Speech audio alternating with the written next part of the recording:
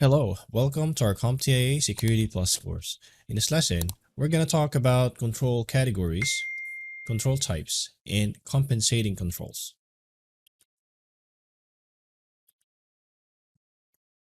So to compare controls, it is helpful to understand the general taxonomy of controls. A control is simply a defense or countermeasure put in place to manage what we call as risk, right? Risk. So if a risk cannot be completely avoided and transferred, but the organization is not willing to completely accept the risk, the most appropriate action is to mitigate the risk. Okay, put it here. So controls can be classified in several ways, and some controls can apply across various types. At a high level, controls are classified as technical, managerial or management, and operational. Controls can be further classified by their functional use or according to the time period during which they are acted upon. For example, functionally they can be classified as deterrent, preventive, detective, or corrective controls. Now you can apply this general classification of controls to mitigate risk, typically layering defensive controls to protect data with multiple control types. This technique is called a layered defensive strategy or defense in depth, right? Like DID, as we discussed from the previous chapters or section, right? Defense in depth. Now, let's dig deep on the three types of control. The first one is technical, of course. So here, the technical controls are security mechanisms that the specific systems run, either manually or more often automated and orchestrated. These controls deliver confidentiality, integrity, authenticity, and availability protections. They defend against unauthorized access or misuse. They also facilitate detection of security violations and support security requirements for applications and data. Now, some common technical controls would be infrastructure security, right, and device hardening, like for example, your firewalls and your IDS and IPS systems, right? And we also have identity and access management, or IAM, cryptographic key management, and HSM, right? HSM is hardware security modules, right? And we also can implement web application firewalls, or WAF, and threat modeling tools, and next generation endpoint protection and response. So in Cisco, they have what we call as AMP, right? That's their endpoint detection software. Now let's talk about managerial, right? So managerial controls are often referred to as administrative controls, right? Admin.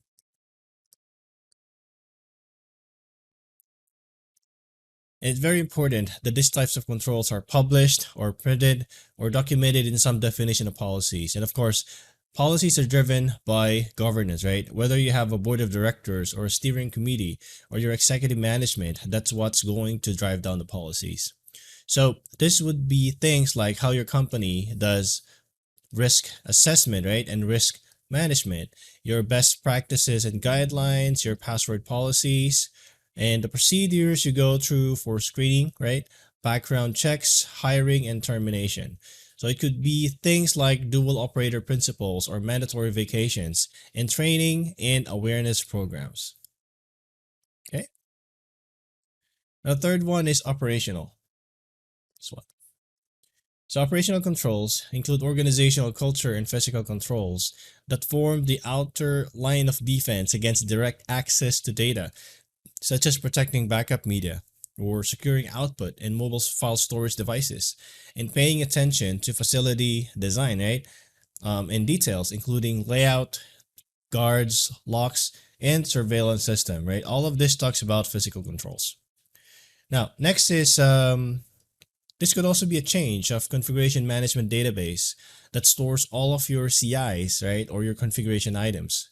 You can also conduct security awareness and training of your acceptable use policy, and implementing physical and environmental controls, like for example, for heat and cold and humidity, fire detection and suppression, contingency planning, incident response, testing, and drills, right? This could also include the system and data integrity mechanisms, like mobile device and application management, and disaster recovery plan testing and disaster recovery drills or exercises.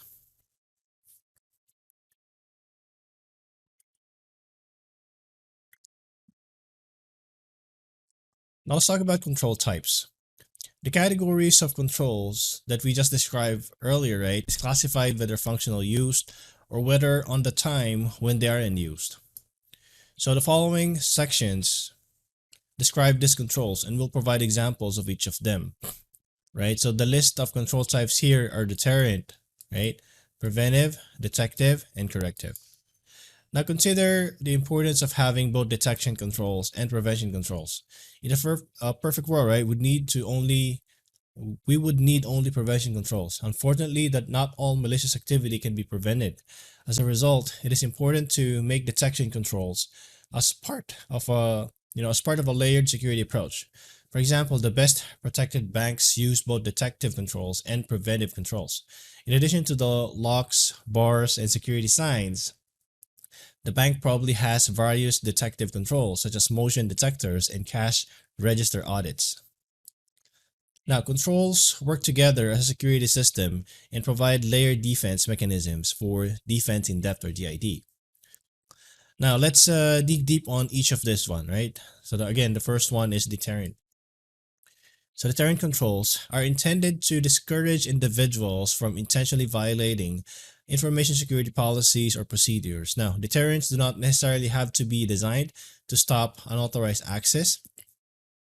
And as the name implies, these controls need to help deter access.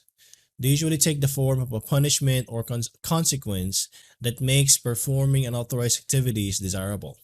Deterrence involves detecting violations that are attached to some form of punishment that the intruder fears. Examples of deterrent controls are warnings indicating that systems are being monitored. Perhaps you have seen or know someone who has a beware of dog sign but doesn't actually have a dog. Next is preventive. Preventive controls attempt to prevent unwanted events by inhibiting the free use of computing resources. Preventive controls are often hard for users to accept because they restrict free use of resources. Examples of preventive administrative controls include security awareness, separation of duties, access controls, security policies and procedures, intrusion prevention system, firewalls, and anti-malware. Next are detective controls. Detective controls attempt to identify unwanted events after they have occurred. Common technical detective controls include audit trails, intrusion detection systems, system monitoring, checksums, and anti-malware. Common physical detective controls include motion detectors, CCTV monitors, and alarms, right? Administrative detective controls are used to determine compliance with security policies and procedures. They can include security reviews and audits, mandatory vacations, and rotation of duties. And the last type is corrective. So, corrective controls are reactive, right, and provide measures to reduce harmful effects or restore the system that is being affected. So, examples of corrective controls include operating system upgrades, data backup restoration, vulnerability mitigation, and anti-malware. Now, let's talk about compensating controls. Compensating controls are alternative controls that are intended to reduce the risk of an existing or potential control weakness.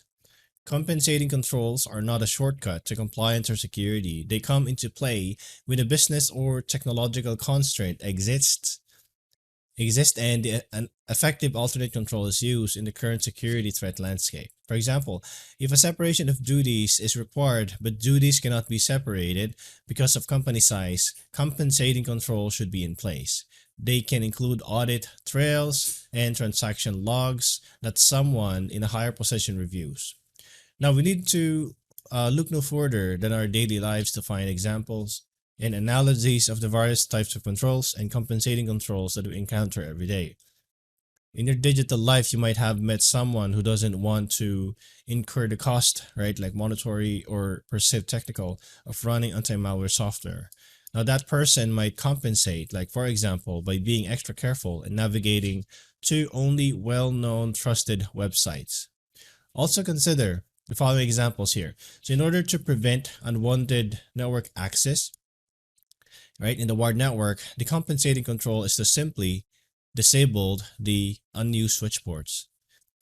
To also segregate to ensure the segregation of duties is followed, a video surveillance can be the compensating control here. Now, to be able to ensure multi-factor authentication for each application, we can implement network access control with multi-factor authentication, right? That's the end of the lesson. In this lesson, we spoke about control categories, control types, and the compensating controls. Thank you for watching the video.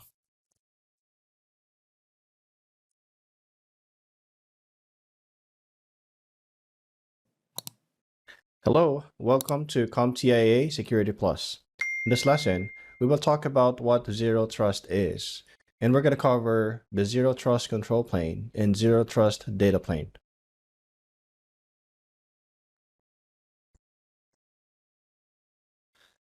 So, Zero Trust is a strategic cybersecurity approach that challenges the traditional notion of automatically trusting entities inside or outside an organization's network boundaries. So instead of blind trust, organizations practicing Zero Trust emphasize the importance of verifying every entity attempting to connect to their systems before granting access. The concept of Zero Trust was introduced by John Kindervag in 2010 while he worked at Forrester Research, evolving from a mere concept into a crucial set of cybersecurity principles. Zero Trust evolution is closely tied to changes in business IT environments. Traditional network security relied on strong perimeter defenses, assuming threats were mainly outside the network. However, as breaches within internal networks increased and cloud computing and remote work grew, the limitations of this approach became evident. Zero Trust recognizes that threats can originate from both outside and inside the traditional network boundaries, prompting a shift away from relying solely on perimeter security. Now let's talk about the principles of the Zero Trust architecture, or what we call as ZTA. So the principle of Zero Trust architecture are built around the idea of never trust, always verify. This can be broken down into several core principles. The first one is List Privilege Access, or LPA. Here, you grant users only the access they need to perform their job and nothing more. This minimizes the attack surface by reducing the number of access points to sensitive data. Next is microsegmentation. Microsegmentations divide security perimeters, let's say like this, into small zones to maintain separate access for separate parts of the network. If one of the segment, right, let's say, is breached, the others will remain secure. Next is MFA, or multi-factor authentication. Here, it requires multiple pieces of evidence to authenticate a user's identity. This makes it harder for attackers to gain access to devices and networks, right? So I think one of the example here is that when you want to log in to your Google account, right, you're going to supply your username and password, but you will be challenged, and that challenge will be sent to your phone to confirm that if that's really you. It's either a number or it's something like, are you allowing, is this really you? And you just click yes, right? Just to confirm that whoever is logging into this account, username and password, it's really you because it's being sent to your to a specific device or your mobile phone that is connected to the internet, of course. And number 4 is continuous monitoring. So the security posture is not a one-time verification. Instead, the system continuously monitors and authenticates users and devices. Security policies driven by analytics. So utilizing behavior analytics and AI to understand the typical patterns of the network and users to identify anomalies. And lastly is explicit verification. So no one is trusted by default, right? From inside or outside the network, and verification is required from everyone trying to access resources on the network. Now, what is the importance of zero trust in modern security? The importance of zero trust in modern security cannot be overstated. Here are some reasons why zero trust is critical in today's cybersecurity landscape. First is rise in cyber threats. So with increase in sophisticated cyber attacks, relying on traditional perimeter defenses is no longer sufficient. Zero trust provides a comprehensive framework to deal with these evolving threats. Next is remote work. So the shift towards remote work necessitates the ability to securely access corporate resources from anywhere, making traditional network boundaries obsolete. Cloud adoption. More organizations are moving to the cloud, which requires security models that are not based on a defined perimeter. Regulatory compliance. Many industries are under strict regulations to protect sensitive data. So here, zero trust can help in meeting these compliance requirements by providing robust data protection mechanisms. And supply chain complexity. So in the interconnected world, your security is only as strong as the weakest link in your supply chain. Zero trust ensures that all entities, regardless of their position in the supply chain, adhere to strict access policies. So, by integrating the zero trust principles into the cybersecurity strategies, organizations can significantly reduce their risk profile and build a more resilient defense against cyber threats. This initial module sets the stage for the understanding of how zero trust is not just technology, but a holistic approach to securing modern organizations against an ever-evolving threat landscape.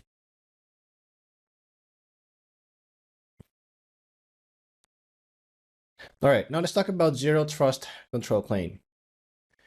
So the control plane in a zero trust framework is a critical component that manages and enforces security policies. It operates on the principle that no entity, internal or external, is trusted by default and verification is required from everyone to access resources in the network. This plane, right, is responsible for identifying, authenticating, and authorizing users and devices, thereby ensuring that access to resources is secure and compliant with the organization policies.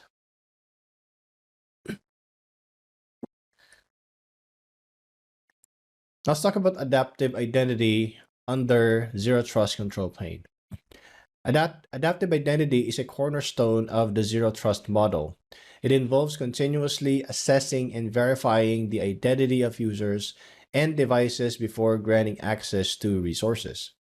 This concept goes beyond static credentials, incorporating factors like user behavior, location, and device health to make real-time decisions. Adaptive identity helps in mitigating risks associated with stolen credentials or insider threats.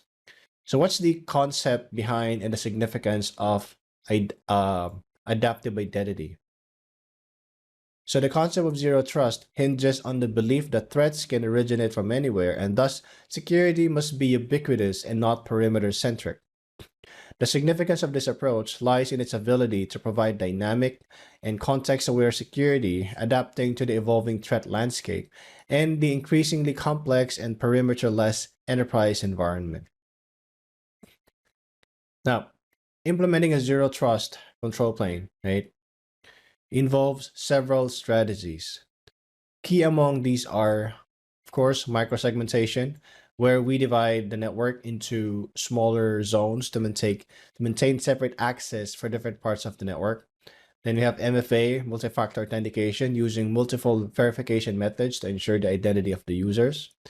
And least privilege access to grant users only the access necessary to perform their job. And of course, continuous monitoring, where you monitor the network traffic and user behavior to detect and respond to anomalies in real time.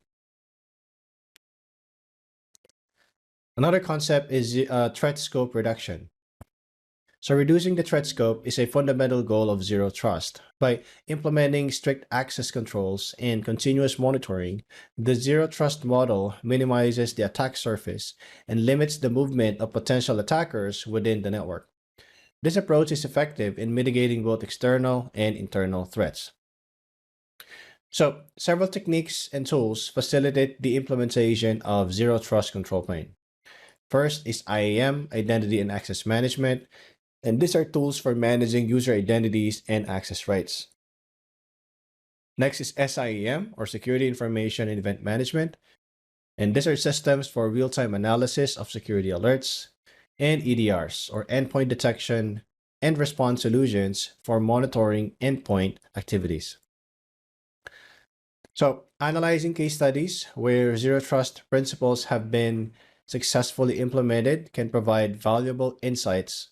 And for instance, a financial institution adopting Zero Trust might focus on securing customer data and transactions, while healthcare organizations might prioritize protecting patient records, right? Which provides a more like a tailored approach in, providing customized level of security. Next concept is policy-driven access control.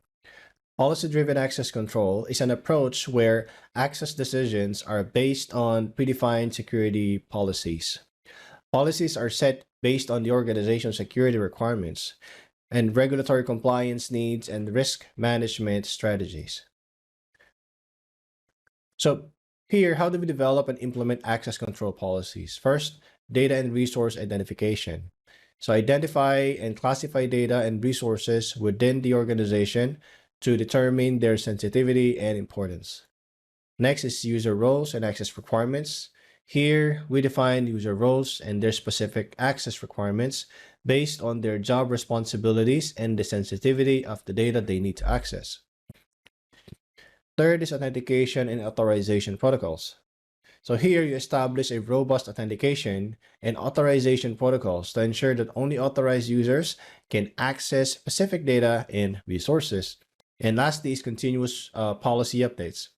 So here, continuous updates, continuously update access control policies to adapt to new threats and organizational changes, and ensuring that security measures remain effective and up to date.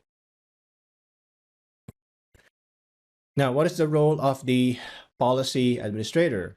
So the policy administrator plays a very pivotal role in the Zero Trust control plane. They're responsible for defining, deploying, and managing access policies. And this role involves understanding the organization's security needs, regulatory requirements, and the latest cybersecurity threats or trends. So first, central role, the policy administrator is a central figure in the Zero Trust framework, tasked with defining, deploying, and managing access policies. Next is understanding security needs. They must have a deep understanding of the organization's security requirements, regulatory obligations, and stay informed about current cybersecurity trends. Responsibilities. The key responsibilities of a policy administrator include developing strong security policies, ensuring compliance with regulations, and managing access permissions. And lastly, let's talk about the challenges. Policy administrators face challenges like staying updated on evolving cybersecurity threats, managing complex and dynamic IT environments, and balancing user convenience and robust security measures.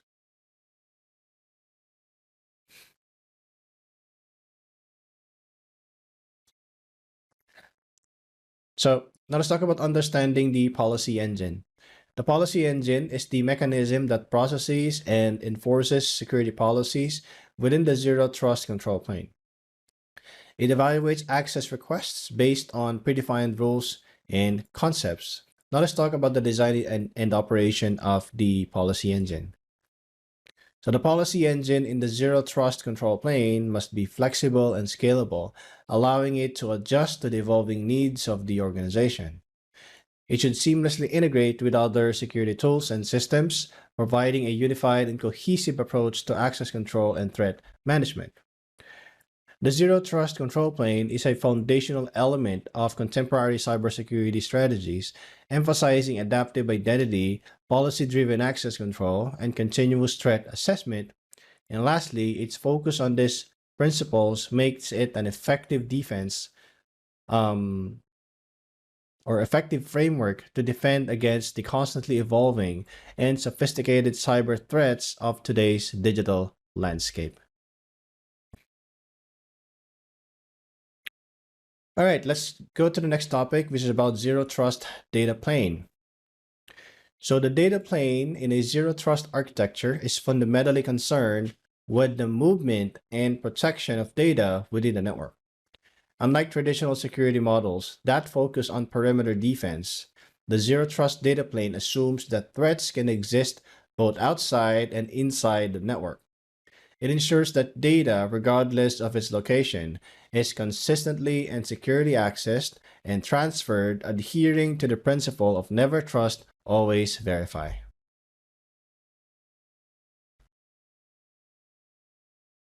So the first concept is about implicit trust zones. Implicit trust zones in a zero trust framework refer to the categorization of network areas based on their trust levels. These zones, right, help in applying appropriate security controls to different data segments. Now, management of these zones involve, first is data sensitivity assessment. So the process involves defining the sensitivity and value of data within different segments of the network. Trust level assignment. So here, trust levels are assigned to each zone based on the potential risk associated with them, considering factors like data sensitivity and access requirements. Third is appropriate security controls. So here, security policies and controls are then applied to each zone corresponding to its trust level.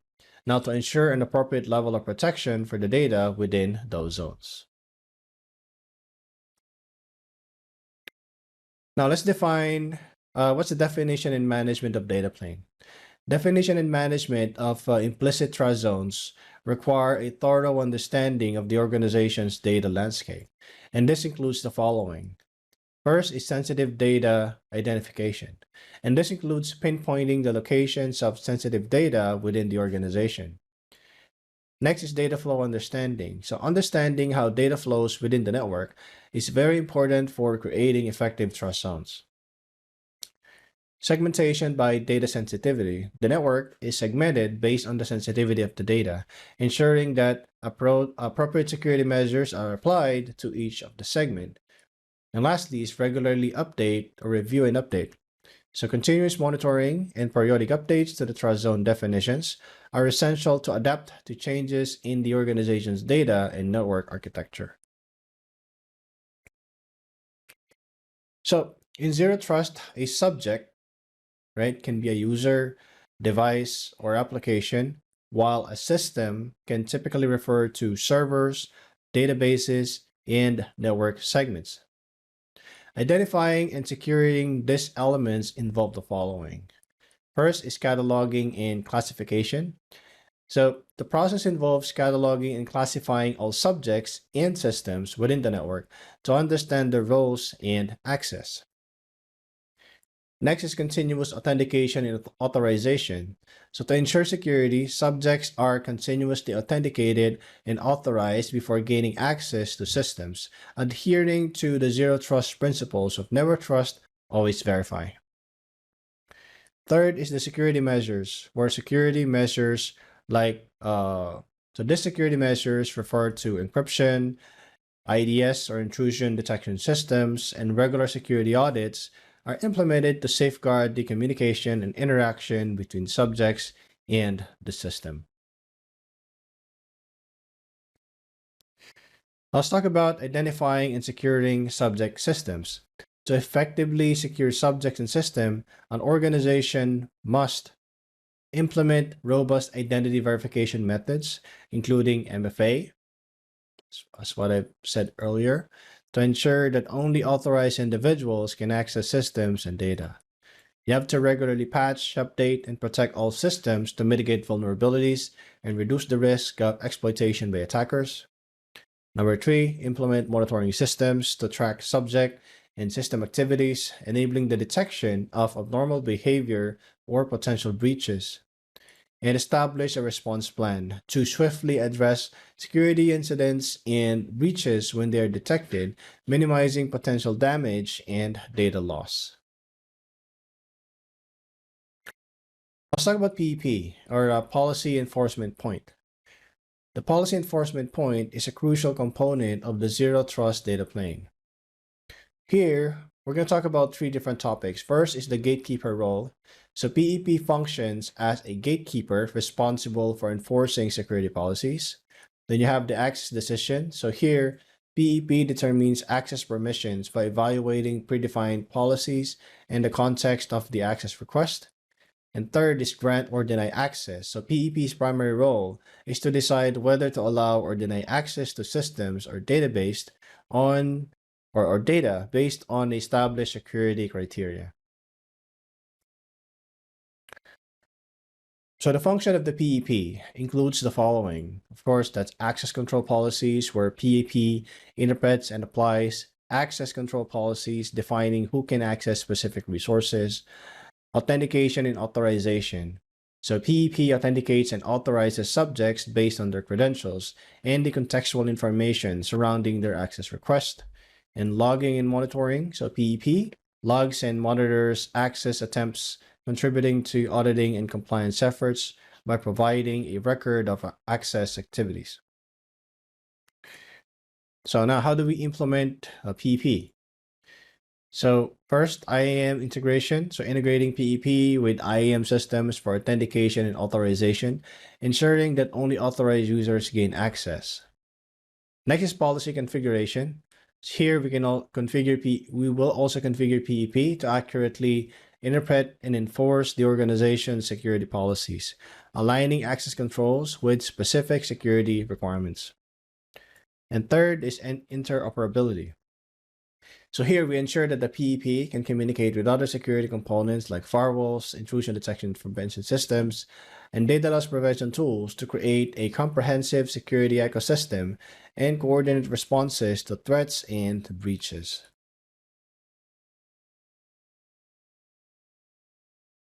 Right, now let's talk about the effective strategies for implementing a zero trust data plane.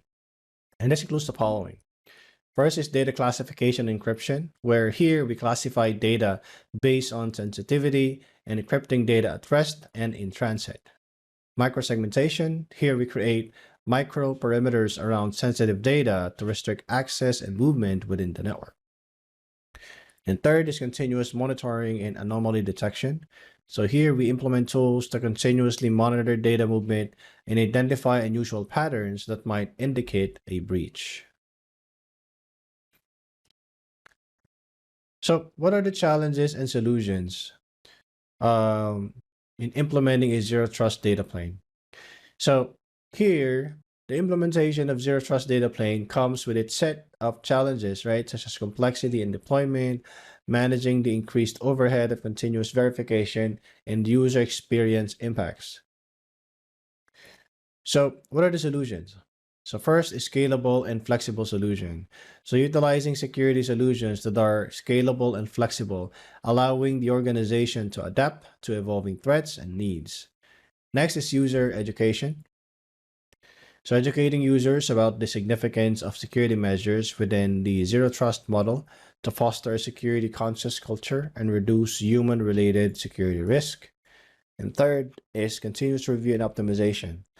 So here we must consistently review and optimize the security posture to strike a balance between security and usability, ensuring that the security measures remain effective without hindering productivity. Okay? All right, that's the end of the lesson. Here we spoke about what is zero trust. Then we also discussed what the zero trust control plane and the zero trust data plane. Okay? Thank you very much for watching the video.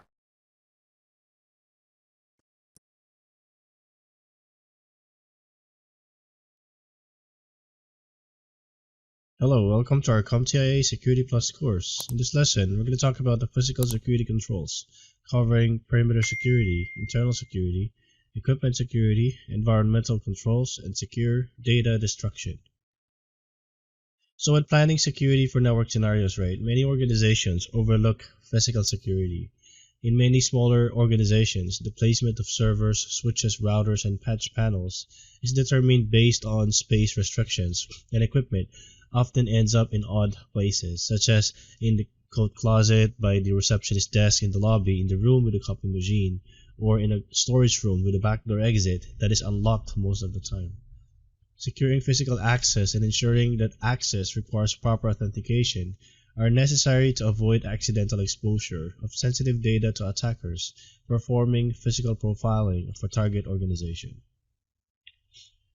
Physical access to a system creates many avenues for a breach in security. Unsecured equipment is also vulnerable to social engineering attacks. It is much easier for an attacker to walk into a reception area, say he or she will be there to do some work on the server and get access to the server in an unsecured area, than it is for the attacker to get into a physically secured area with a guest sign-in sign-out sheet, right? In a secure design, physical security controls parallel data controls. When it comes to physical security, the most obvious element to control is physical access to systems and resources. Your goal is to allow only trusted use of these resources via positive identification, that the identity accessing the systems is someone or something that has permission to do so, based on the security model you have chosen.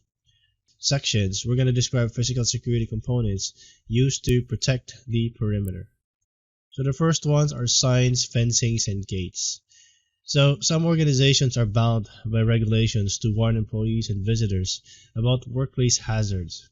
One of the most common ways to accomplish this warning is to use what we call as signs. Right? Warning signs can be both informative and deterring. For example, if an organization deals in caustic chemicals, signs warning of the chemicals can inform visitors while also deterring intruders.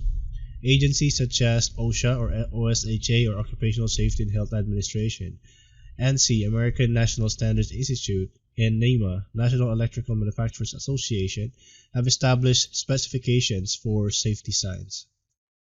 A common deterrent is a fence or a similar device that surrounds an entire building. A fence keeps out unwanted vehicles and people. One factor to consider in fencing is the height. The higher the fence, the harder it is to get over, right? To deter intruders, fence height should be 6 or 7 feet. For areas that need to be more secure or to provide protection against a determined intruder, the fence should be 8 feet tall with barbed wire on top. Another factor to consider is the fence material. Removing wooden slats or cutting a chain link fence with bolt cutters is much easier than drilling through concrete or block. Keep in mind that if the fence is not maintained or the area around it is not well lit, a fence can easily be compromised. Another form of fencing is data center cage fencing, a secure cage that provides an additional physical security layer. So where fences are used, gates usually control access through the fencing. They can be staffed or unstaffed, and one of the main advantages of using automatic gates is the capability to use keycard readers and touchpad systems to control entry and exit. Unstaffed gates allow entry only to people who have clearance to enter an area. An additional benefit of using an automatic gate with keycard readers is that the system maintains a log of all the area entries and exits. Hybrid staffed and automatic systems use a feature that checks entry via intercom. The gate can be opened when verification is complete. This type of system is often used for visitors and outside vendors. The next part of perimeter security is lighting. Okay, so from a safety perspective, too little light can provide opportunities for criminals, and too much light can create glare and blind spots, resulting in potential risks. Protective lighting improves visibility for checking badges and people at entrances, inspecting vehicles, and detecting intruders both outside and inside buildings and grounds. Protective lighting should be located where it will illuminate dark areas and be directed at probable routes of intrusion. Proper placement and positioning of fixtures can dramatically reduce the glare. In areas where crime is concerned, install lamps with a higher color rendering index. Bright lighting and cameras reduce the likelihood that an area will experience unauthorized access attempts. A good design provides uniform lighting, minimizes glare, is compatible with CCTV, and complies with local light pollution and light trespassing ordinances. Regular maintenance ensures that the safety and security of both people and property are not compromised. It should at least be twice annually. You need to conduct an audit of all exterior lighting. The third one are barricades. So, to enhance the security of critical or vulnerable facilities, physical access control structures, or barricades, can be used to protect against unauthorized people, vehicles, explosives, and other threats. Barricades provide a high level of protection and can withstand direct impact forces. Vehicle barricades often are used in restricted areas to stop a vehicle from entering without proper authentication. A common barricade in many environments is a bollard, right?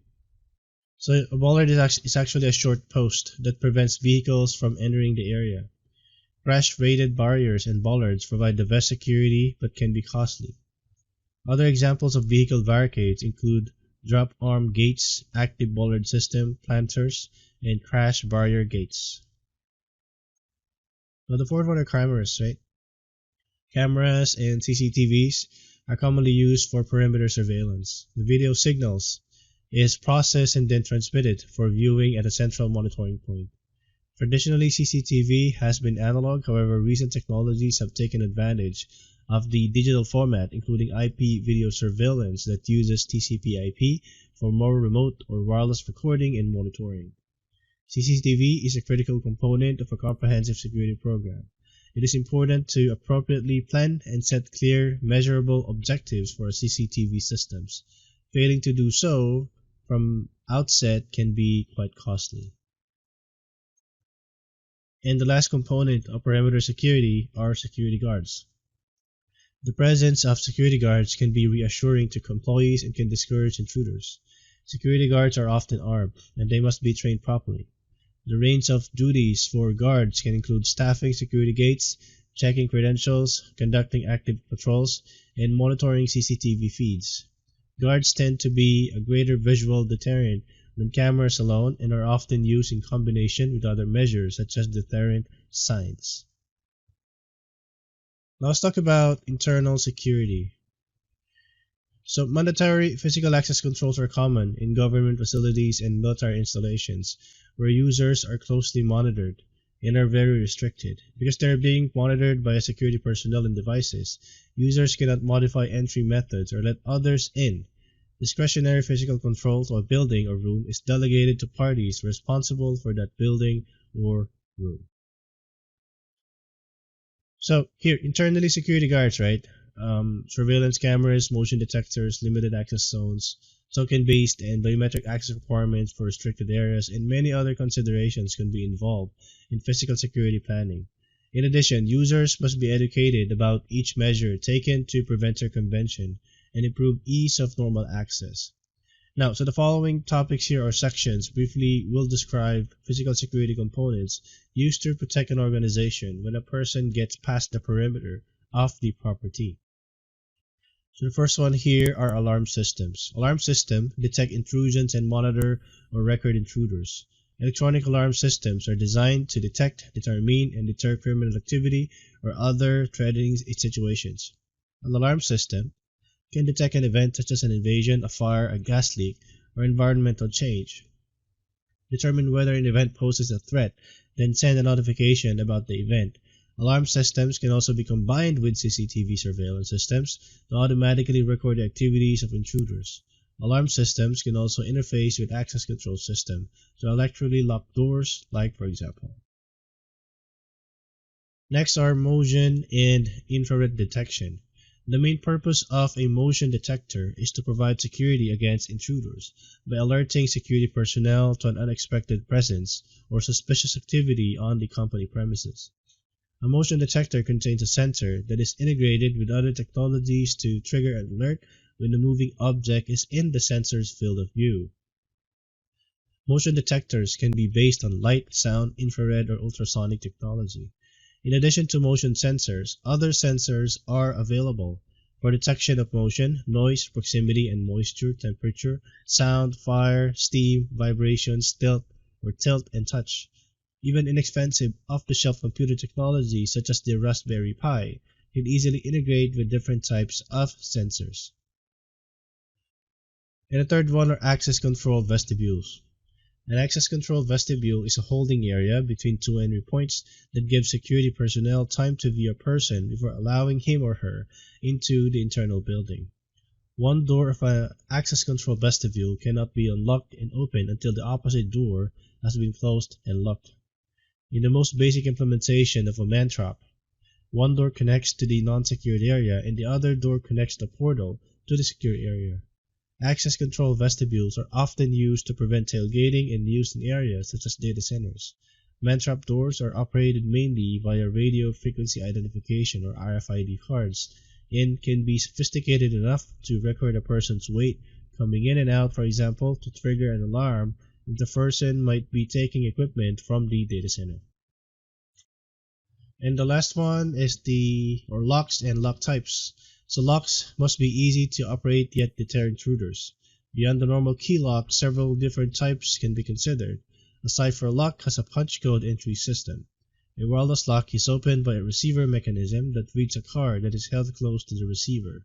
A swipe card lock, such as those in hotels, requires a card to be inserted into the lock.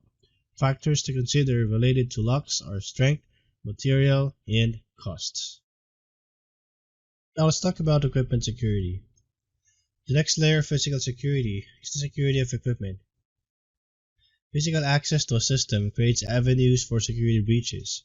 Many tools can be used to extract password and account information, but can then be used to access secure network resources. Given the capability to reboot a system and load software from a USB drive, attackers might be able to access data or implant Trojan horses and other applications intended to weaken or compromise network security. A more serious threat is theft or loss. Laptops and handheld devices are easy targets for thieves. Theft of laptops and handheld devices in an office setting is nearly as high as theft in cars and other forms of transportations. To prevent theft or loss, you must safeguard the equipment in your organization. So let's talk about the first one, which are cable locks. To protect organization resources and minimize liability costs, each employee should take responsibility for securing office equipment. Laptops should never be left in an area where anyone can easily access them. Laptops, Apple iMacs, and other easily transportable office computers should be physically secured. Security cables with combination locks can provide such security and are easy to use. The cable is used to attach to the computer to an immovable object. Computers have one and sometimes two security cable slots. The security cable slots allow you to attach a commercially available anti-theft device to the computer. Now let's talk about cages and safe. Tower-style computers can be targets for thieves not only because they have higher resale value than laptops, but also because of the data they might hold. For example, financial businesses have been hit hard by theft or desktop computers that hold a lot of personal data. Secure computer towers and server cages that are bolted to the floor can improve physical security and prevent theft. In machines that are bolted to the floor, drive access can be either completely restricted or left available for ease of use. Server cages are often found in the data centers to protect server equipment and separate customer equipment. Co-location data centers can host the information of multiple customers, and a standard data center cage made of rigid metal is typically used. Cages can be modified based on the customer's specification, such as stronger locks, restricted backside access, or military-grade requirements. Locking cabinets and enclosures. A locked cabinet may be used to hold equipment that is not in use or that does not have to be physically accessed on a regular daily basis.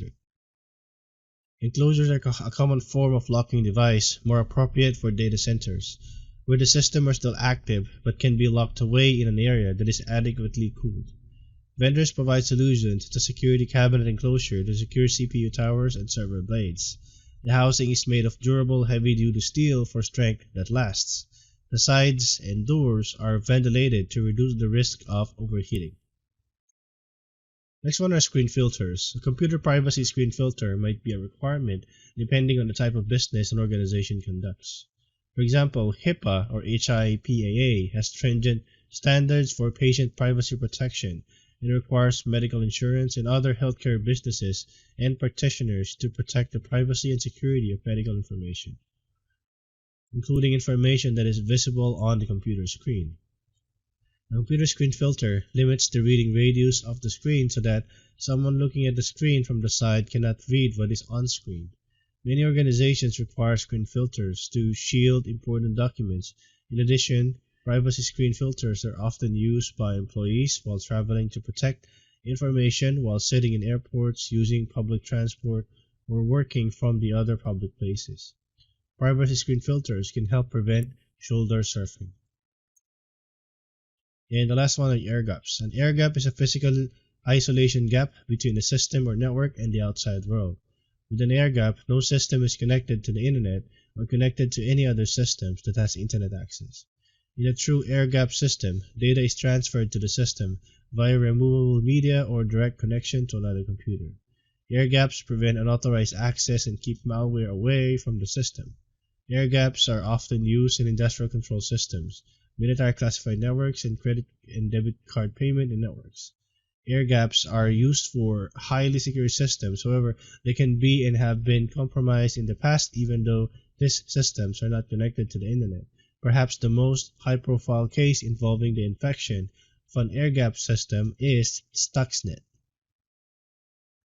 So remember that an air gap is a physical isolation gap, right, between the system or network and the outside world. It prevents unauthorized access and keeps malware away from the systems.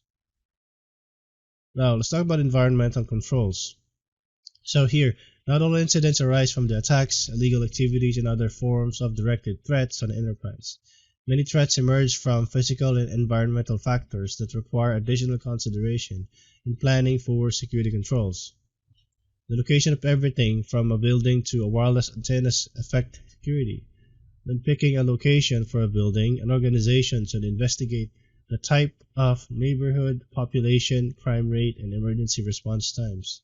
This information helps in planning the physical barriers needed, such as fencing, lighting, and security personnel. An organization must also analyze the potential dangers from natural disasters and plan to reduce their effects when possible. So what are the components of environmental controls? First is protected cabling, protected distribution, and Faraday cages. It is just important to take shielding into consideration, right, when choosing cable types and placement of cable. A coaxial cable was the first type of cable used in computer networks. Coaxial cable are made of thick copper core with an outer metallic shield to reduce interference. Coaxial cable have no physical transmission security and are simple to tap without anyone noticing and without interrupting regular transmission. So that's a coax. Put it here, coax. Next one are twisted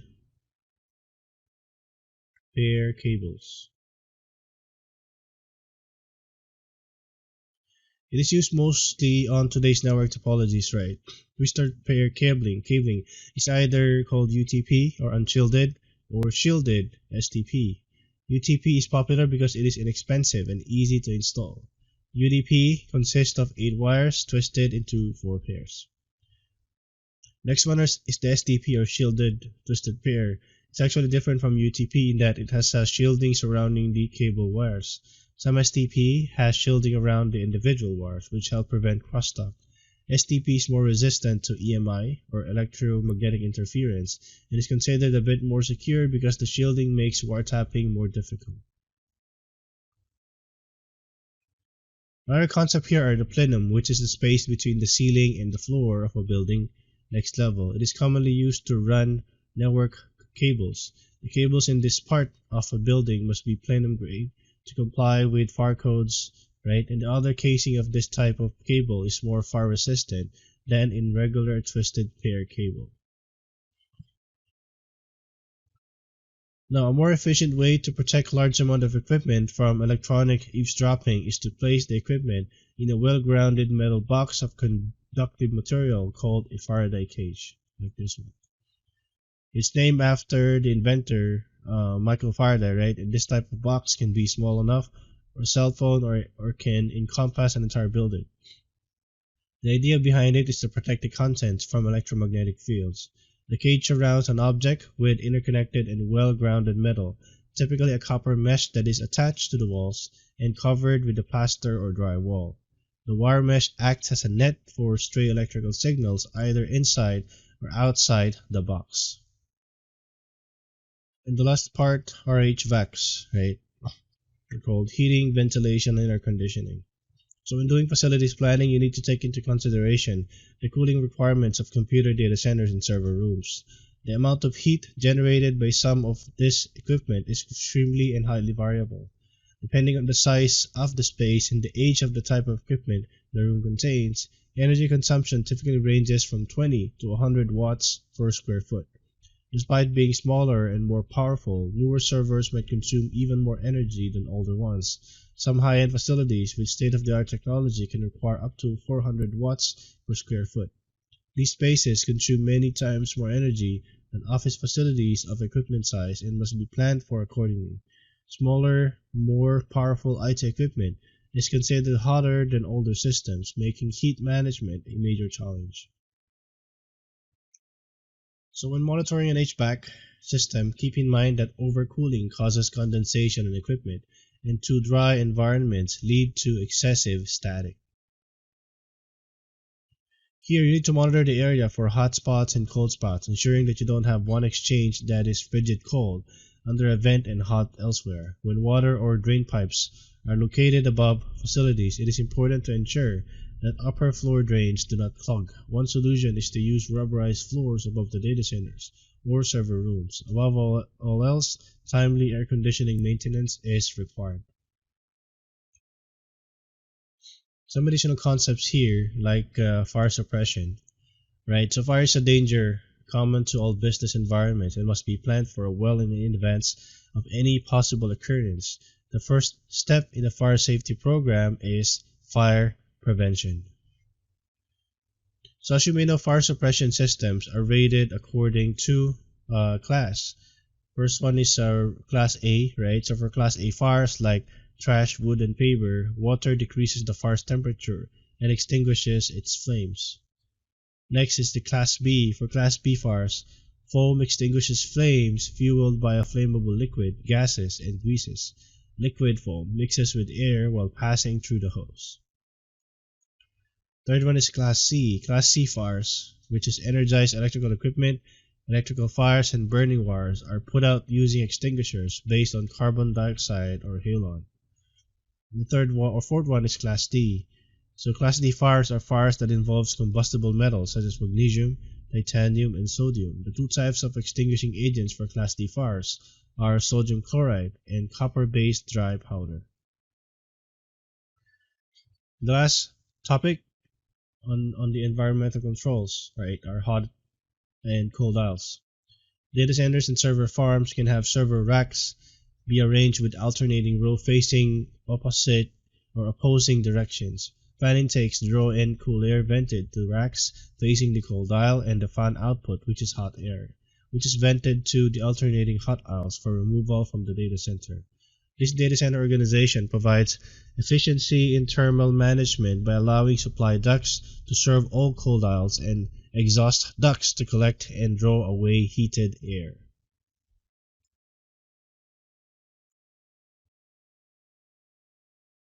Now let's talk about secure data destruction.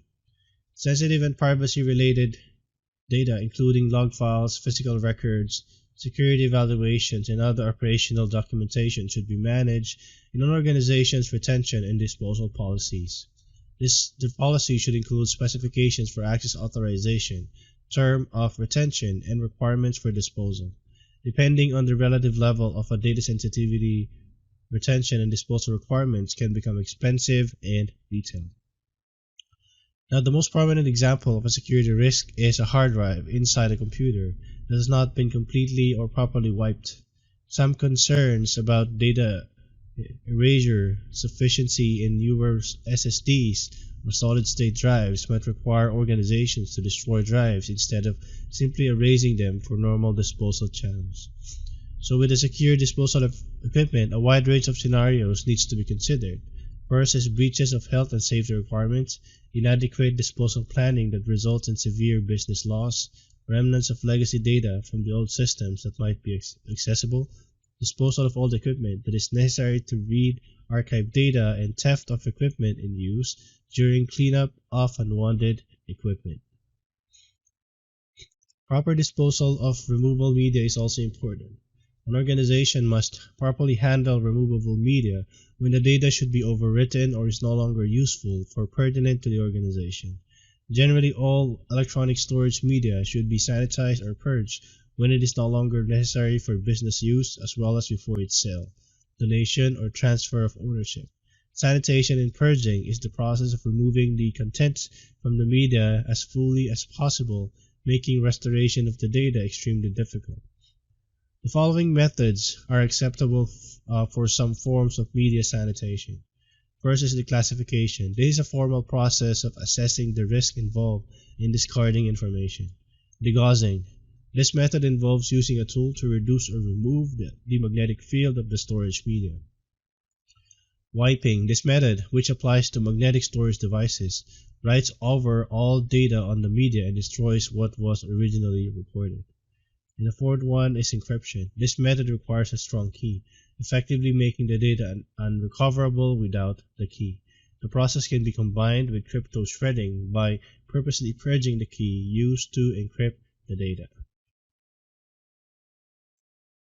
There are also some additional methods of media and paper destruction that organizations or third-party organizations may engage, right? This includes the following. First is burning. Right? Government organizations commonly use this method. Sensitive data is temporarily contained in burn bags and then incinerated. Next is shredding. Shredding, right? This commonly used method involves destruction using blades with varying degrees of effectiveness. Simple, low-cost solutions present problems because shredded documents sometimes can be reassembled. Third one is pulping. Pulping, this process involves dissolving paper, reducing it to its cellulose fibers. Organizations that provide shredding services often later pulp the shredded material before recycling it. And the last one is pulverizing. Pulverizing, right? Special systems that contain rotating hammers such as crush materials in high speed before passing them through a sizing screen to turn them into tiny particles or even dust. Right? So that's the end of the lesson. Here we spoke about perimeter security, internal security, equipment security, environmental controls, and secure data destruction. Thank you very much. Now let's talk about deception and disruption. First topic is about honeypot. The honeypot may be the original deception technology. A honeypot can be used to identify the level of aggressive attention directed at the network and may be used to study an attacker's common methods of attack. A honeypot is a system configured to simulate one or more services in an organization network, right? Just like this. It is basically a decoy that is left exposed to network access. When an attacker accesses a honeypot system, the attacker's activities are logged and monitored by other processes so that those actions and methods can be later reviewed in detail. In the meantime, the honeypot distracts the attacker from valid network resources. A honeypot may be a simple target exposed to identify vulnerability exposure.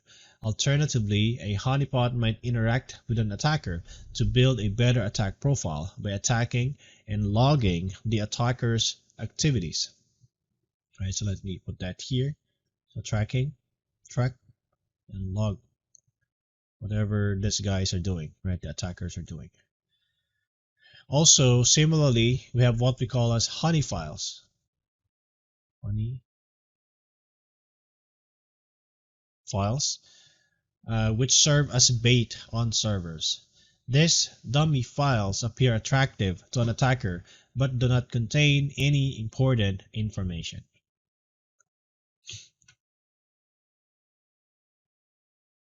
Let's talk about HoneyNet. A HoneyNet is a collection of honeypots. It creates a functional appearing network that can be used to study an attacker's behavior. Honeynets use specialized software agents to create seemingly normal network traffic. Honeynets and honeypots can distract attackers from valid network content and help an organization obtain valuable information on attackers' methods. They also provide early warning of attacks attempts that might later be waged against more secure portions of the network. The deception provided by honeypots has evolved to be known generally as just deception. Honeypots required a lot of manual maintenance, didn't scale well, and often weren't believable. Modern deception technologies overcome these problems and challenges. Many endpoint solutions, like those from Symantec, now incorporate deception. Complete platforms around deception, like those from TrapX Security, are available to assist with threat detection while providing for more advanced use cases. A deception platform provides a full solution for creating and managing a deceptive environment and deploying artifacts across the networks, right? User endpoint devices, servers, and applications. These elements or artifacts are used to attract and engage an attacker. Also, in order to increasing deployment complexity, these artifacts include the following. First is what we call as decoys, right? Decoys, or including bogus networks. We also put lures, right? Including fake laptops, workstations, and servers, and honey token, right? Which includes fake data, folders, files, users, and other network elements. Now, as attackers move across various phases of penetration, the idea is that they will interact with these artifacts, starting with their reconnaissance of the environment. A huge advantage that deception technologies provide is low false positives. Okay, the artifacts typically sit still doing nothing, and no alarms are generated until an attacker does something against them. Deception involves two important considerations, right?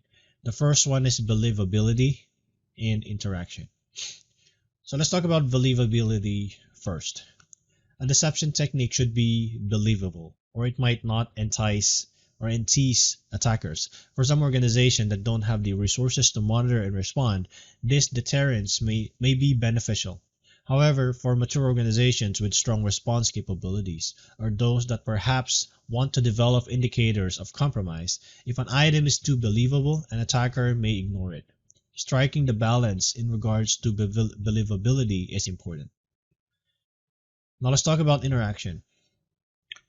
The level of interaction with an artifact has an impact on its cost of operation.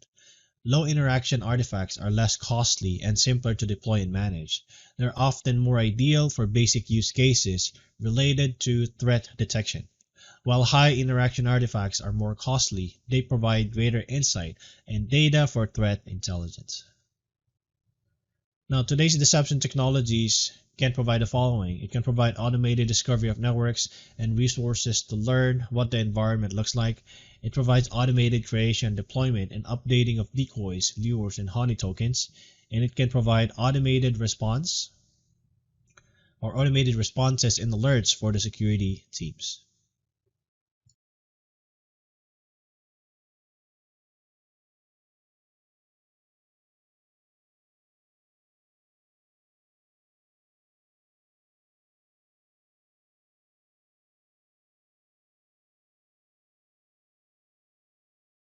Hello, welcome to CompTIA Security Plus.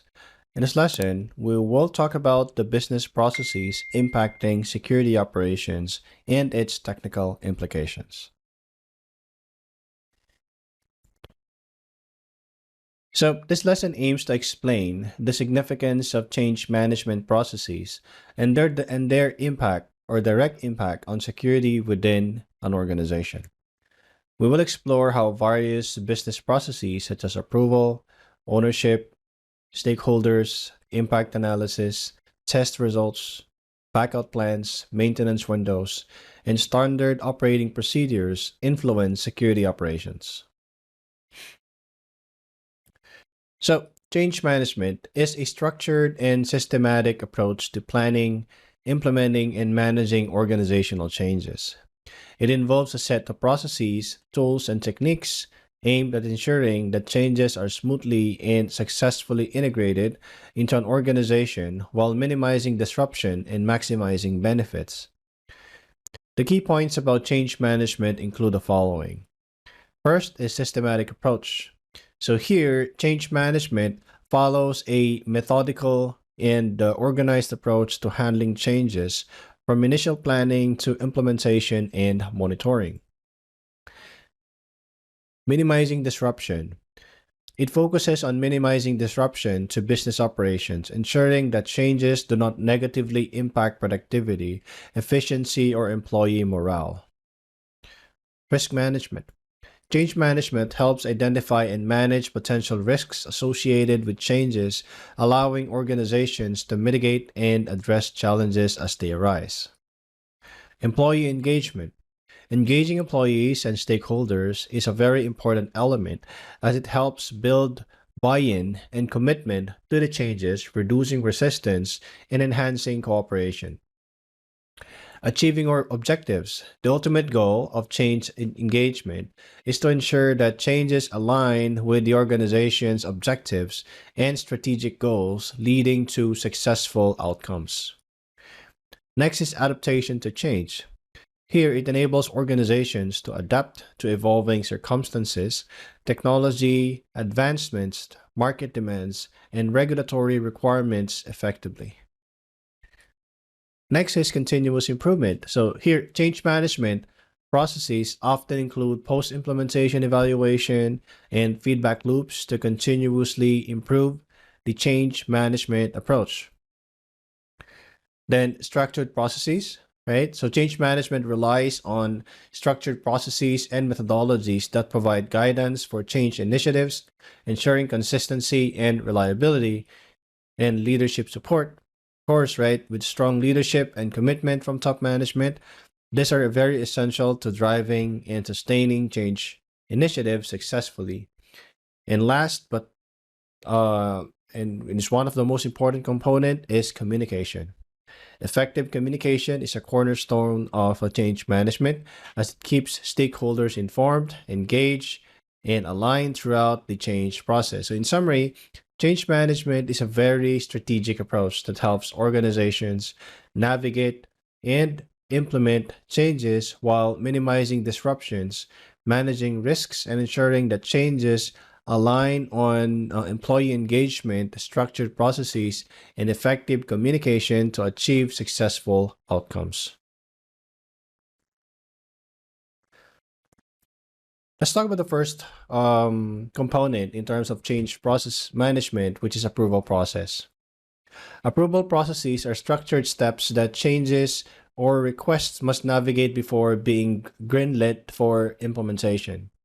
This process serves as gatekeepers, ensuring that proposed changes align with organizational objectives, policies, and security standards. So here's how they work. First is review and authorization. So when a change is proposed, it undergoes a rigorous review process. Relevant stakeholders, including subject matter experts or SMEs, and decision makers evaluate the change's impact on various aspects of the organization, including security. Alignment with the objectives. Approval processes assess whether the change aligns with organizational goals and strategic objectives. And this step ensures that changes contribute positively to the business growth and operational efficiency. Security considerations. Security is a critical aspect of the approval process. Changes are scrutinized to determine if they meet security standards and do not introduce vulnerabilities or risks. This includes assessing the potential impact on data integrity, confidentiality, and availability. And fourth is compliance requirements. So many industries have specific regulatory requirements that organizations must adhere to. Approval processes ensure that changes comply with these regulations, reducing the risk of costly fines and legal consequences. Right, now let's go to the next one, which is the impact of bypassing approval on security. So bypassing the approval process can have profound implications, particularly when it comes to security. So here are the potential consequences. First is unauthorized access. So changes that bypass approval may grant unauthorized individuals access to sensitive systems or data, and this can lead to data breaches and privacy violations. Increased vulnerabilities. Unapproved changes may introduce security vulnerabilities, making it easier for malicious actors to exploit weaknesses and compromise an organization's security posture. Third is lack of accountability.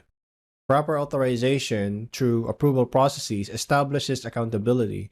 When changes are made without approval, it becomes challenging to identify responsible parties in the event of a security incident. And last but not the least is non-compliance. So many industries require strict compliance with regulations. Bypassing approval can lead to non-compliance, subjecting organizations to legal and financial penalties. So in summary, right, approval processes are not just bureaucratic hurdles, but critical safeguards for organization. They ensure that changes are thoroughly reviewed, properly authorized, and in compliance with security standards and regulations. Bypassing these processes can lead to significant security risks, data breaches, and legal consequences. Now, embracing a robust approval process is essential for maintaining a secure and resilient organizational environment. Let's talk about ownership and accountability. Assigning ownership to specific individuals or teams within an organization is a fundamental component of effective security management. Here's how it works. First is clear lines of responsibility. So when ownership of security measures or processes is clearly defined, there are designated individuals or teams responsible for the oversight and implementation. This means that someone is held accountable for the security of a particular system, process, or piece of data. Accountability fosters proactive action. Knowing that they are responsible for security, owners are more likely to take proactive steps to protect assets. This includes implementing security measures, staying informed about emerging threats, and conducting regular security assessments. Third is timely incident response. So in the event of a security incident or breach, having a clear owner ensures a swift and coordinated response. The owner can take charge of containing the incident, investigating the root cause, and implementing remediation measures. And fourth is effective communication. Ownership promotes effective communication within an organization. Stakeholders who know who to contact regarding security concerns, making it easier to report issues and address vulnerabilities promptly. So now let's talk about the lack of ownership, which can lead to security vulnerabilities, right? So conversely, a lack of ownership of accountability can create a fertile ground for security vulnerabilities. And here's how.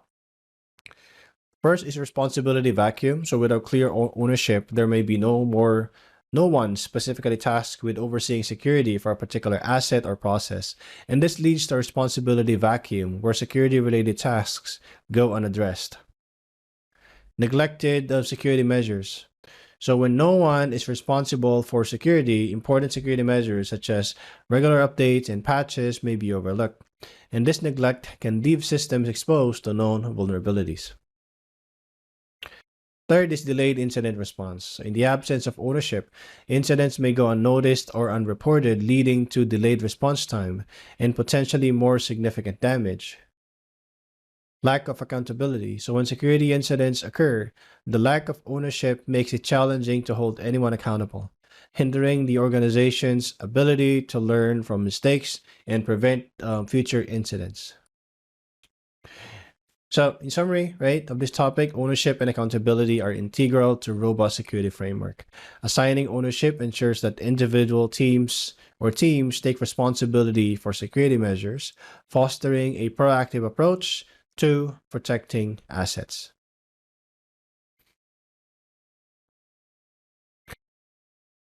Now let's talk about stakeholders and communication. Stakeholders are individuals, groups, or entities that have a vested interest in the outcomes of the organizational decisions, especially those related to change. Involving them in change decisions is critical for several reasons. First is diverse perspectives. Stakeholders bring diverse perspectives and expertise to the table. Involving them ensures that decisions are well informed and consider various viewpoints, which can lead to better outcomes. Next is ownership and buy-in. So when stakeholders are part of the decision-making process, they feel a sense of ownership over the change. The ownership translates into greater buy-in and commitment, reducing resistance to the proposed change. Risk mitigation. Stakeholders can help identify potential risks and challenges associated with the proposed changes. Their insights can contribute to better risk assessment and mitigation strategies. And last is transparency and trust. Involving stakeholders fosters transparency and builds trust within the organization. Transparency is key to managing changes effectively as it reduces uncertainty and rumors. So let's talk about the role of effective communication in minimizing security risk, right? So effective communication is the cornerstone of any successful change and security strategy. Here's how it plays a pivotal role in minimizing security. First is risk awareness, right? Of course, effective communication ensures that all stakeholders are aware of security risks and threats, and it educates employees about potential dangers, helping them recognize and report suspicious activity. Policy dissemination.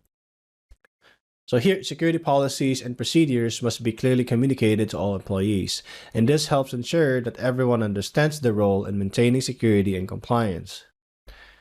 Next is incident reporting. So a culture of open communication encourages employees to report security incidents promptly. Timely reporting is crucial for rapid incident response and minimizing damage. Training and awareness. Communication facilitates ongoing training and awareness programs. Employees are more likely to adhere to security best practices when they understand the rationale behind them. And fifth is crisis management. So in the event of a security breach, effective communication is essential for crisis management. It enables organizations to coordinate the response efforts, manage the incident, and communicate with the stakeholders, including customers and regulatory authorities. So in summary, involving relevant stakeholders in change decisions and maintaining effective communication channels are essential practices for organizations seeking to minimize security risks. Stakeholders bring valuable perspectives, ownership, and risk mitigation capabilities to the table, while effective communication ensures that everyone is informed, aware, and prepared to safeguard the organization's assets. These pillars are not only essential for managing change, but also for building a resilient culture in today's dynamic and interconnected business world.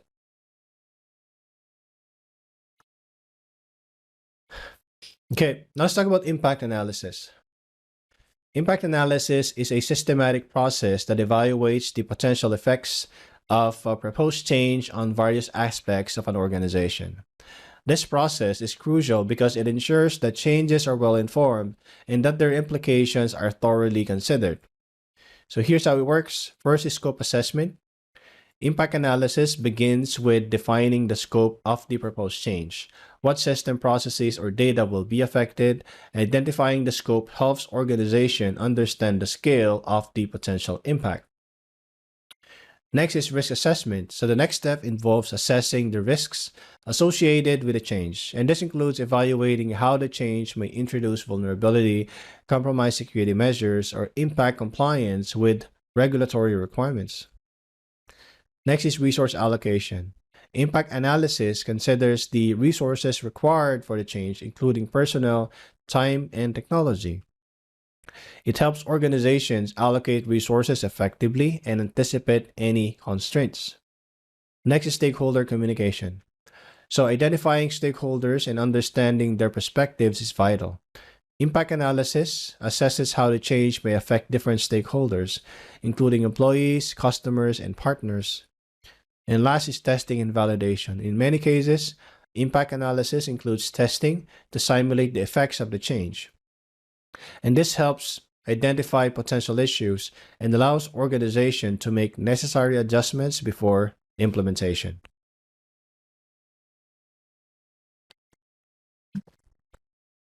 So now let's talk about the consequences of inadequate analysis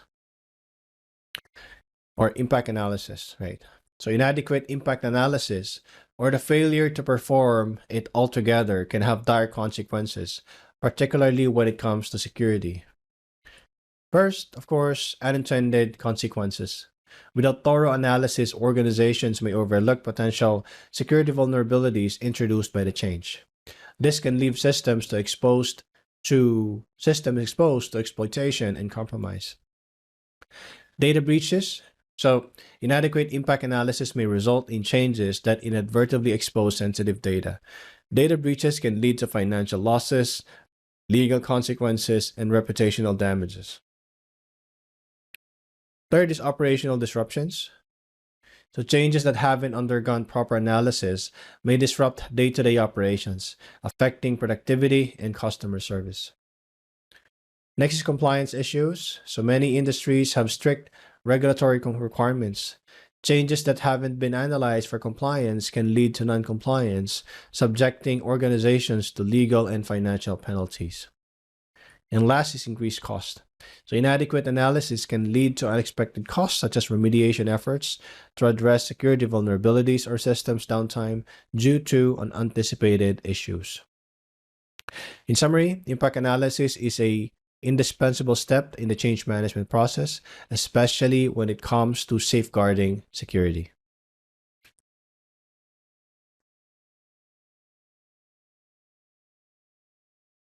Now let's talk about test results and validation. So testing is a systematic and rigorous process that evaluates the functionality, performance, and security of the proposed change. When it comes to security, testing serves several crucial purposes. Of course, it's used for vulnerability identification, right? Because it helps identify security vulnerabilities, weaknesses, and potential threats that may be introduced by a change. And this includes assessing how the change interacts with existing security measure. Next is validation of security controls. Here we verify the effectiveness of security controls and measures in place. Testing ensures that security mechanisms such as firewalls, encryption, and access controls continue to function as intended. Risk assessment. Through testing, organizations can assess the level of risks associated with a change. This enables informed decisions about whether to proceed with a change, implement additional security measures, or adjust the change's scope. Regulatory compliance. So for organizations subject to regulatory requirements, testing ensures compliance with the security standards and regulations. It provides evidence that security measures meet the necessary standards. Fifth is quality assurance. Testing also contributes to overall quality assurance. Ensuring that changes do not compromise security is an essential aspect of delivering reliable products and services. Now let's talk about the consequences of neglecting testing procedures. So neglecting or bypassing testing procedures can have severe consequences, both for security and the overall success of the change. First is, we all know, is security breach, and it's one of the most significant consequences is the increased risk of security vulnerabilities. Untested changes may introduce vulnerabilities that can be exploited by malicious actors, leading to data breaches and other security incidents. Operational disruptions. So here, changes that have not undergone proper testing can disrupt daily operations. This can help in system outages, reduce productivity, and customer dissatisfaction. 3 is reputational damage. Security incidents and operational disruptions can tarnish an organization's reputation. Customers, partners, and stakeholders may lose trust in the organization's ability to protect their data and deliver reliable service. 4th is legal and regulatory consequences. Neglecting testing procedures can result in a non-compliance with regulatory requirements, leading to legal consequences, fines, and damage to an organization's standing. And the 5th one is financial impact. Addressing security breaches and operational disruptions can be costly. Organizations may incur expenses, related to incident response, remediation efforts, and potential legal action. So in summary, testing and validation are not mere formalities, but critical steps in the change management process, especially when it comes to security.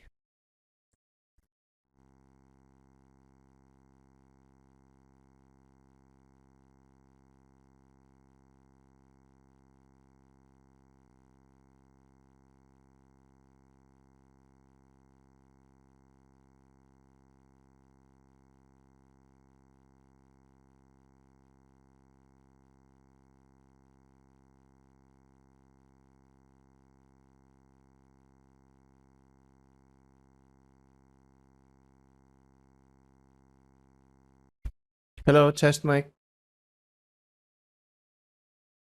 Hello, test mic. Hello, test mic test.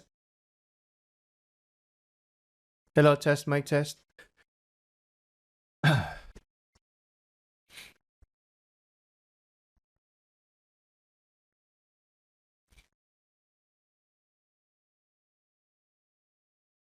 right, now let's talk about backup plans. A backup plan is a well thought of strategy that outlines the steps and procedures to revert to a previous state or configuration in case a change implementation encounters unforeseen issues, failures, or complications.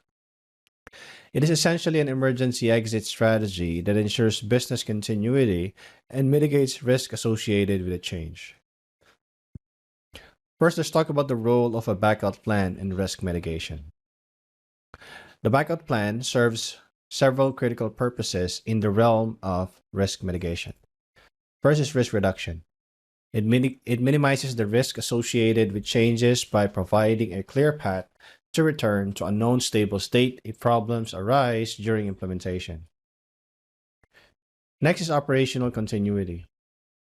A backup plan ensures that essential business operations can continue without significant disruptions, even in the change of or phase of change related issues. Cost and time savings. So having a backup plan in place can save organizations valuable time and resources by avoiding protracted troubleshooting and recovery efforts. Next is damage and limitation, or damage limitation. It includes the potential damage caused by unexpected issues during change implementation, including data loss, service downtime, and reputational damage. Now let's talk about examples of security incidents where backup plan is crucial or very important. First is software patching gone wrong. In a security update gone awry, right? A critical software patch inadvertently causes system crashes and data corruption. A well-executed backup plan would allow the organization to roll back to the previous software version quickly, preventing extended downtime and data loss. Next is failed configuration changes. An attempt to reconfigure firewall rules inadvertently blocks essential traffic, disrupting business operations. With a backup plan, the organization could swiftly revert to the previous firewall configuration to restore normalcy. Data migration errors. So during a data migration process, sensitive customer data is accidentally exposed due to a misconfiguration. A backup plan would enable the organization to halt the migration, address the security breach, and revert to the original data state to prevent further exposure. Fourth is unanticipated cyber attacks. In the event of a cybersecurity incident, such as ransomware attack where data integrity is compromised, a backup plan can help restore systems to a secure state before the attack, minimizing the damage and data loss. In summary, a backup plan is an indispensable component of change management and risk mitigation. It serves as a safety net, providing organizations with a clear path to revert to a known stable state when unforeseen issues arise during change implementation. Real-world examples illustrate its critical role in preventing security incidents, minimizing damage, and ensuring operational continuity. Now let's talk about maintenance window and downtime. A maintenance window is a predefined period during which planned activities or maintenance activities such as system updates, patches, and configurations are performed in an organization's IT infrastructure. This window of time is carefully chosen to minimize disruption to regular business operation. So the challenge of maintaining security while minimizing disruptions is where the concept of a maintenance window truly shines. Here's how it helps strike the right balance. First is scheduled and controlled. By scheduling maintenance activities during a specific window, organizations can control when updates and security patches are applied, and this ensures that they occur at a time when they're at least likely to impact critical operations. Predictable downtime. Users and stakeholders are informed in advance about the maintenance window, allowing them to plan accordingly. This transparency minimizes surprise interruptions and reduces the risk of data loss or service disruptions. Risk mitigation. The maintenance window provides a controlled environment for applying security updates, and this reduces the chance of vulnerabilities being exploited between the time a patch is released and when it's installed. 4 is operational continuity. While security is paramount, so is operational continuity. The maintenance window allows organizations to balance these priorities by scheduling updates during periods of lower activities or outside peak business hours. And last is testing and validation. Maintenance windows often include time for testing and validation for updates to ensure that they do not introduce new issues or conflicts with existing systems. And this minimizes unexpected problems during deployment. So in summary, right, the maintenance window is a critical component of effective cybersecurity and IT management. It allows organizations to plan and execute necessary maintenance activities, including security updates, without causing significant disruptions to the business operations.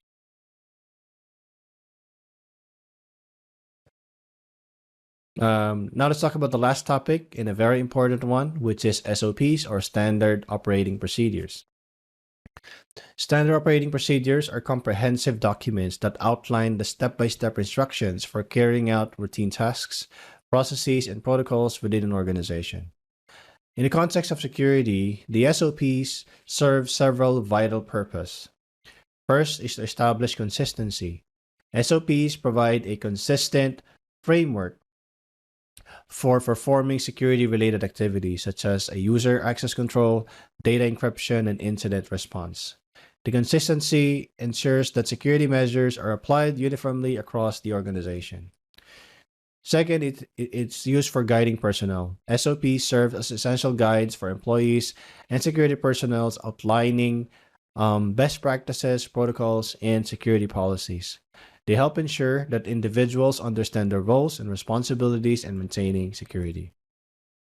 Compliance assurance. SOPs are aligned with regulatory requirements and industry standards. Following SOPs help organizations maintain compliance with relevant laws and regulations, reducing the risk of legal consequences and fines. Next is risk mitigation. By defining clear procedures for security-related incidents or activities, SOPs mitigate the risk of errors, omissions, and oversights, and this reduces the likelihood of security incidents and breaches. And last is response protocols. SOPs include the procedures for responding to security incidents such as data breaches or cyber attacks. So having a well-defined response protocols ensures that incidents are handled promptly and effectively. Now let's talk about the potential security risk of absent or unclear procedures, right? So the absence of clear SOPs or failure to adhere to them can expose organizations to various security risks. Of course, the first one is inconsistency. So without SOPs, security measures may be inconsistently applied across the organization, leaving gaps and vulnerabilities that can be exploited by malicious actors. Misconfiguration. So the lack of clear procedures can lead to misconfigurations in security protocols or security controls, firewalls, and access permissions, potentially granting unauthorized access to sensitive data. Next is compliance violations. Here, organizations may inadvertently violate regulatory requirements due to the absence of SOPs, and this can result in legal and financial consequences. Next is slow response. So in the event of a security incident, the absence of predefined response protocols can lead to delays in containing an incident and mitigating damage. And last is employee confusion. Employees may be unsure of how to handle security related tasks or incidents, leading to confusion and suboptimal responses. So, in summary, SOPs are foundational tools in maintaining security and minimizing risks within organization. They provide a structured framework for consistency, compliance, and effective response to security related activities. Now, neglecting to establish or follow a clear procedure can expose organizations to security vulnerabilities, regulatory violations, and operational challenges. In today's rapidly changing and interconnected digital landscape, SOPs are a fundamental component of a robust security strategy. Okay? All right, so in this lesson, we spoke about change management and the business processes impacting security operation and technical implications. Okay, thank you very much for watching the video.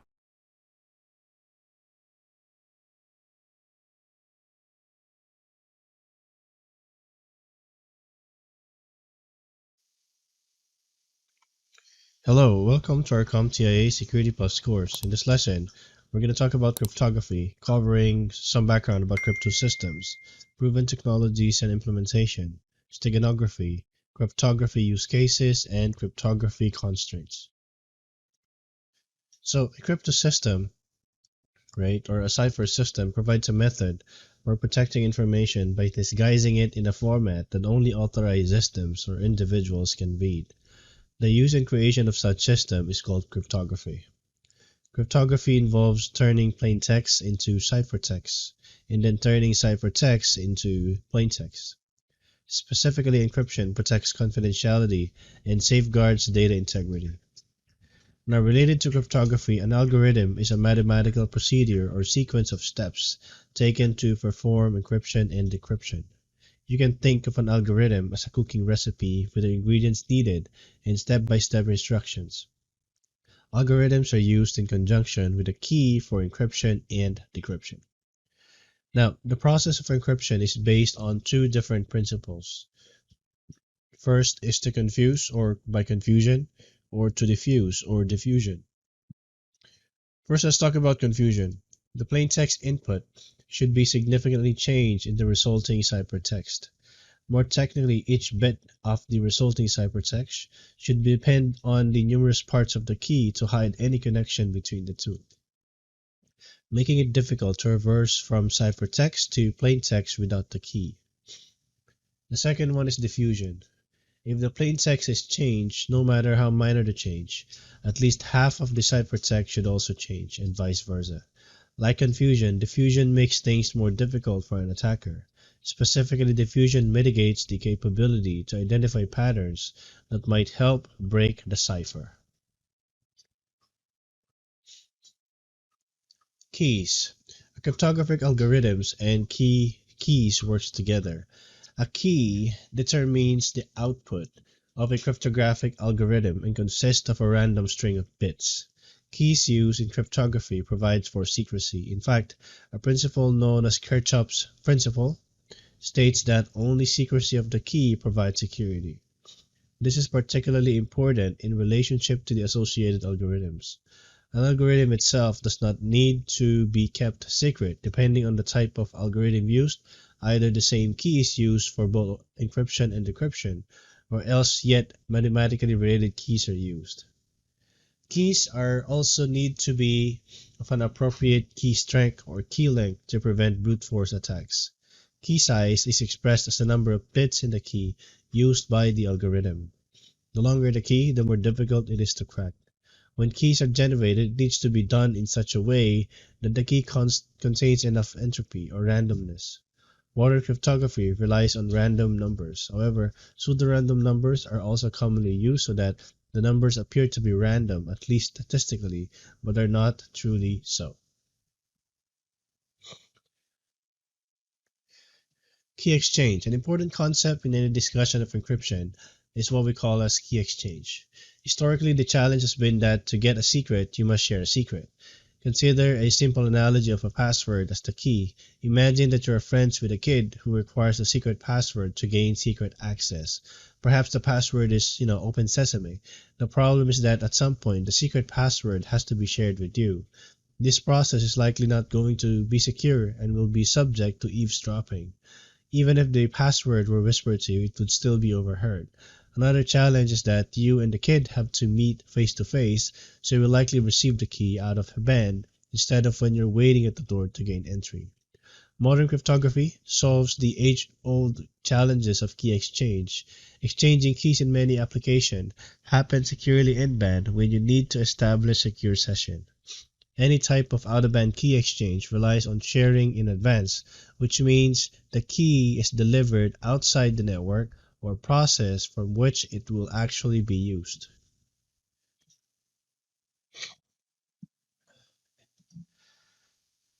Symmetric algorithm. Symmetric algorithm is a system that uses a common shared key between the sender and the receiver. The primary advantage of such a system are that it is easier to implement than an asymmetric system and is also typically faster. However, two parties must first somehow exchange the key securely. Like assume for example that you have a friend located thousands of miles away from you. To exchange secure messages, you send messages back and forth in a secure lockbox. You both have a copy of the key to the lockbox.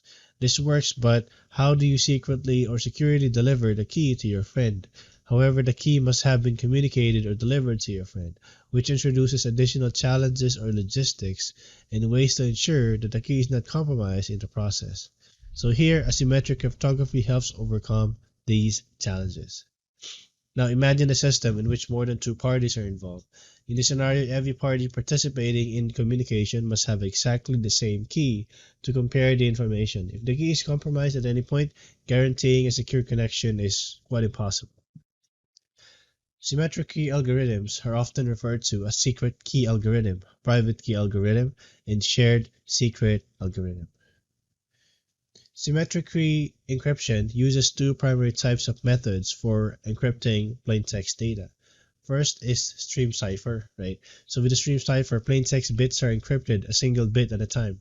These bits are also combined with a stream of pseudorandom characters. Stream ciphers are known for their speed and simplicity. Next are block cipher. With a block cipher, plaintext is encrypted in blocks, which are fixed length group of bits. A block of plaintext is encrypted into a corresponding block of ciphertext. For example, a 64-bit lock of plaintext would output a 64-bit clock of ciphertext because most plaintext does not fit within the precise block size. Leftover text is padded to complete the block.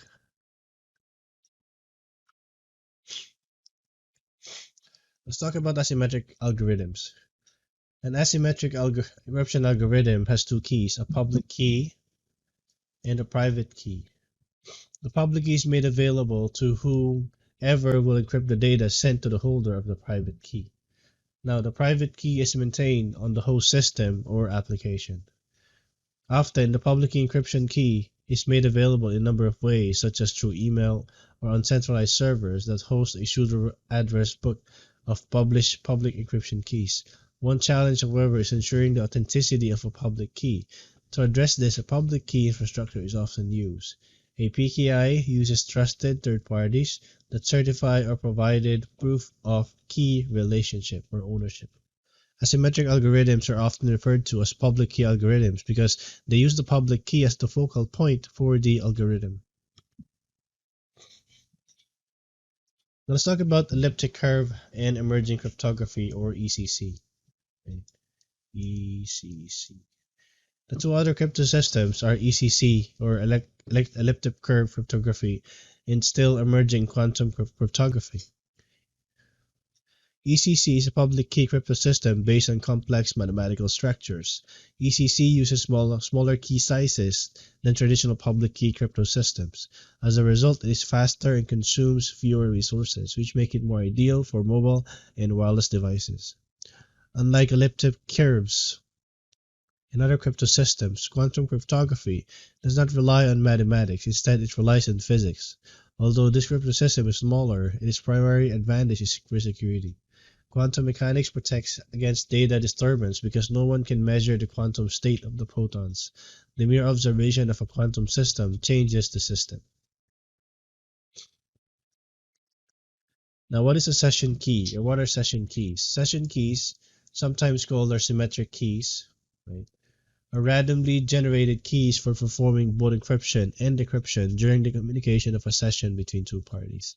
Such a key is described as being symmetric because it is used for both encryption and decryption. Now, when a session key is generated, the key is valid only during or that one communication session. As a result, you can think of a session key as being temporary for one-time use. Additionally, a session key is deleted after the communication ends, but the key exchange mechanism used to establish the session often relies on a private key. This can be web service private key, which is used to establish a secure session with the client. Although this is efficient, and the challenge is that gaining access to the server's private key allows an adversary to decrypt the communication. The benefit, however, is that the organizations can use this private key so that security systems, like for example IDSs and web application firewalls, have visibility to this traffic. Non-repudiation and signature. Non-repudiation is intended to provide for encryption a method of accountability that makes it impossible to refute the origin of data. It guarantees that the sender cannot later deny being the sender and that the recipient cannot deny being the recipient. This definition, however, does not factor into the possible compromise of the workstation or system used to create the private key and encrypted digital signature. The following list outlines 4 key elements that non-repudiation services provide on a typical client-server connection. First is proof of origin. The host gets proof that the client is the originator of particular data or an authentication request from a particular time and location. Proof of submission. The client gets proof that the data, or authentication in this case, has been sent. Proof of delivery. The client gets proof that the data or authentication has been received as well. And a proof of receipt, last one.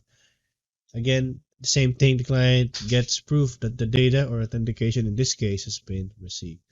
So here, digital signatures provide integrity and authentication. In addition, digital signatures provide non-repudiation with proof origin. Although the authentication and non-repudiation may appear to be dissimilar, the difference is that with non-repudiation, proof can be demonstrated to a third party. Now let's talk about hashing. A hash is a generated summary from a mathematical rule of algorithm that is commonly used as digital fingerprint to verify the integrity of files and messages. Hashing ensures message integrity and provides authentication verification. In other words, hashing algorithms are not encryption methods, but they offer additional system security via a signature for data to confirm the original function. A hash function works by taking a string of any length and producing well-fixed length string for output. Keep in mind that hashing works one way. Although you can create a hash from a document, you cannot create a document from the hash. If this all sounds confusing, the following example should help clear things up. Suppose that you want to send an email to a friend and you also want to ensure that during the transit the message cannot be read or altered. You use software that generates a hash value of the message to accompany the email and then encrypts both the hash and the messages. So when the email is received, the recipient software decrypts the message and have the hash and then produces another hash from the received email. The two hashes are compared and a match indicates that the message was not tampered with.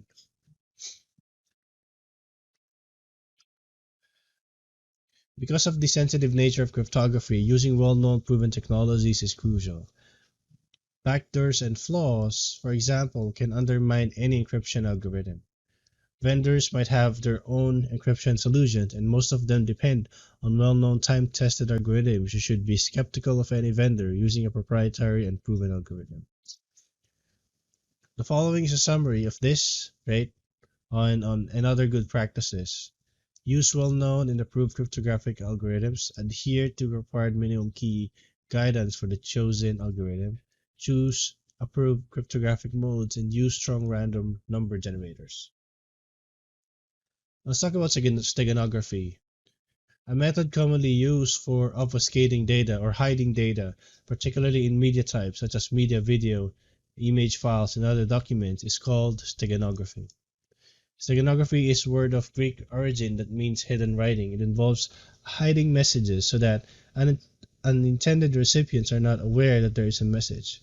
Compare this to cryptography, which does not seek to hide the fact a message exists, but just makes the message unreadable by anyone other than the intended recipients. Writing a letter using plain text but invisible ink is an example of steganography. Let's talk about cryptography use cases. Cryptography has many potential use cases, and the following are the common examples. First is confidentiality. It ensures the privacy of data, right? And this is the most common use case, or at least the one that many tend to think of during discussions on cryptography. Next is integrity. It ensures the accuracy of the data. Hashing, as discussed earlier, is a common mechanism to ensure integrity. Assurance of message integrity, right, for example, might apply regardless of whether a message was encrypted. Non-repudiation. It ensures accountability so that the origin of the data cannot be refuted. Non-repudiation is needed to affirm the authenticity of a digital soft signature and verify that a message was indeed sent by the originator. Part1 is authentication and ensures the secure transfer of authentication data between two entities or systems. Cryptographic authentication protocols are required for authentication. In addition, encryption and authentication work together and both have their own responsibilities when it comes to securing communications and data. Emerging solutions like homomorphic encryption are attempts at providing alternatives to working with data in processing and would allow operations such as searching and sorting to be performed on ciphertext as if it were a plaintext. Strong cryptographic implementation demonstrate resiliency to leakage and subsequent attacks, and research and development into highly resilient cryptography or leakage resilient cryptography is continuing. Like, for example, the physical implementation of cryptographic algorithms could leak information which can be leveraged to break the system. Let's talk about the cryptography constraint. Security systems often require trade-offs, right? Cryptography, for example, consumes resources in system and carries a cost, right? Like security and performance and power all needed to be factored in. Modern computer systems and algorithms work well together. Furthermore, cryptographic implementations have made management easier, and in fact, more than half of the web is now encrypted using HTTPS. Now, when it comes to modern cryptography, performance and security have always been two important factors. How is it possible to increase the security robustness of an algorithm or a system without sacrificing speed and introducing more latency? Recently, especially with small and low-power devices, the trade-offs and resources constraints are continually being considered in the search for lighter-weight cryptography. Alright, and that's the end of the lesson. Here we spoke about cryptography, covering crypto systems, proven technologies and implementations, steganography, cryptography use cases, and constraints. Thank you very much.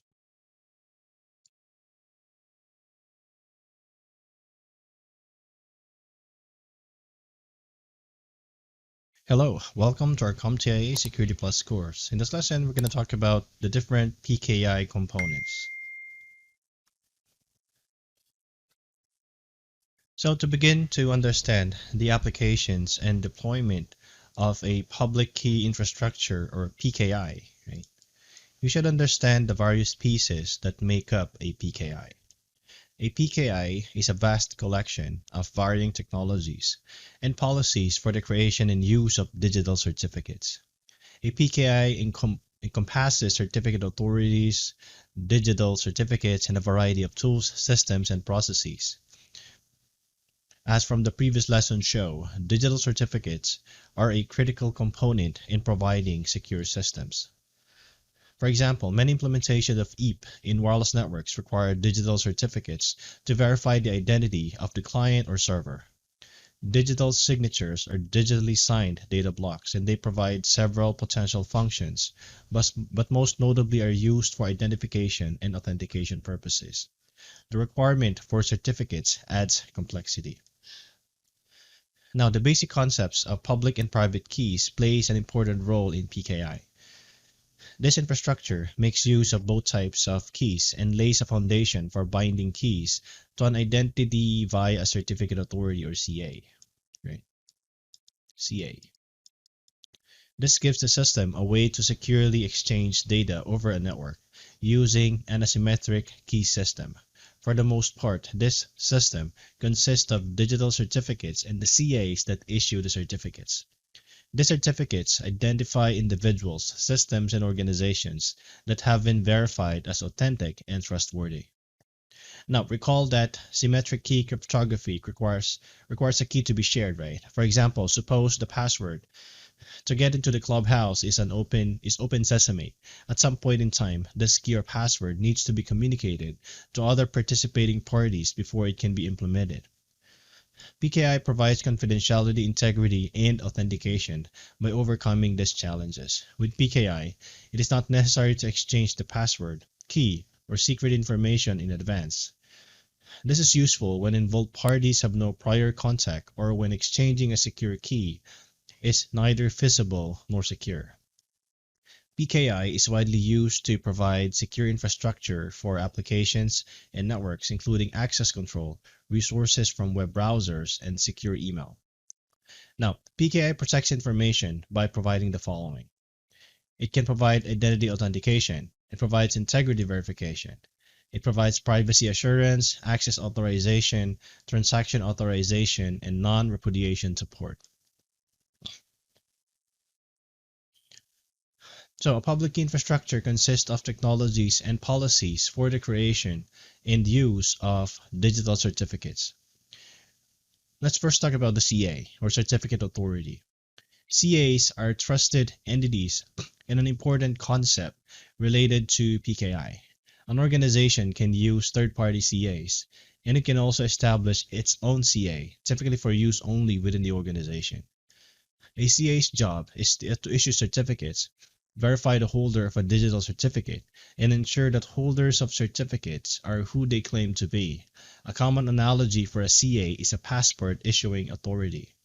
To obtain a password, right, you need the assistance of someone, for example, a customs office, to verify your identity. Passports are trusted because the issuing authority is also trusted. Registration authorities, or RAs, right, provide authentication to the CA on the validity of a client certificate request. In addition, an RA serves as an aggregator of information. For example, a user contacts an RA, which then verifies the user's identity before issuing the request of the CA to go ahead and issue a digital certificate. A CA is responsible for issuing certificates. Remember that an RA initially verifies a user identity and then passes along to the CA. Okay? With a request to issue a certificate to the user. CAs follow a chain hierarchy or certificate chain when verifying digital certificates to form what's known as a chain of trust. Starting with a trust anchor known as the root CA, certificates are trusted transitively through one or many certificates within the chain. Here is an example of certificate chaining. First, the root certificate verifies certificate A, right? So you have the root. So it verifies certificate A.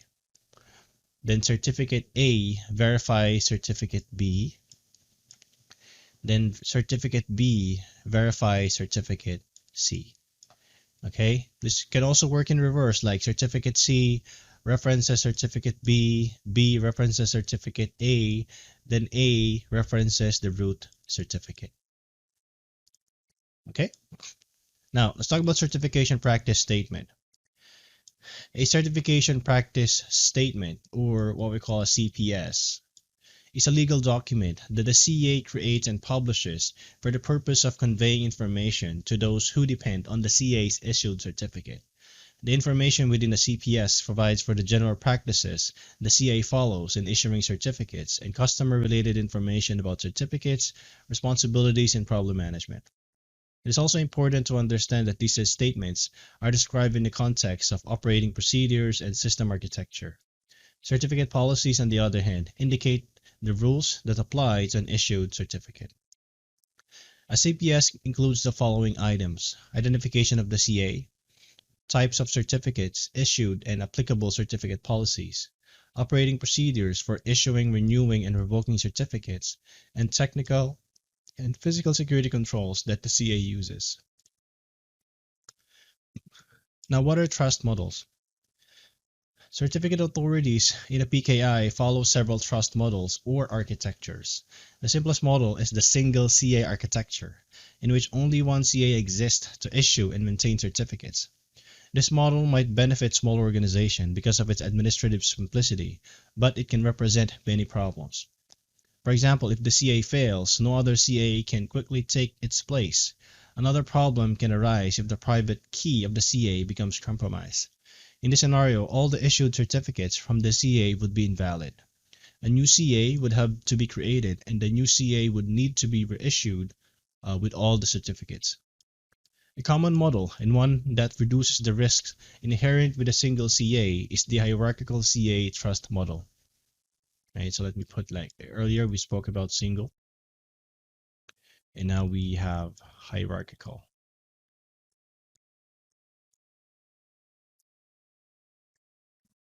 Okay, so in this model, an initial root CA exists at the top of the hierarchy, and subordinate CAs or intermediate CAs reside beneath the root.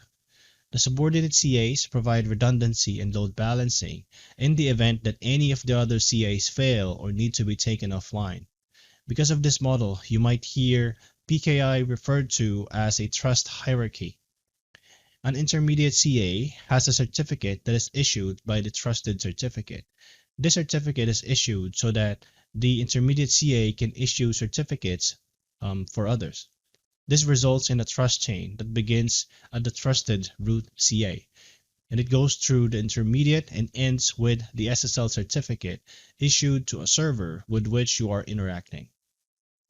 A root CA, like this one, right, differs from the subordinate CAs in that the root CA is usually offline. Okay, remember that if the root CA is compromised, the entire architecture is also going to be compromised. If a subordinate CA is compromised, however, the root CA can revoke the subordinate CA, such as this one. Okay. Now, what is a key escrow? Key escrow occurs when a CA or another entity maintains a copy of the private key associated with a public key signed by the CA. This scenario allows the CA or escrow agent to have access to all information encrypted using the public key from a user certificate and to create digital signatures on behalf of the user. Therefore, key escrow is a sensitive topic in the PKI community. Harmful results may occur if the private key is misused. Because of this issue, key escrow is not a favored PKI solution. Now, despite public concerns about escrow for private use, key escrow is often considered a good idea in corporate PKI environments. In most cases, an employee of an organization is bound by the information security policies of that organization.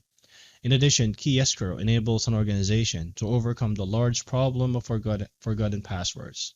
Instead of revoking and reissuing new keys, an organization can generate a new certificate using the private key stored in escrow. Key escrow is used for third-party custody of a private key.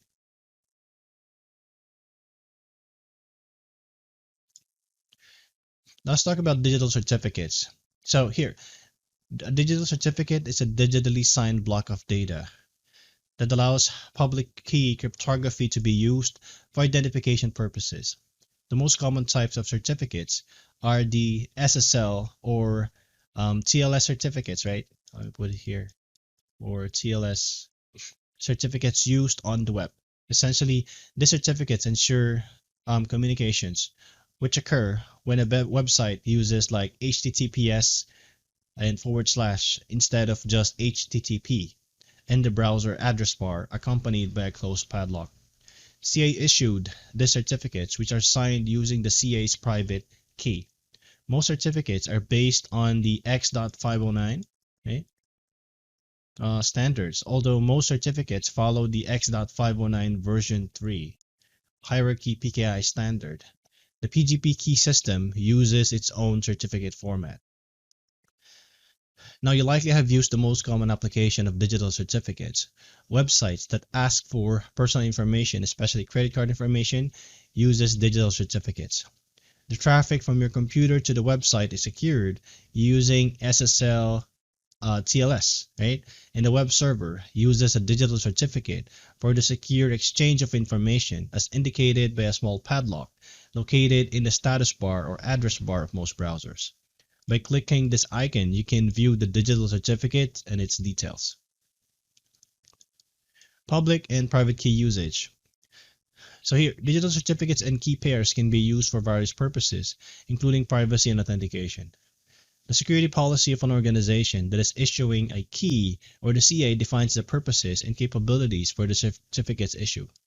To achieve privacy, users need the public key of an individual or entity that they want to communicate with securely. This public key is used to encrypt the data that is transmitted, and the corresponding private key is used on the other end to decrypt the message. You can obtain another's public key, right, which is freely available to anyone and use it to encrypt a message to that person. As a result, the person can use his or her private key, which no one else has, to decrypt the message. The public and private keys are mathematically related. Authentication is achieved by digitally signing the message being transmitted. Now, to digitally sign a message, the signing entity requires access to the private key. Now, what is a certificate signing request, or a CSR? Now, to install a digital certificate, a specific request needs to be generated and submitted to the CA. The applicant applies to the CA for a digital certificate known as the CSR. Included within the request is the applicant's public key, along with the information about the applicant, such as the following, like the FQDN, or the fully qualified domain name, the legally incorporated name of the company, department name, city, state, and country, and the email address. Now, before submitting a CSR, the applicant generates a key pair consisting of a public key and a private key. The public key is provided with the request, and the applicant signs the request with a private key. If all is successful, the CA returns a digital certificate that is signed with the CA's private key. Next is certificate policy. A certificate policy indicates specific uses applied to a digital certificate on the other technical details. Not all certificates are created equal, right? Digital certificates that are issued often follow different practices and procedures and are issued for different purposes. The certificate policy provides the rules that indicate the purpose and use of an assigned digital certificate. For example, one certificate might have a policy indicating its use for electronic data interchange to conduct e-commerce or areas. Another certificate might be used to digitally sign documents. Remember that a certificate policy identifies the purpose for which a certificate can be used. In addition, other types of information can be included within the certificate policy, such as legal issues often used to protect the CA, mechanisms for how the CA will authenticate users, key management requirements, instructions for what to do if the private key is compromised, lifetime of the certificate, certificate enrollment and renewal, rules regarding exporting the private key, and private and public key minimum lengths. The applicant's public key is submitted along with the CSR. Okay. Now let's talk about certificate types. Three types of validated CLS certificates exist, each with its own level of trust. The first one is domain validation. This type of certificate includes only the domain name. DV certificates can easily be issued, just as the domain name lookup can easily be performed against WHOIS, which is a database of registered domains. Domain validation or DV certificates are inexpensive and can be acquired quickly, so if trust is important or if a public-facing website is desired, organizations should consider another type of validated certificate. Next is organizational validation, or OV. Right? This certificate type provides stronger assurance that the DV certificate, as organizations are vetted against official government sources. The OV certificate is therefore a common certificate type for many public-facing websites. Unlike with the DV certificate, OV certificate verification requires a more manual review and verification process, and this can take days to process. And the third one is extended validation, or EV. This certificate type provides a high level of trust and security features. EV certificates are easily identified as the business name in the address bar screen. EV certificates are designed to provide assurance against phishing attacks. Now, as the name implies, this certificate type requires a comprehensive validation of the business, which can take up to a couple of weeks to acquire. So again, right, the summary, DV are the quickest and the least expensive certificates to acquire. EV can take a couple of weeks and are the most expensive, but they also provide the highest level of trust.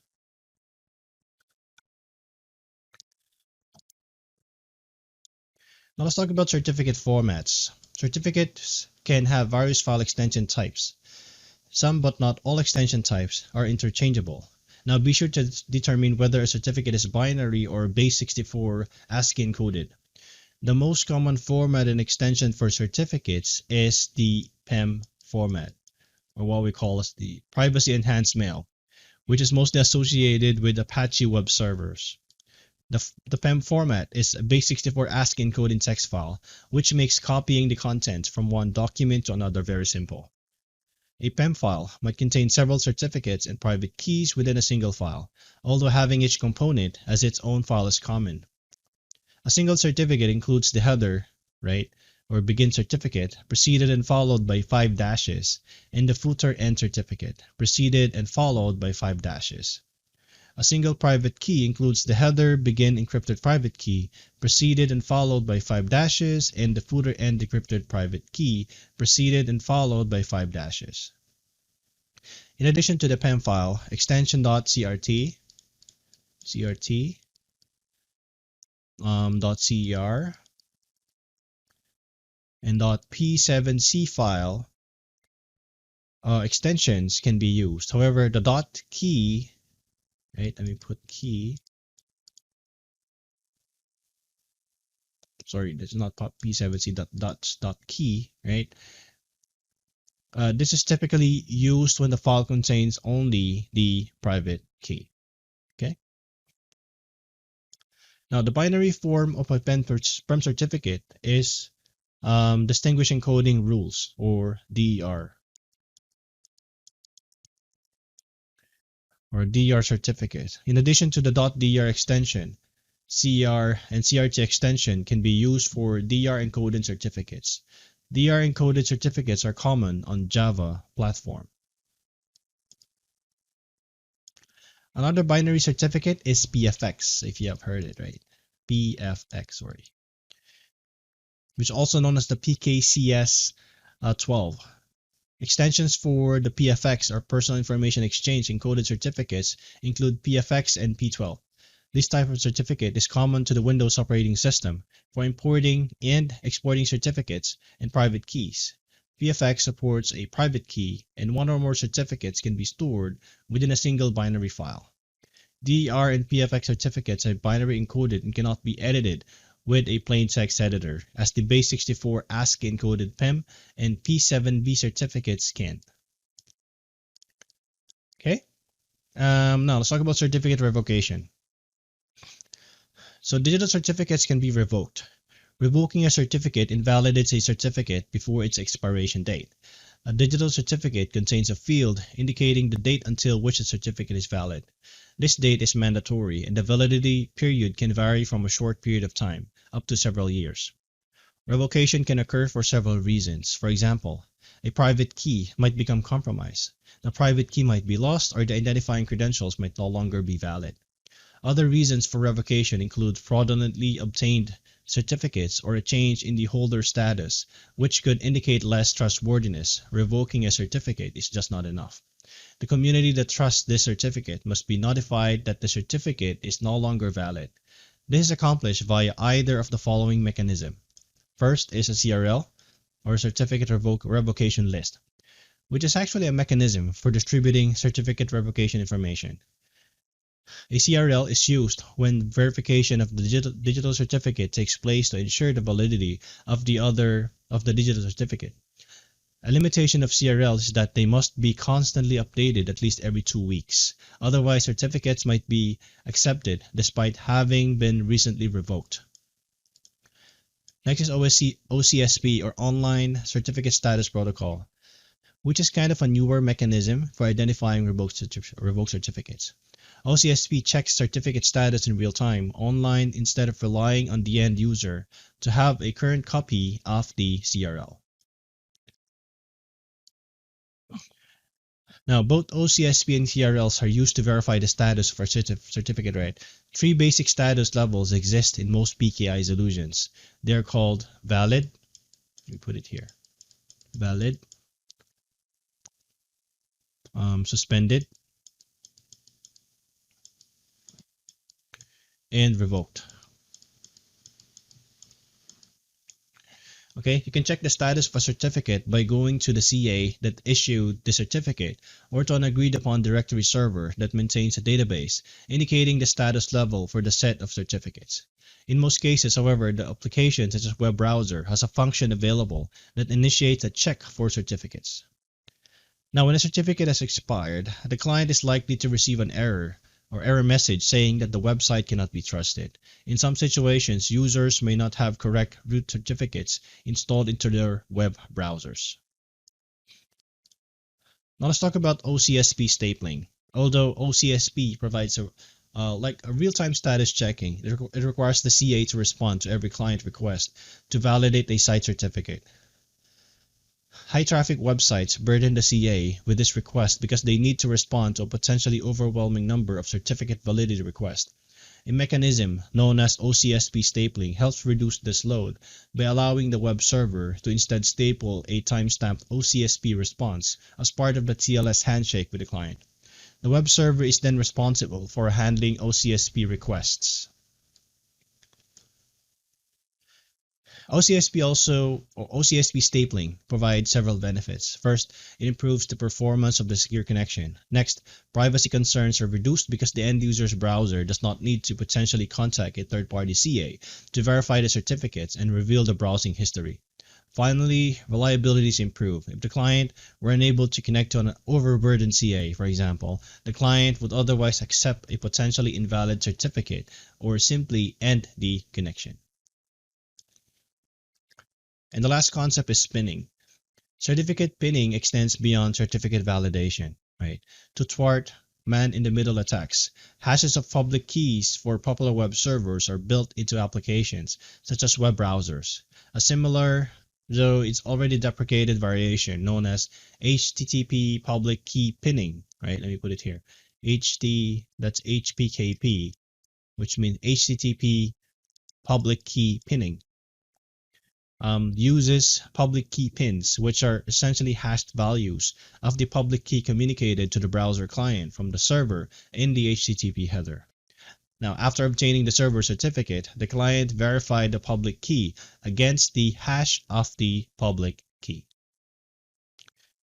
Okay, that's the end of the lesson. In this lesson, we spoke about the different PKI components. Thank you very much.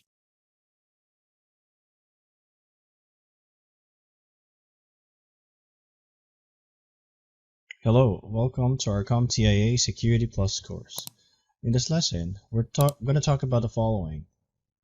First, we're going to talk about threat actor attributes, then threat actor types, attack vectors, and intelligence sources. So, when examining attacks, threats, and vulnerabilities, understanding threat actors is very important. Specifically, a threat actor is an individual or an entity that contributes to an incident, or more simply, a person or an entity that executes a given threat. This is not a difficult concept, but it is often overlooked, particularly when deciding how to balance an organization's security against its capabilities. For example, the security mechanism that protect your personal vehicle differs significantly for those that guard an armored truck. You might lock your doors when you leave your car, but of course, someone could still quite easily break into it, right?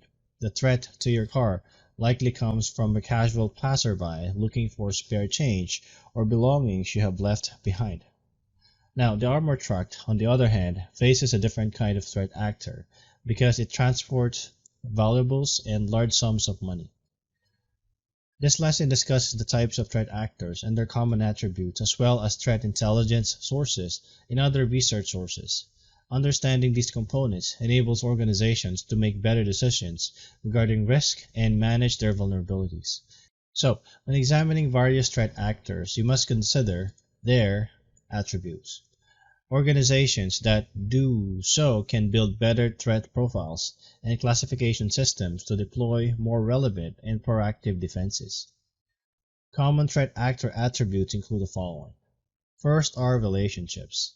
Threats can be internal or external to an organization, and they might even come from a partner.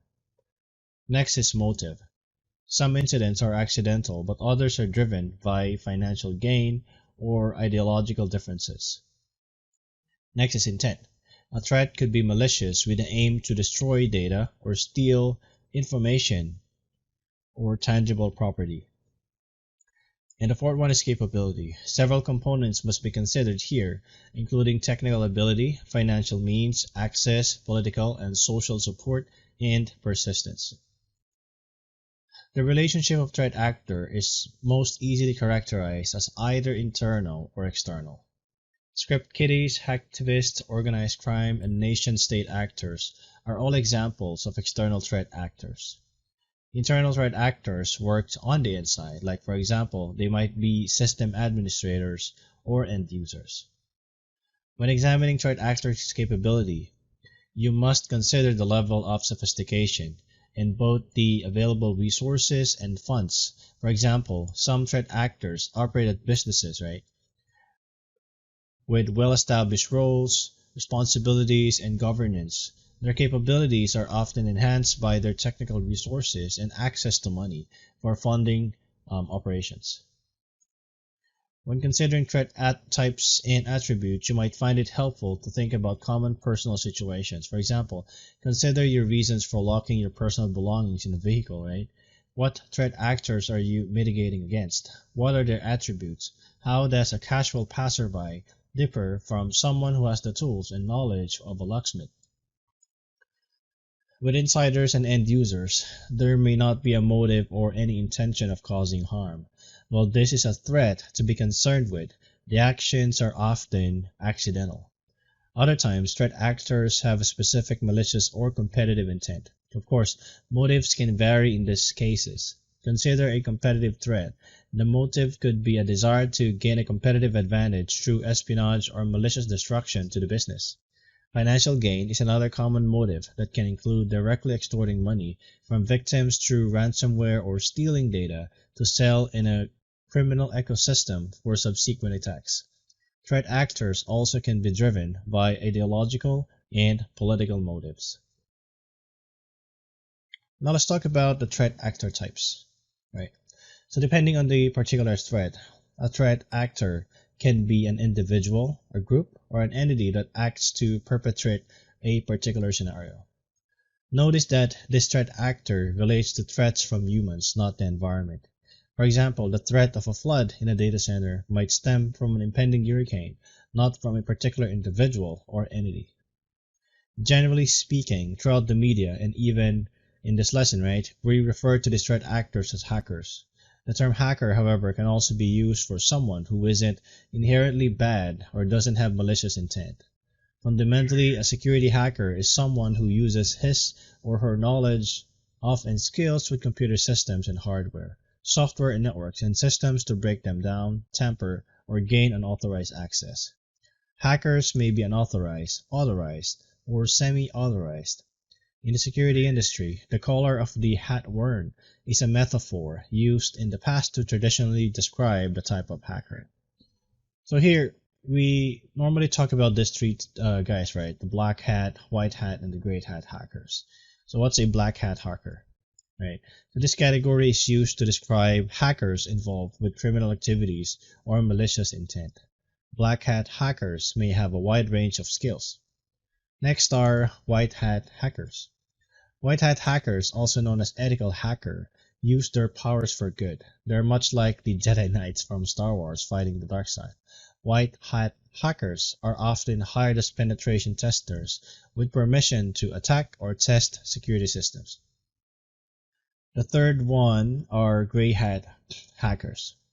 Gray naturally falls between in the middle of black and white. These hackers can be a complicated group to positively identify, but generally they don't have a malicious intent. Although they often run afoul of ethical standards and principles, often they don't have permissions to attack a system, but stop after discovering a vulnerability and try not to exploit it.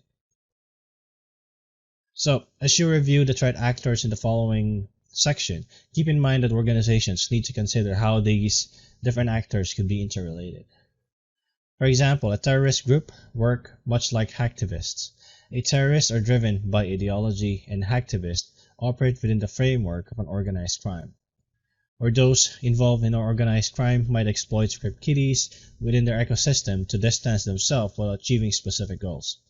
Similarly, some nation-states might have close ties to organized crimes. Finally, keep in mind that any of these threat actors can be further enabled through the compromise of an insider. Now, the next one here is a script kiddies, right? So what are these? Script kiddies do not have to possess great talent. Even with few skills, they can run exploits that others have developed. Usually, script kiddies cannot write sophisticated codes. They might not even know how to program. Still, script kiddies can undoubtedly have a huge negative impact on an organization. What makes them particularly dangerous is that they're often unaware of themselves of the potential consequences of their actions. Of course, because they lack sophisticated skill, script kiddies often cannot adequately cover their tracks. Tracing their tracks is thus easier than tracing the attacks of more sophisticated threat actors. Script kiddies might lack sophistication and financial gains, but they're empowered by the number of readily available exploits and information available to them. They are often associated with website defacement attacks, but they have also been known to use denial-of-service attacks to take down websites and even to plant Trojans and remote access tools within an organization. Now let's talk about the next one, which is called insiders. Attacks are often assumed to come from malicious outside hackers, but insider threats lead to many breaches. In many cases, insiders are employees who have the right intention, but either are unaware of an organization's security policy or simply ignore it. A common example is a well-intentioned employee who uses a personal web-based email account to send home sensitive files to work on later in the evening. In doing so, the employee sends these sensitive files in unencrypted form outside the organizational network. In another common scenario, a user brings in a USB thumb drive that has unknown to the user, right, which has been infected with malware. Proper training and education are key to preventing such non-malicious insider threats. Now let's define what hacktivism is. Hacktivism can have a positive or negative connotation, just as the word hack does. Depending on how it is used, in the case of threat actors, hacktivism involves using digital tools for malicious intent based on political, social, and ideological reasoning. Hacktivists often are perceived as doing good because of their motives. For example, in early 2017, the group Anonymous took down thousands of sites related to child porn. This might be seen as a form of vigilantism, or at least a way of targeting illegal activity. On the other hand, an animal rights activist group could target an organization that launches a perfectly legal line of fur coats. Next are criminal syndicates. Criminal syndicates and organized crime tend to follow the money, so it should come as no surprise that organized crime is involved in networking systems today. The U.S. Organized Crime Control Act of 1970 states that organized crime is a highly sophisticated, diversified, and widespread activity that annually drains billions of dollars from America's economy by unlawful conduct and the illegal use of force, fraud, and corruption. Clearly, this threat actor is sophisticated and has adequate financial means. In fact, organized crime itself has established its own complete economy, including a system within the underworld that affects information security. The Organized Crime Control Act identifies that funding comes from such illegal activities such as gambling, loan sharking, property theft, distribution of drugs, and other forms of social exploitation. Organized criminals have simply adapted to become organized cyber criminals. Now, next are competitors. Competitors are generally expected to compete fairly and legally, but they do not always do so. Anti-competitive practices and industrial espionage are not new. However, the rise of the internet and interconnected networking systems has given malicious competition in a new channel of opportunity. For example, a competitor might seek to launch a DOS attack that keeps an organization from conducting business and potentially drives business to the competitor because of the downtime. Often, however, competitive threat actors are looking for information to gain an edge, or even to pilfer trade secrets and other intellectual property. And the last one are state actors. A state actor is arguably the most sophisticated threat actor with the most resources. Nation-state threat actors are government-sponsored, although those ties might not always be acknowledged. This threat actors is not necessarily relevant only to government organizations. Foreign companies are often targets as well. For example, the corporations might possess intellectual property that another foreign entity can use to advance its goals and objectives. This type of threat actor is also patient and targets a wide attack surface that might include partner and even customer organization. Into 2011, RSA Security, a provider of two-factor authentication tokens, was hacked. Circumstances indicated that the attack was likely targeting at least one of the company's large customers, defense contractor, which is Lockheed Martin. Naturally, a foreign nation could gain valuable resources and intellectual property from such a contractor. Alright, now that you understand the different types of threat actors, you need to be familiar with the path they take to execute attacks. These paths are known as attack vectors. And understanding them is important to doing proper risk analysis and to better understanding of countermeasures that may be required for defense.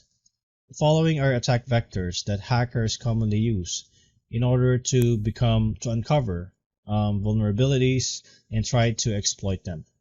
So these are direct access, wireless, removable media, cloud, email, improper usage, equipment damage or loss, or theft, and supply chain. So as you become familiar with these vectors, think about each one and how an attacker could use it to try to attack a system. A great exercise is to think about your own personal circumstances. Many households today have multiple devices connected to the internet. Who has physical access to your systems? Do you have wireless home networking that extends outside the house, or perhaps Bluetooth or NFC-enabled devices? Have you borrowed removable media such as jump drives that you plug into your system? What online applications and services do you use? How many phishing attempts do you get in your personal email? Do you have young children or other family members who are not very computer savvy or do not understand the risk? What if your home succumbed to flooding, fire, or burglary? Finally, even the supply chain attack vector can be applied to these examples. Consider the wireless access point, video camera, or smart assistant enabled device you purchase online. Anywhere from the manufacturer to the online store from which you purchase it, to the mail carrier, and anyone in between, in theory, has the opportunity to compromise that system before it arrives in your hands. The criticality of this vector varies, If you live alone, for example, perhaps you won't be able to be so concerned about improper usage. If you have no reason to believe you are under government surveillance, perhaps the supply chain vector doesn't really concern you. As you will see, risk management. In risk management, many factors must be considered together. For example, perhaps the impact of an attack would be minor if you are only protecting a collection of humorous memes. On the other hand, if you had worked hard on a book manuscript, you might be more concerned about protecting your assets. Now, let's talk about the intelligence sources. Organizations today increasingly rely on threat intelligence data. This valuable data can be fed into systems and models to help organizations understand their overall risks. Further, this data is core to modern organizational security operations centers, or SOCs. The data is used both for preventive and response measures. This section explores a number of sources of threat intelligence, many of which are open and available to the public. This section provides a number of links for you to explore further. Open Source Intelligence, OSINT, is the term used for such information that is available for collection from publicly available information sources. On the other hand, some threat intelligence and research sources are closed source or proprietary. Typically, organizations can subscribe to these commercial solutions for a cost. Often, this threat intelligence encompasses the security solutions provided by the commercial entity. Symantec, for example, offers one of the world's largest civilian threat intelligence networks. The intelligence includes telemetry data from billions of devices and sensors around the world. So, there's what we call sharing centers, Some organizations, as they uncover threats, perhaps even realize against their own environments, choose not to share the data they've collected. However, the sharing of threat intelligence has increased over the years. This has been evident particularly across public and private commercial sectors where governments, universities, healthcare, and commercial companies have collaborated together to share threat intelligence, especially around specific types of threats. For example, protecting critical infrastructure is important to governments, and commercial organizations often manufacture, provide, and run much of the infrastructure. Such collaboration requires public-private information sharing, and sharing centers have sprung up. There's also what we call as open source intelligence. So we call that open source intelligence, right, or OSINT, is a term given to information available for collection from publicly available information sources. OSINT is available from varying sources, and of course, the internet provides a treasure trove of such information. While OSINT provides a valuable resource to help identify and understand the threats and how vulnerabilities are being exploited, it can also be used for malicious purposes. Attackers may use OSINT to advance their attacks as well as identify and explore their targets. A number of popular OSINT sources are used to collect data through the use of threat intelligence platforms, which aggregate and correlate data from across various feeds. Predictive analysis can be used to combine this data with machine learning and statistical techniques to identify patterns to make predictions. OSINT sources can also be used ad hoc without a platform or for further active intelligence. So here are the following are some of the most common OSINT sources. Right. So the first one are vulnerability databases.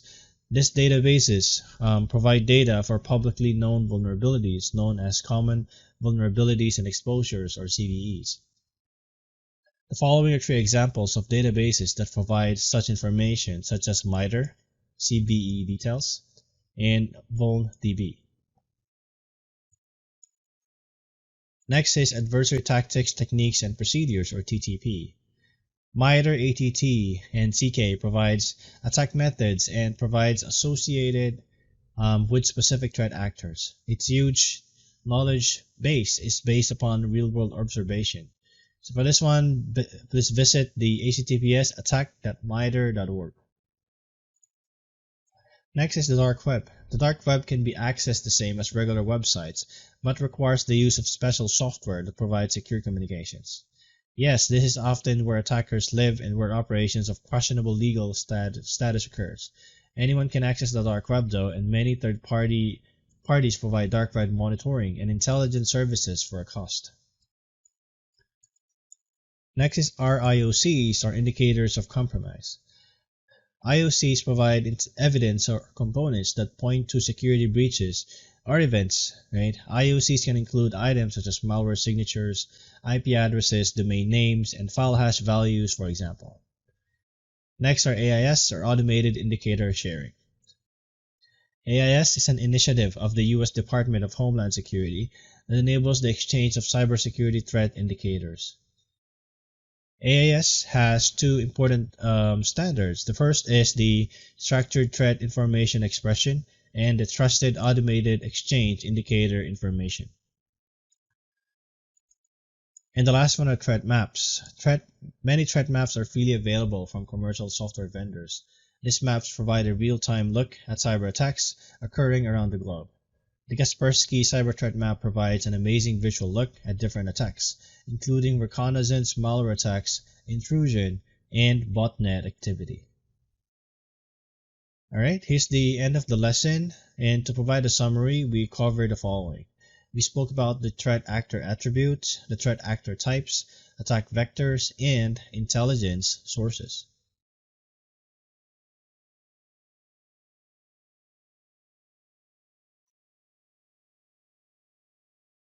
Hello, welcome to our CompTIA Security Plus course. In this lesson, we'll talk about what social engineering is, what are the social engineering types, and what are the tips to protect yourself from social engineering.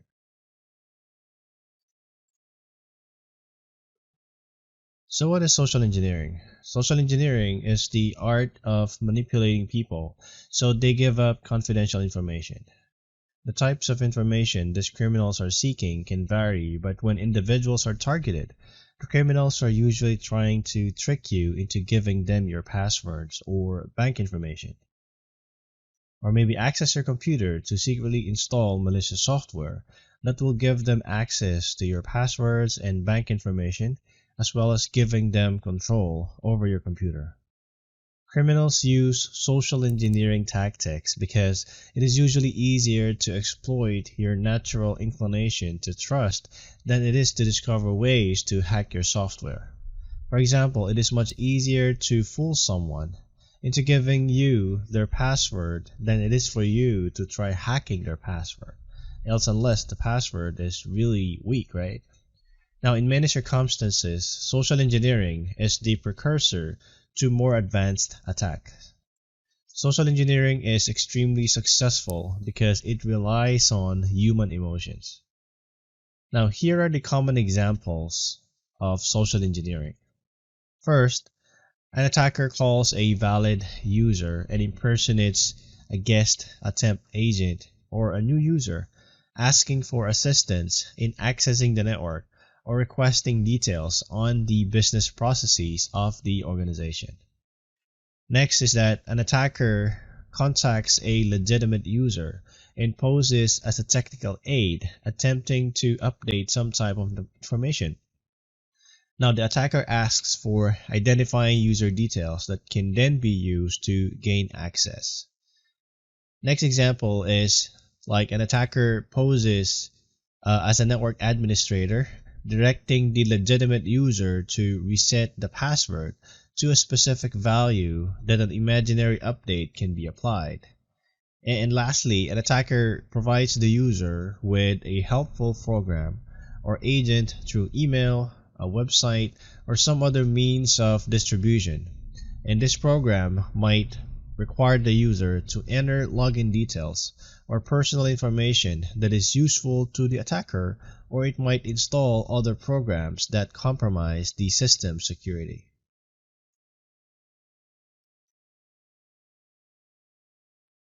Now, in the preceding examples, the attacker is using impersonation, which is a core tactic of social engineers, which simply means someone assumes the character or appearance of someone else, right? The attacker pretends to be something he or she is not, and impersonation is often used in conjunction with a pretext or an invented scenario. So here, there are a lot of great movies, right? And one of them is this one, which is Catch Me If You Can, on which the drama or humor unfolds as a result of impersonation and pretexting. In here, the actor impersonates a co-pilot and also encashing a fake check, right, to a cashier. While social engineering is often used to gain information, usually the attacker uses public information sources to first do reconnaissance of the target. For example, LinkedIn or an organization's website may be used to identify personnel and their roles and responsibilities within the organization. And while this might seem like just fun and games, in many cases, fraud is involved. Another example is with identity fraud. A person's personal information is used without authorization to deceive or commit a crime. In fact, online impersonation is usually a crime. Even just posing online as someone else without that person's consent is against the law.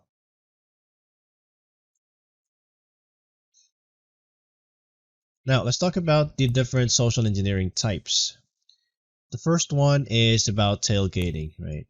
Tailgating is a simple yet effective technique in a social engineer's arsenal. It involves piggybacking or following closely behind someone who has authorized physical access in an environment. Tailgating involves appearing to be part of an authorized group or capitalizing on people's desire to be polite. A common example is an attacker following an authorized person and working to get the person to hold open a secure door to grant access. Many high security facilities employ man-traps, which are like airlock-like mechanisms that allow only one person to pass at a time to provide entrance control and prevent tailgating. Now, the next example is dumpster diving. Now, as humans, we naturally seek the path of least resistance. So instead of shredding documents or walking them to the recycle bin, employees often throw them into the waste basket. Workers also might put discarded equipment into the garbage if city laws that do not require special disposal. Intruders notice and scavenge for discarded equipment and document in an act called dumpster diving. They can extract sensitive information from the garbage without ever contacting anyone in the organization. In any organization, the potential risk of an intruder gaining access to this type of information is huge. Now, what happens when employees leave the organization, right? They clean out their desk. Depending on how long the employees have been there, the material that ends up in the garbage can be a goldmine for intruders. There are also other potential sources of discarded information, which include organizational directories, employee manuals, hard drives, and other media and printed materials. So another example is shoulder surfing. Shoulder surfing involves looking over someone's shoulder to obtain information.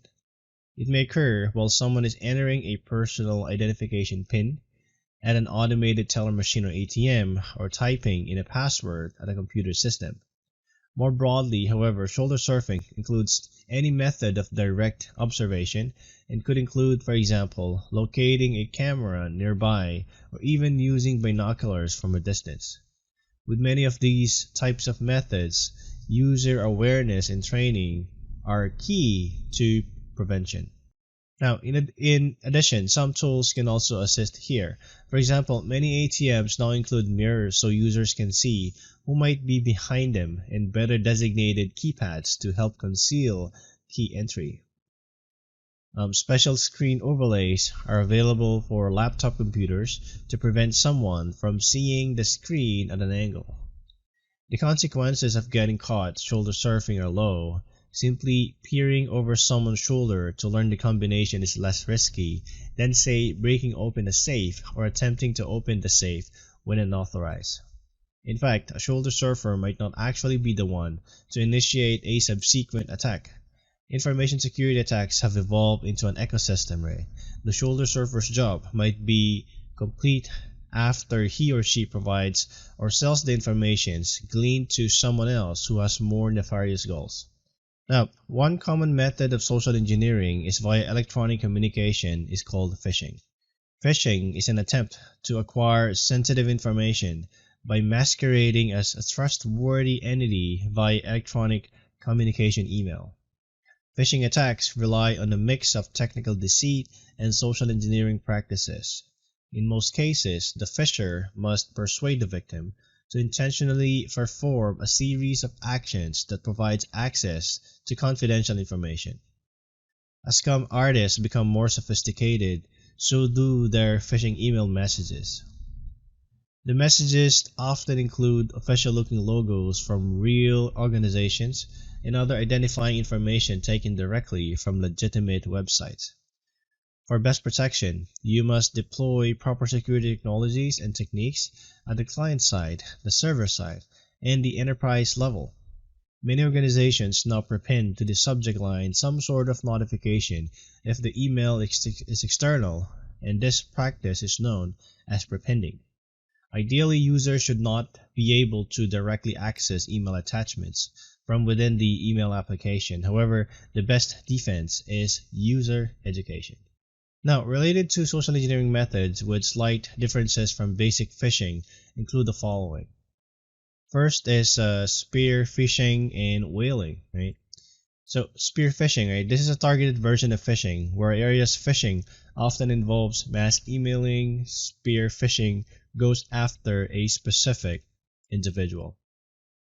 Now, what is whaling? Whaling is identical to spear phishing except for the size of the fish. Whaling employs spear phishing tactics but goes after high-profile targets such as an executive within a company. Vishing is also known as a voice phishing. Vishing is the use of common fake caller ID to appear as a trusted organization in attempts to get an individual to enter account details via the phone. Next is smishing.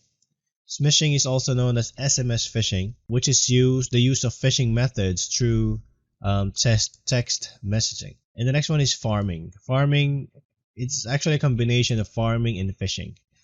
Farming does not require the user to be tricked into clicking a link. Instead, farming redirects victims from a legitimate site to a bogus website. Now, to accomplish this, the attacker employs another attack such as DNS cache poisoning. Alright, so often an initial phishing attempt could be a means to commit fraud. So the first one is the advanced fee scam. So in this scam, a large sum of money is promised, but the target is asked to make a small payment first in order to complete the transaction. And of course, the victim never sees the large return. Next is the invoice scam. In such attack, the threat actor may use well-researched and carefully crafted emails requesting for payment. Right? The hope is that the victim will follow standard processes for paying out invoices without giving much thought to the details of this particular payment. Next are watering hole attacks. Right? In many ways, a watering hole attack is like spear phishing, right? That's what have discussed earlier. However, instead of using email, the attacker attacks a site that target frequently visits. The goal is often to compromise the larger environment. For example, the company that the target works for. Just as a lion waits hidden near a watering hole that zebras frequent, a watering hole attacker waits at the sites you frequent, right? In a typical scenario, the attacker first profiles and understands the victim, such as that what websites the victims visit and with what type of computer and web browser does it use. Next, the attacker looks for opportunities to compromise any of these sites based on the existing vulnerabilities. Now, understanding more about the victim, like for example the type of browser and use activities, helps the attacker compromise the site with the greatest chance of then exploiting the victim. Another example, right? A watering hole attack is commonly used in conjunction with the zero-day exploit, on which an attack against a vulnerability that is unknown to software and security vendors. By taking advantage of a cross-site scripting vulnerability on the visited site, which allows the attacker to execute scripts in the victim's web browser, the attacker can ensure that the trusted site helps deliver an exploit to the victim's machine. Another example is typo squatting. Typo squatting, also known as URL hijacking, is a simple method used frequently for benign purposes, but it is also easily used for more malicious attacks. Typo squatting most commonly relies on typographic errors users make on the internet. It can be as simple as accidentally typing something like www.google.com with triple O instead of google.com with two O's, right? Fortunately, in this example, Google owns both domain names and redirects the users who mistype the domain name to the correct domain. However, a misspelled URL of a travel website may take a user to a competing website. Certainly, any domain name can be slightly misspelled, but some typos are more commonly used than others. Now imagine that you unknowingly and mistakenly type in the wrong URL for your bank. Perhaps you just accidentally transpose a couple letters. Instead of being presented with a generic park domain for a domain registrar, you are presented with a site that looks just like your bank's.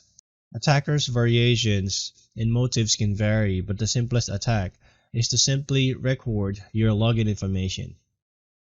Perhaps after you try logging in, you see a message saying that your bank is undergoing website maintenance and will be back up in 24 hours. Now, what you probably won't realize is that the attacker has access to your credentials and knows which site they can be used on. In the next one are hoaxes and influence campaigns.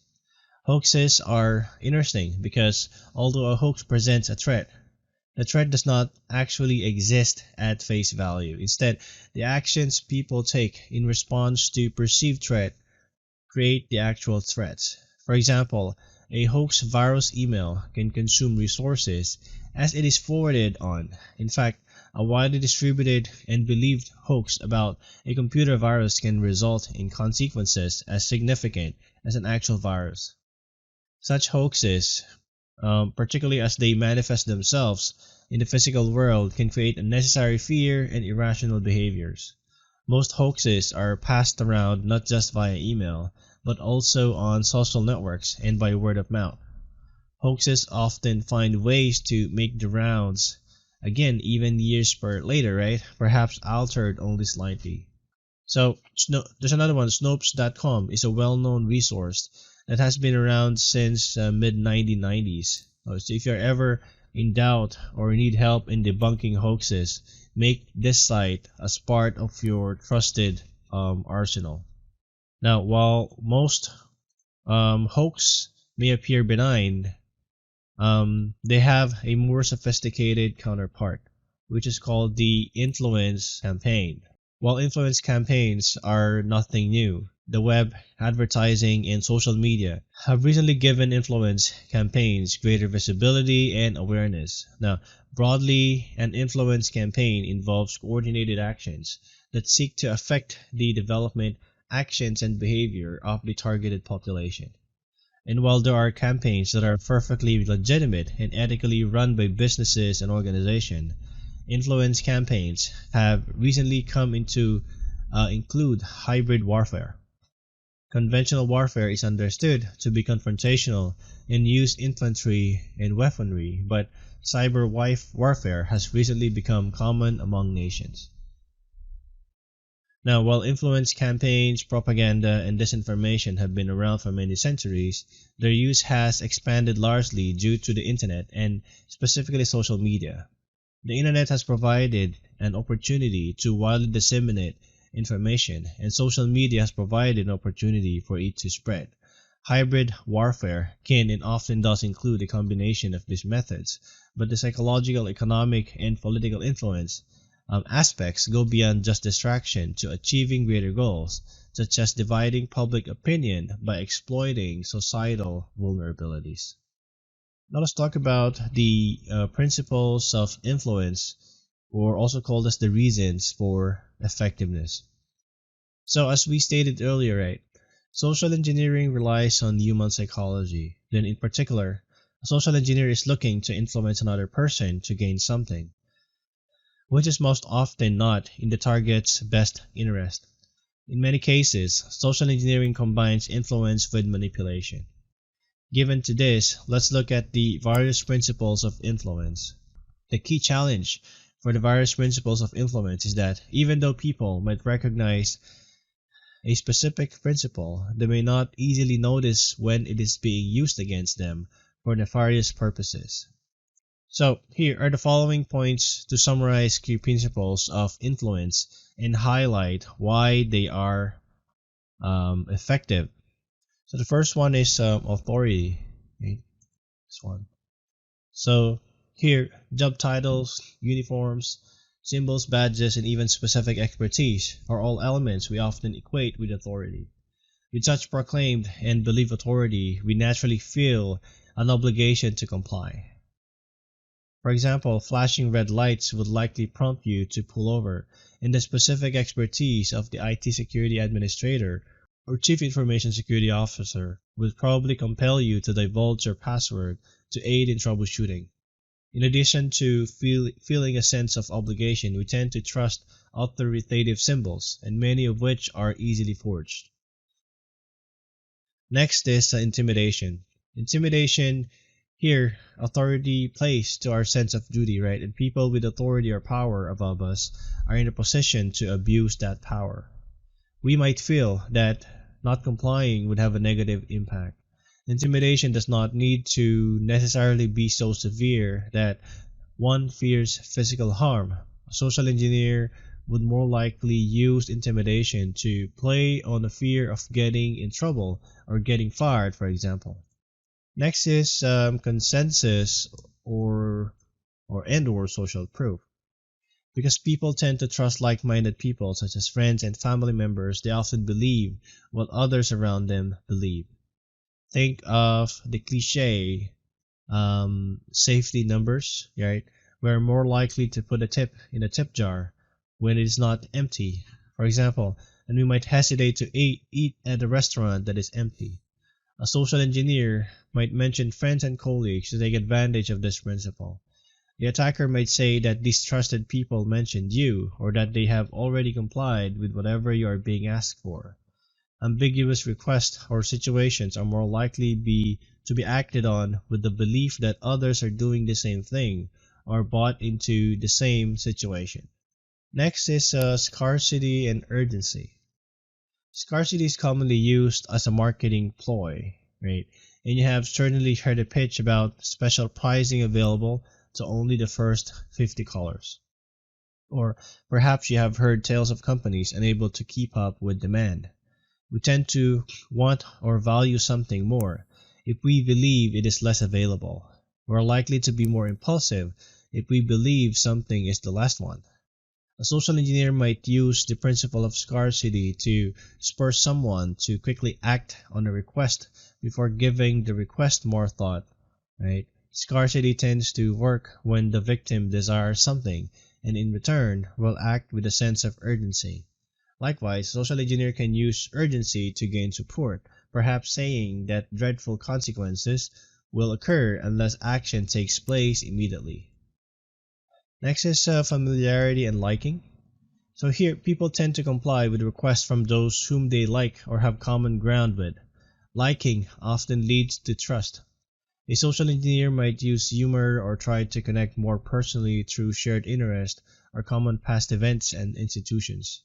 This can be effective because of our fundamental desire to establish and maintain social relationship with others.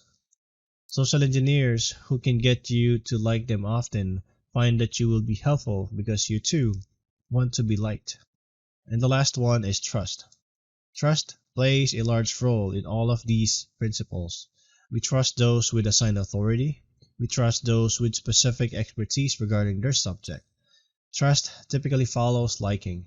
We trust the consensus. Trust further is established and plays out in the idea of reciprocation. We are taught from an early age about the golden rule, right? Do unto others as you would have them do unto you. As a result, a social norm is established to create equity in social situations, to return favors, and not to feel indebted to anyone. Alright, now let's talk about how not to be a victim of social engineering. So here are the things to remember. First is slow down. Spammers want you to act first and think later. If the message conveys a sense of urgency or uses high-pressure sales tactics, be skeptical. Never let urgency influence your careful review. Next is research the facts. Be suspicious of any unsolicited messages. If the email looks like it is from a company you use, do your own research. Use a search engine to go to the real company's site or a phone directory to find their phone number. Third one is don't let a link be in control or where you land. Stay in control by finding the website yourself using a search engine to be sure that where you intend to land. However, hovering over links in email will show the actual URL at the bottom, but a good fake can still steer you wrong. Next is beware of any downloads. If you don't know the sender personally and expect a file from them, downloading anything is a mistake. Next is foreign offers are fake. If you receive an email from a foreign lottery or sweepstakes, money from an unknown relative, or request to transfer funds from a foreign country for a share of the money, it is guaranteed to be a scam.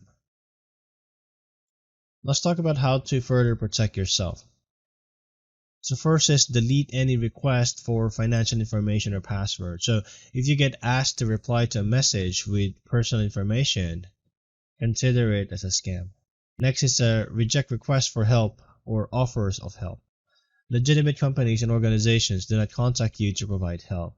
If you did not specifically request assistance from the sender, consider any offer to help restore credit scores, refinance at home, answer your question, and etc. could be a scam. Similarly, if you receive a request for help from a charity or organization that you do not have a relationship with, just delete it. To seek out reputable charitable organizations on your own to avoid falling for a scam. Another is set your spam filters to high. Every email program has spam filters, right? To find yours, look at your setting options and set this to high. Just remember to check your spam folder periodically to see if legitimate emails has been accidentally being trapped there. You can also search for a step-by-step guide to setting up your spam filters by searching on the name of your email provider plus the phrase spam filters. And lastly is secure your computing devices. You might need to install antivirus software, firewalls, email filters, and keep these softwares up to date. Set your operating system to automatically update, and if your smartphone doesn't automatically update, manually update it whenever you receive a notice to do so. Use an anti-phishing tool offered by your web browser or a third party to alert you to risks. Alright, to provide a summary, social engineering is the art of manipulating people so they give up confidential information. Criminals use social engineering tactics because it is usually easier to exploit your natural inclination to trust than it is to discover ways to hack your software. You gotta be aware of common social engineering tactics such as dumpster diving, shoulder surfing, and different types of phishing, hoaxes, and many more.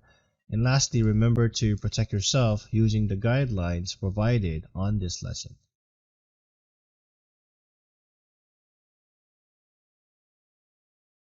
Hello, welcome to our CompTIA Security Plus course. In this lesson, we're going to compare what a cloud-based and on-premises infrastructure is. Then we're going to talk about zero-day exploits, then weak configurations, third-party risks, and legacy platform impacts. Organizations continue to move to cloud-based computing rather than developing and maintaining systems on-premise, where they are responsible for everything from the physical elements up through the application. Organizations face varying considerations when considering cloud-based versus on-premises systems. When the systems are moved into the cloud, an organization no longer has responsibility for the physical aspects. In fact, in most scenarios, the customer is responsible for the elements above the hypervisor in a virtualized environment. This means, however, that organizations still have a lot of responsibility and should be concerned about vulnerabilities. Many of the same vulnerabilities that affect on-premises systems also affect cloud-based systems. In addition, cloud-based systems bring new vulnerabilities and exposures. Almost everything in the cloud is accessible from behind a single console, and small misconfigurations can have huge impacts across the environment. Now, what is a zero-day exploit? A zero-day exploit or zero-day attack or threat is a computer threat that tries to exploit computer application vulnerabilities that are unknown to others, even with the software developers. Those weaknesses are also called zero-day vulnerabilities. Zero-day exploits involve using software to exploit security holes to carry out attacks. Attackers carry out these exploits or share information about them before the developer of the target software knows about the vulnerability. A zero-day attack differs from the other attacks and vulnerabilities. Most attacks on vulnerable systems involve known vulnerabilities. In some cases, developers know about the vulnerabilities but patches have not yet been installed or issued. In most cases, however, attacks target known vulnerabilities for which fixes or controls exist but have not been implemented. In the case of zero-day attacks, the software developer does not know about the vulnerability and so has not created or distributed a fix for the software. Remember that for a zero-day vulnerability, a patch is not yet available. Keep this in mind when evaluating techniques to protect your organization. Effective security policies, training, and mitigations are most effective, even compared to the most aggressive patch management strategies when it comes to zero-day exploits. Now let's talk about weak configurations. Improper and weak configuration across the architecture and systems and software can contribute to continued vulnerabilities. Most organizations follow standard good practices and use well-established frameworks, development life cycles, and governing principles for secure design in architecture. Consider the following examples, however, of configuration weaknesses that increase the likelihood of vulnerabilities. First, software that allows users to perform tasks with the necessary privileges violating the principle of least privilege. Systems that fail open instead of failing securely. Such a system failure would allow an attacker to access resources. Security through obscurity to prevent against only relatively insignificant threat actors. And the last one is unnecessary complexity, which makes system management more difficult to understand and control. The last point is particularly important as it relates to system sprawl and undocumented assets. Clear oversight of the design and architecture of systems is vital to operations and security. The design and architecture of systems can easily become poorly documented over time, often because of personal changes, rapidly evolving needs, and disjointed operations. System sprawl and lack of clear documentation can then result in a loss of visibility and control, which can have negative impacts on an organization and lead to weak configuration. Systems need to be managed to ensure operational efficiency and effective security practices. Organizations cannot really manage what they do not know about. Organizations, therefore, require sound information systems governance programs and often use automated tools to constantly monitor the network to identify assets and ensure that they have been properly provisioned and documented. Now let's talk about improper, weak patch management. Security begins at the hardware level, right? When a device is attacked at the hardware or firmware level, the root cause might not be detected for an extended period of time simply because people tend to implicitly trust hardware and firmware. In today's environment, however, hardware and firmware are no longer trustworthy and need to be secured. As the Internet of Things or IoT grows, firmware and hardware-based exploits will become more common. Just as software gets updated and patched, so does firmware. Organizations have always needed to ensure that firmware is up to date. Hardware manufacturers provide updates and software to perform these updates. Improperly programmed software can be exploited. Software exploitation takes advantage of a program's flawed code and involves searching for specific problems, weaknesses, or security holes in software code. The most effective ways to prevent an attacker from exploiting software bugs is to ensure proper patch management. This includes the process of evaluating, testing, and deploying the latest manufacturer patches and updates, and to monitor appropriate resources for new vulnerabilities. Because of the emergence of blended threat malware, which targets multiple vulnerabilities in a single attack, all major operating systems and application solutions must be considered in system hardening plans. Automated reverse engineering of newly released patches has significantly reduced the time from the initial release of an update until its first exploits are seen in the wild. Where areas unpatched applications previously could be targeted in a matter of months, now threats can materialize in only hours. So here, you should be familiar with the following types of updates, right? First is a hotfix. A hotfix is a small specific purpose update that alters the behavior of installed applications in a limited manner. Hotfixes are the most common type of update. Next are service packs. Service packs is a tested, cumulative set of all hotfixes, security updates, and critical updates and updates. And the last one is an update. An update addresses a non-critical, non-security related bug and is usually a fix for a specific problem.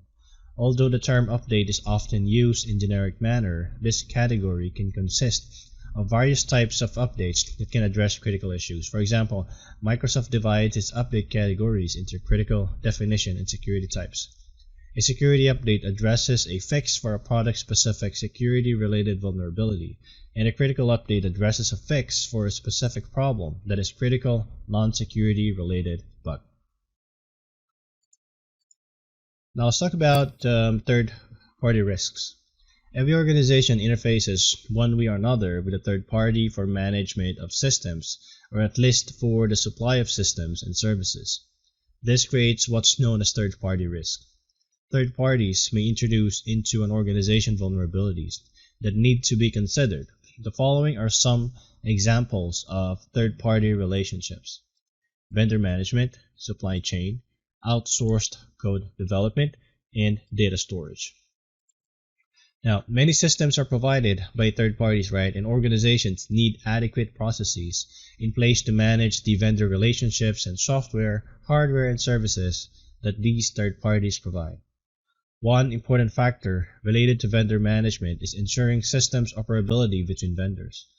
This is particularly important when multiple vendor products must be integrated together and are expected to be interoperable without introducing new vulnerabilities.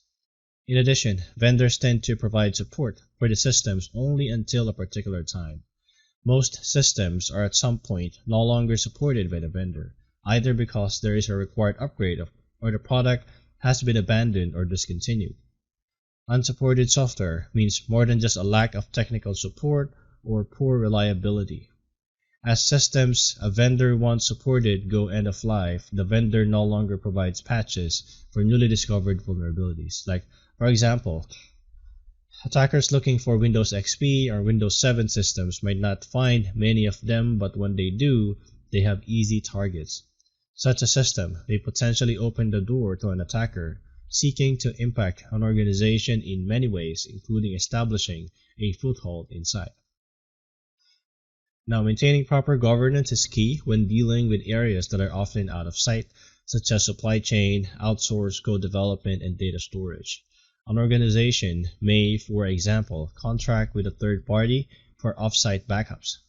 Governance policies and due diligence will go a long way toward ensuring that expectations and requirements around data security and potential vulnerabilities are understood and addressed with third parties. Then the next topic is about legacy platform impacts. So regarding risk management, any organization should do risk analysis based on impacts it is likely to face. A breach, loss of a business process, or loss of information will likely result in some sort of impact which needs to be measured to understand the severity. A more complex analysis considers the different types of impacts that result from the loss of a functional business process. Consider, for example, the importance of availability to an e-commerce site. An obvious impact is the loss of sales and income that occurs if web servers are not available. So here, you likely can imagine other potential consequences. So when measuring impact, an organization should consider potential consequences across a broad set of categories, which includes the following: data loss, data breaches and exfiltration, identity theft, financial, reputation, availability loss, life, and safety. So the example of the loss of web servers for an e-commerce site clearly illustrates a potentially severe impact on finances. In addition, a company's reputation would be impacted. The loss of web servers might not impact personal life and safety, but the loss of emergency management systems might. Subsequently, the loss of fire suppression systems could certainly have significant impact on the availability of facilities, physical property, and related systems. Taken as a whole, all these factors should impact an organization financially. Alright, that's the end of the lesson. Just to give you a brief summary of the course, we spoke about the differences between cloud-based and on-premises in terms of vulnerability. We spoke about zero-day exploits, then what are the impact of weak configuration and what are the third-party risks, and we also discussed about the legacy platform impacts.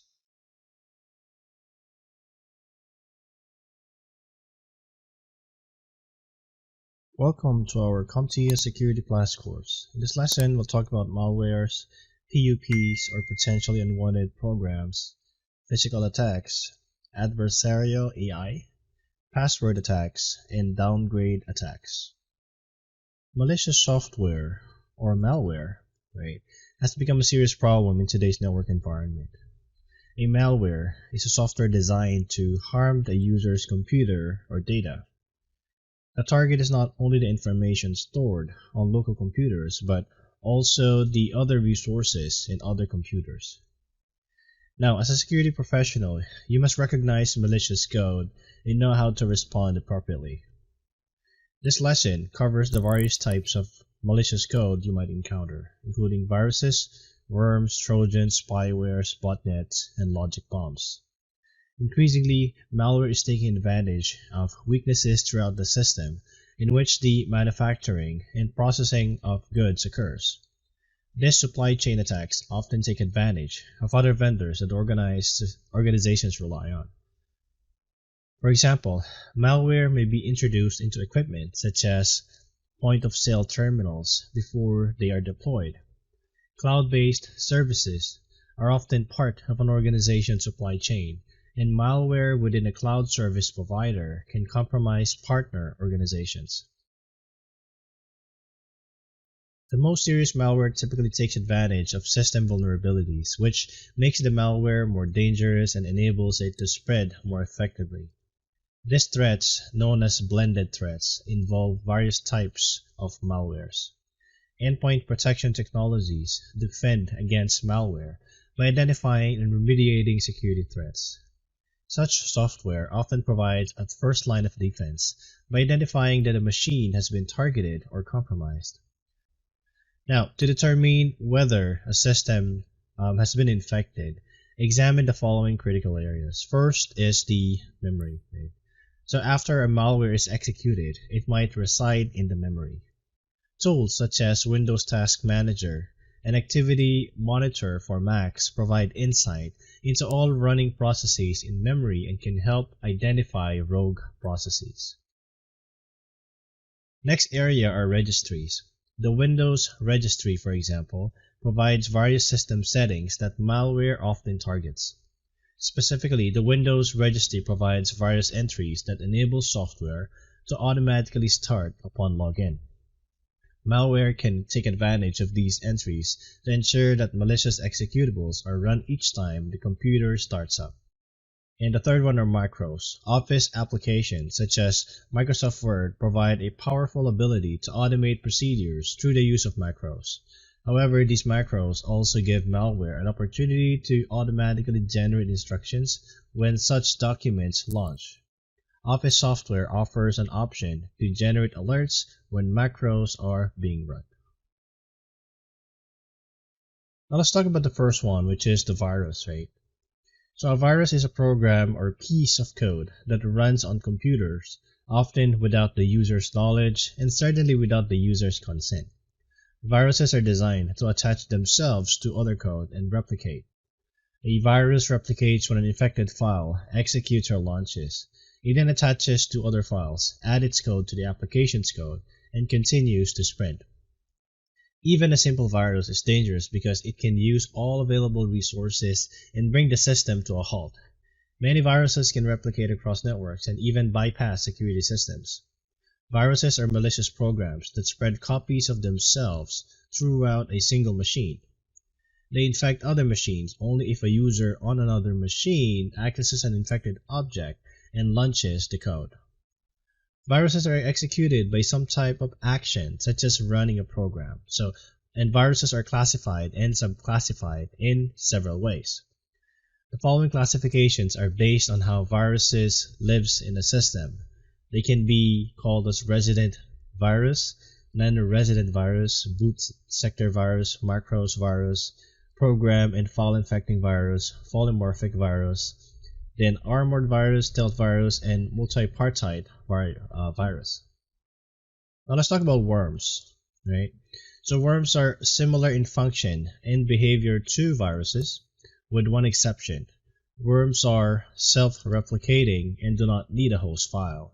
A worm is built to take advantage of a security hole in an existing application or operating system, then find other systems running the same software and then automatically replicate itself to the new host. This process repeats and needs no user intervention. When the worm is successfully running on a system, it checks for internet connectivity. If it finds connectivity, the worm tries to replicate from one system to another. Now, keep in mind that the key difference between a virus and a worm is that worms do not need to attach themselves to files, right, and programs and are capable of reproducing on their own. Common methods of replicating include spreading through email, through a network, and over the internet. Then the next type of malware are called Trojans. Okay. Trojans or Trojan horses are programs disguised as useful applications. Trojans do not replicate themselves as viruses do, but they can just be as destructive. The code hidden inside an application can attack a system directly or allow the code originator to compromise the system. A Trojan is typically hidden, and its ability to spread depends on the popularity of the software and the user's willingness to download and install the software. Trojans can perform actions without the user's knowledge or consent, including collecting and sending data and causing a computer to malfunction. Trojans are often classified by their payload or function. The most common include backdoors, downloaders, info stealers, and keylogger Trojans. The next one are logic bombs. Okay, so a logic bomb is just like a virus or a Trojan horse designed to execute malicious actions when a certain event occurs or after a certain period of time. For a virus to be considered a logic bomb, the user of the software must be unaware of the payload. A programmer might create a logic bomb to delete all code from the server on a future date, most likely after he or she has left the company. In several recent cases, ex-employees have been prosecuted for their roles in this type of destruction. One of the most high-profile cases of a modern-day logic bomb involved a guy named Roger Geronio, which is a disgruntled computer programmer who planted a logic bomb in about 1,000 computer systems of an investment bank, which is called UBS, to delete critical files and prevent backups. UBS estimated and repaired the costs at around $3.1 million, not including downtime, lost data, and also lost business. The next type are bots. Okay. A bot, which is a short for robot, is an automated computer program that needs no user interaction. Bots are systems that outside sources can control. A bot provides a spam or virus originator with a venue to propagate. Many computers compromised in this way are unprotected home computers. A botnet is a large number of computers that forward transmission to other computers on the internet. You might also hear a botnet referred to as a zombie army. So, here, a system is usually compromised by a virus or other malicious code that gives the attacker access, right? A bot can be treated through a port that has been left open or an unpatched vulnerability. A small program is left on the machine for future activation. The bot master can then unleash the effects of the army by sending the single command to all the compromised machines. A computer can be a part of a botnet even though it appears to be operating normally. This is because bots are hidden and usually go undetected unless someone is specifically looking for certain activity. The computers that form a botnet can be programmed to conduct a DDoS or a distributed denial of service attack, distributed spam, or perform other malicious acts. And the next one are crypto malwares. Crypto malware is specifically designed to find potential valuable data on the system and uses cryptography to encrypt the data to prevent access. The decryption key is then required to access the data. Crypto malware is often associated with ransomware. And just as the same name indicates, ransomware is a form of malware that attempts to hold the user's information or device for ransom. The attacker provides the decryption key only after the victim has made a ransom payment. With ransomware, an attacker typically has already compromised a system and demands payment to prevent negative consequences such as deleting files. Payment is typically demanded in cryptocurrency such as Bitcoin. Now let's talk about PUPs, or what we call as potentially unwanted programs. A PUP is a program that is most likely unwanted despite the possibility that users consented to download it. PUPs includes spyware, adware, and dialers, and these programs are often downloaded in conjunction with the programs that users actually want. Now let's talk about some examples of PUPs. The first one is a spyware. So, undesirable code sometimes arrive with commercial software distributions or downloaded from the internet. A spyware is associated with behaviors such as advertising, collecting personal information, and changing a user's personal information, or changing a user's computer configuration without obtaining consent to do so. Basically, spyware is a software that communicates information from a user's system to another party without notifying the user. Much like Trojan horse, right, as described earlier in our lesson, spyware sends information across the internet to some unknown entity. However, spyware monitors user activity on the system, potentially including keystrokes typed, and sends this log information to the originator. The information collected, such as password, account numbers, and other private information, is then no longer private. There's actually some clues that indicate that a computer might contain a spyware. First, the system is slow, especially when browsing the internet. The Windows desktop is slow in coming up. Clicking a link does nothing or takes you to unexpected websites. The browser homepage changes and you may not be able to reset it, and web pages are automatically added to your favorites lists. Now let's talk about another PUP, which is called an adware. Advertising supported software, or adware, is a form of spyware that gives advertisers an online way to make a sale. Companies offer to place ads in their web properties. A portion of the revenue from banner sales goes to the company placing the ad. However, this novel concept presents some issues for users. These companies also install tracking software on your system that remains in contact with the company through your internet connection. The software reports data to the company, such as your general surfing habits and the sites that you visit. The company might affirm that it will not collect identifying data from your system. However, the situation is still sensitive because software on your system is sending information about you and your surfing habits to a remote location. The U.S. federal law prohibits secret installation of software that forces consumers to receive pop-ups that disrupt their computer use. Adware is legitimate only when users are informed upfront and they will receive the ads. In addition, if the adware gathers information about the users, it must inform them. Privacy issues arise even with legitimate adware. However, for instance, although legitimate adware discloses the nature of the data collected and transmitted, users have little or no control over what data is being collected and dispersed. Let's talk about the third PUP, which is the crypto mining software. Many cryptocurrencies, such as Bitcoin, are mined using compute resources in a process known as crypto mining.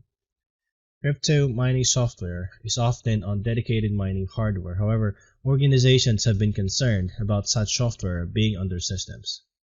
Crypto mining software consumes compute resources, making heavy use of the CPU. Criminals have been using malware to deliver malicious crypto mining software in order to use distributed resources of others to mine for cryptocurrency. Such an attack is known as cryptojacking. Cryptojacking compromises a victim's computer and it uses its resources to mine for cryptocurrency. Such an attack can also take place in a web browser when a user visits an infected website or ad that automatically executes a script. In this situation, no files exist on the computer, and as long as the browser remains open, the script runs, consuming CPU resources to mine cryptocurrency for the criminal. Now let's talk about the other types of attack. So, in addition to the social engineering techniques, the physical world opens up opportunities for attacks, often through the use or attacks on peripheral devices. As part of the university study years ago, researchers left hundreds of unmarked USB flash drives around the campus and found that about half of them were later plugged into computers. If an attacker had loaded malware on those devices, it would have infected the machines either when users plug in the devices to the computer, or when users open files from the devices on their computers. A similar approach goes beyond small storage devices and uses malicious cables and plugs such as generic USB cables, mobile device charging cables, and wall or power adapters. In addition to potentially infecting a system with malware, these cables and adapters can be fitted with an advanced technology such as wireless chips to allow nearby attackers to control or provide further instructions to the now vulnerable device.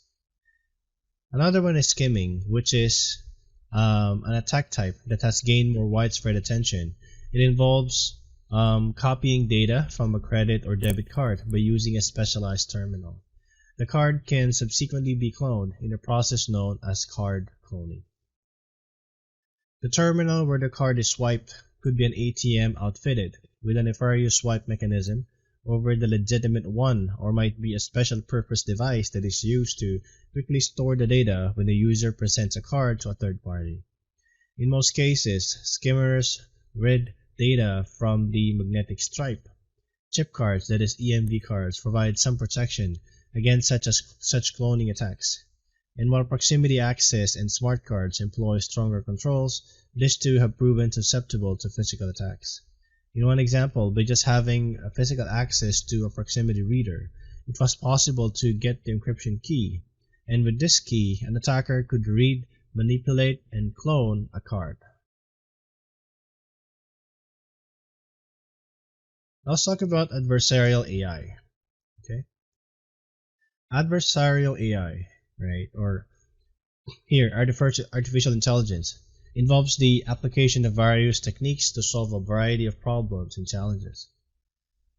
Machine learning is one of the key techniques used in AI. Machine learning, as its name implies, allows a machine to learn, and it allows a machines to be able to do analysis and perform tasks without specifically being programmed. Machine learning is now everywhere, right? It is used in many ways across various applications. Machine learning, or ML, can be applied to applications such as web searching, photo tagging, spam detection, video surveillance, virtual assistants, business decision making, customer support, product recommendations, fraud detection, security automation, and weather forecasting. Just as information security has benefited from machine learning, the technology can also be used for nefarious purposes by an adversary. Attackers are not only using machine learning for their gain, but are perpetrating attacks against ML algorithms. This can have huge impacts across both information and operational security. Given that these algorithms rely on data, it shouldn't be surprising that tainted data can have negative impacts. Both training data and input received by a system could be tainted. Okay, the next type of attack are password attacks. The most common form of authentication and user access control is the username and password combination, which can be significantly weakened as a security measure if the user selects a weak password. Automated and social engineering results on passwords are easiest when a password is short, lacks complexity, is derived from a common word found in the dictionary, or is derived from easily guessable personal information such as birthday, family names, pet names, and similar details. There are 4 common methods of attacking passwords. First is the dictionary attack. It could also be called as the brute force attack, spraying, and rainbow table. Passwords should never be stored unencrypted in plain text. Access to the password database would then make it quite easy to compromise every account. As a result, cryptographic concepts are heavily used in the storing of passwords. Attack against passwords usually fall into 2 broad categories. It could either be an online or offline attack. An online attack might, for example, involve an automated or manual attack against your web-based email account, in which the attacker attempts to log in with the username and password. It could also be an attacker which might be able to gain access to an entire hashed database of passwords from the web-based email provider. The attacker might use techniques offline to crack the hashed passwords before attempting to log in online.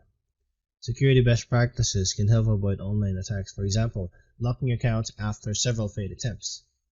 But offline attacks give the attacker the convenience of iterating through different methods of countless attempts. Online attacks occur while connected directly to a system. Users getting locked out of their accounts could be a result of forgetting password or could indicate attack against accounts. An offline attack occurs when the attacker has access to the material independent of the source system, like for example the encrypted password database might have been downloaded. An offline attack is less risky and affords the attacker the opportunity to circumvent controls without being detected. And the fourth one are downgrade attacks. Cryptographic attacks are made simpler through downgrade attacks. The cryptographic protocols used for secure web browsing are a common example. A downgrade attack is often a result of security configurations not being updated. Failure to update often stems from the desire to maintain backward compatibility. Now, when a browser is communicating over a secure channel with a web server, the two must first agree on the first version of the cryptographic protocol to use. The server might require the latest and most secure version of the protocol. However, if the browser does not support this specific method, the connection cannot happen. For this reason, security might give way to preventing operational impact. However, if the server fault allows negotiation to downgrade to a lesser version, the connection is susceptible to further attacks.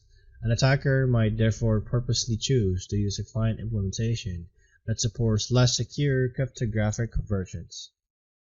Alright, let me give you a summary of this lesson.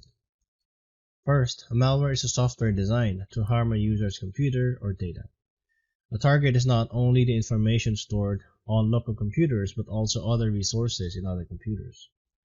A PUP, or a potentially unwanted program, is a program that is most likely unwanted despite the possibility that users consented to download it. Attackers can use USB flash drives or skimming ADM machines in order to steal information. Adversarial AI can be used by attackers to poison, which impacts the decisions made by an AI. Then, lastly, a downgrade attack is often a result of security configurations not being updated.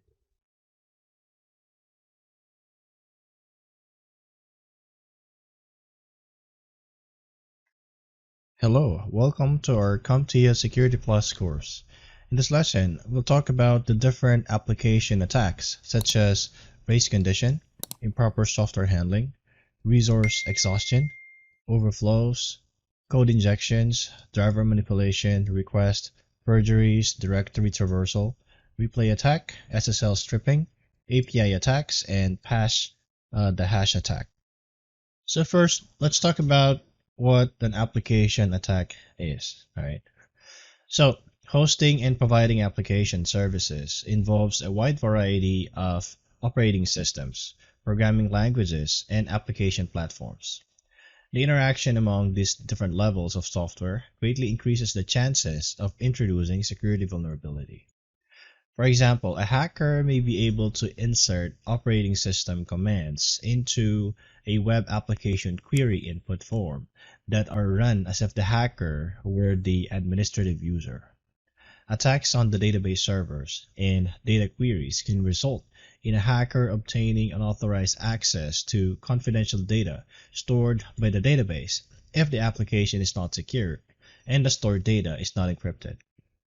Application attacks aim to impact hosts through the applications that they host. Most applications today are web-based, but in some cases, the traditional client-server model is used, where an application is hosted on a server. Generally, the threat actor seeks to deny service, steal data, implant malicious code, or gain access to the underlying systems by exploiting vulnerabilities within the applications. Alright, so let's now first talk about the first type of application attack, which is the race condition. So what is a race condition? A race condition involves software and specifically the way a program executes sequences of codes. A race condition typically occurs when a code sequences are competing over the same resource or acting concurrently. Time of check to time of use, or TOC/TOU, is an example of a race condition. It is an asynchronous attack that exploits timing. TOC, let me put that here, TOC/TOU, right? As I've said, this is time of check to time of use, right? That's what it means. So TOC/TOU takes advantage of the time delay between the checking of something and the usage of something, right? So here's a simple analogy to consider. Say that you want to withdraw $100 from your bank's ATM. First, you check your balance, right, and see that you have $100. Next, you initiate the withdrawal, but you are told that you don't have sufficient funds. Between the check and the use, your spouse used a different ATM to make a withdrawal. Race conditions can result in unexpected and undesirable results, or can even result in malfunction. Race conditions also can cause denial of service. In fact, a race condition can cause null pointer errors. With a null pointer error, an application dereferences a pointer that it expects to be valid, but that is really null, resulting in a system crash.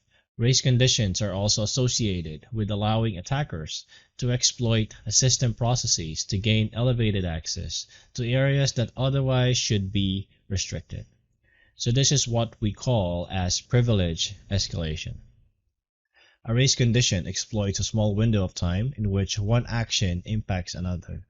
These out-of-sequence actions can result in system crashes, loss of data, unauthorized access, and privilege escalation. Now let's talk about the next one, which is about improper software handling. Software should be designed to ensure proper handling of input into the system, as well as proper error handling. Both of the following software errors can have operational impacts on an organization and its users, as well as security impacts. So the first one is improper input handling. So here, solutions that don't properly validate input into the system can affect data flow and expectations. This is called improper error handling. An attacker might be able to gain control of a system or inject code for remote execution. Next is improper error handling. So when software is not designed to properly handle errors, the result might be release of message and diagnostic information that is sensitive to the inner workings of the system. This data can disclose details to an end user and allow an attacker to gain sufficient information to advance an attack. Now let's talk about the third one, which is resource exhaustion. So, software that is not properly designed to validate input or manage errors is vulnerable to program manipulation and could reveal information that should not be disclosed. A computing system often have finite hardware resources available. Cloud computing systems might offer elasticity in terms of ability to scale, but monetary costs are associated with such scalability. If software does not properly manage resources such as CPU, right? CPU, memory, and storage, okay? A system might, completely consume or exhausts its resources. Now, the most obvious impact of such situation is denial of service, right? Or DOS. Without the required resources, users will not be able to access the system, and processing can be impacted. Resource exhaustion can also result from other unexpected events and attacks. For example, with a memory leak, right? Let me put it here. Memory leak.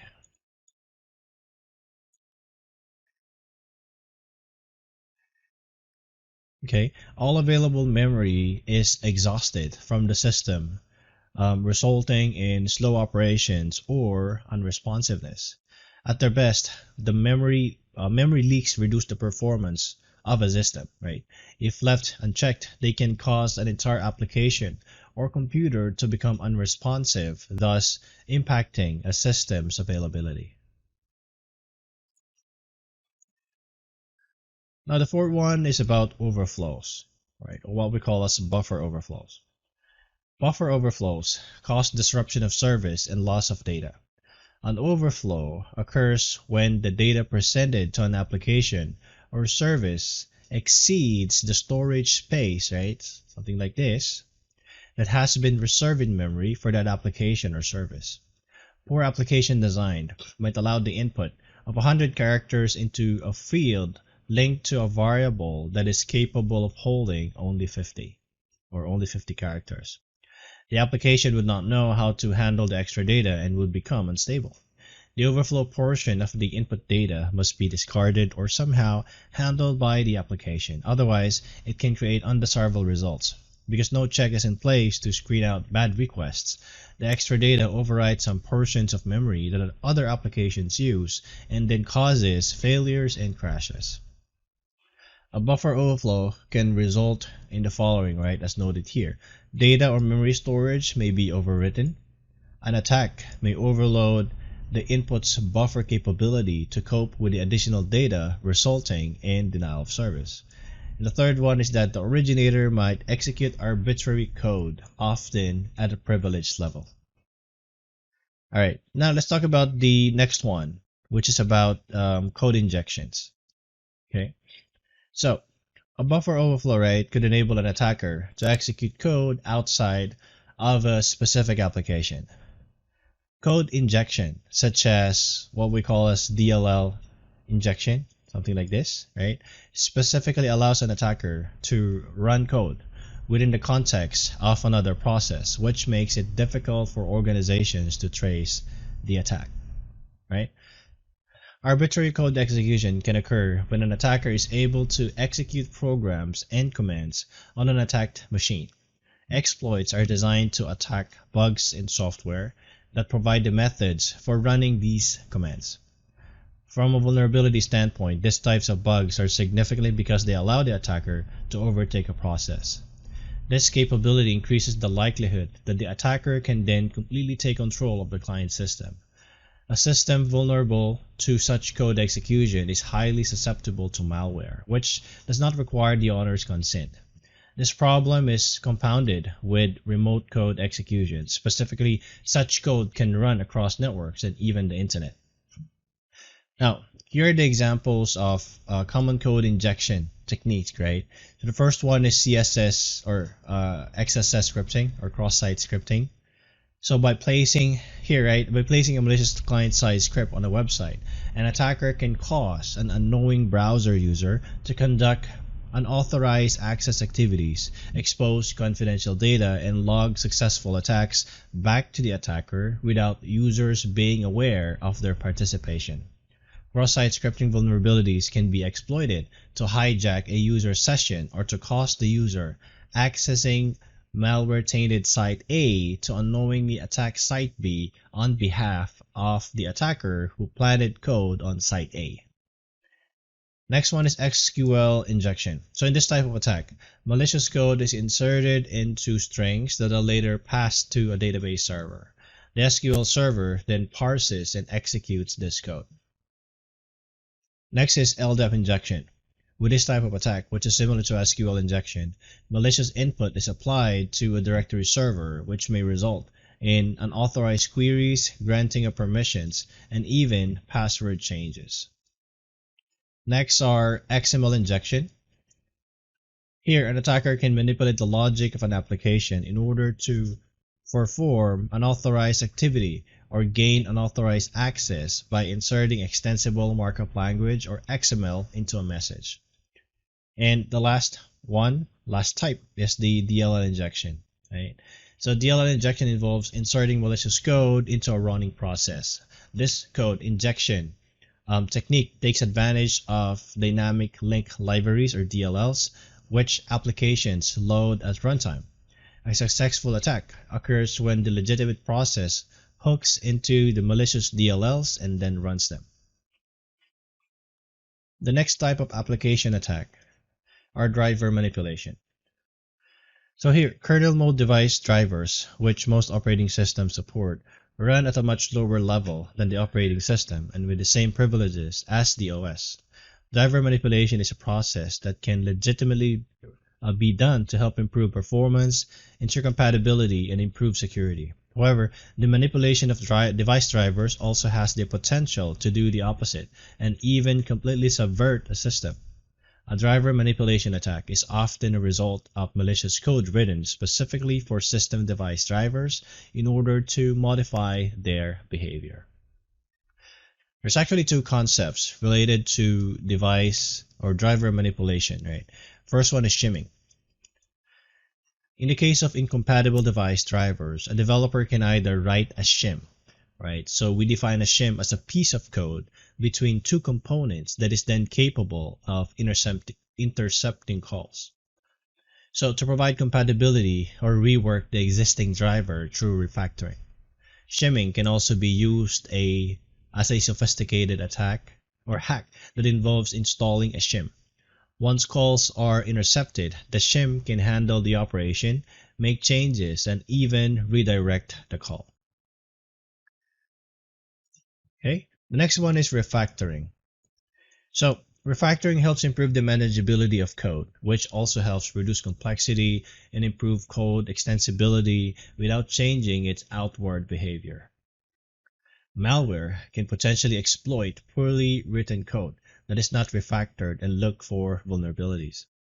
In addition, a skilled attacker could refactor code and trick the underlying system into using the manipulated driver with malicious intent. It is therefore important to verify trusted code using cryptographic techniques to ensure the integrity of the code components allowed on the system.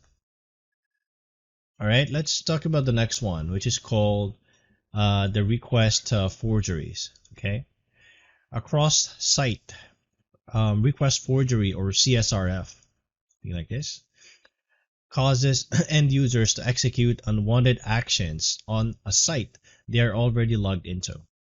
So here, the attacker prepares a specially crafted URL that is initiated on the client side from the browser. This could result in the user changing her own password to something the attacker knows or taking some other desired action. Imagine that you're logged in to a social media website. You then browse to another site in a different browser tab. Meanwhile, without your knowledge, that second site sends a request that includes code to post a status update on your social media account. If you remain logged in and the social media site is not designed to protect against forged requests, this type of attack is entirely possible. Keep in mind that with a CSRF attack, the user is tricked into going to a specially crafted URL either by directly clicking on it or by going to a website under the attacker's control with the embedded URL. This attack relies on the user's identity and the website's trust in that identity. If the user is logged in to a social media account, a subsequent malicious web request can succeed because the social media page trusts the individual who is already logged in.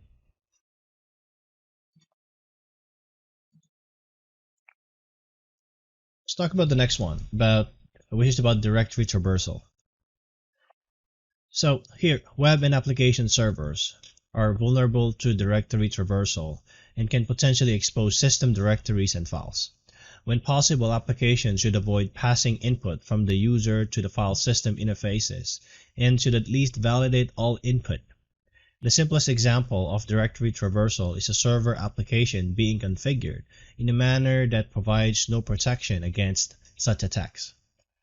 Directory traversal could allow an attacker to simply view the source code for a website's public directories and files. Or an attacker might be able to look at the path for an image on the site and see, right? For example, the paths that looks something like example.com/images/image.png, right? Here, an attacker who tries to go to that resource, right, should be denied access. However, a server that allows directory traversal may provide the list of all the images in that directory.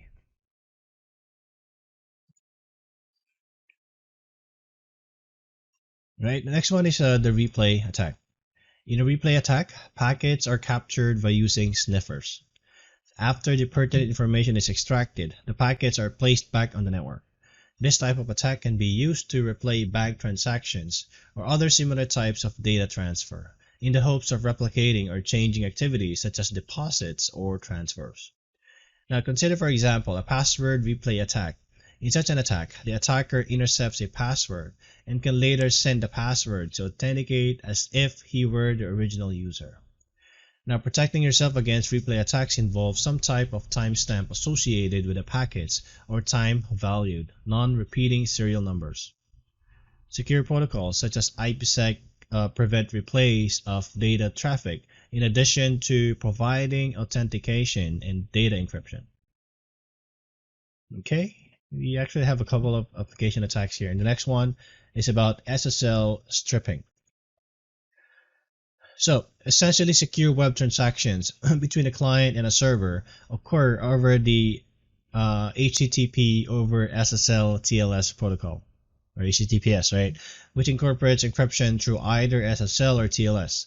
Most websites today use HTTPS. For example, any transaction on the web between you and your bank would be encrypted and have integrity ensured through HTTPS. With SSL stripping, an attacker strips or removes the encryption between the client and the website by acting as a proxy or middleman. The attacker can then establish a secure connection between himself and the server. So as you will see, right, in this figure, it shows an example, right, of this type of attack and how it's possible to trick both the client and the server. Imagine that you are at a coffee shop and connected to a wireless network. To make this attack very simple, say that you unknowingly connect to a wireless hotspot. You think it's the coffee shop hotspot, right? But it actually belongs to an attacker. At this point, the attack is possible because the attacker is able to intercept unencrypted HTTP requests that you make to your bank. The reason HTTP is used instead of HTTPS is that you haven't established a secure connection to the bank. Most users, either by typing in directly or via a link on another unencrypted website, then go to something like HTTP, right, www.example.com, rather than using the HTTPS example.com. Normally this is fine, as an HTTP redirect occurs that sends your browser to the HTTPS site. However, the attacker uses software to intercept the HTTP traffic, and as the traffic is being redirected, the attacker strips away the use of HTTPS. Rather than connecting to your bank, you end up communicating directly with the attacker's computer. At this point, the attacker makes a secure connection to the bank and provides an unencrypted content back to you. At this point, the attacker can capture and read all of your information. Alright, the next one are API attacks.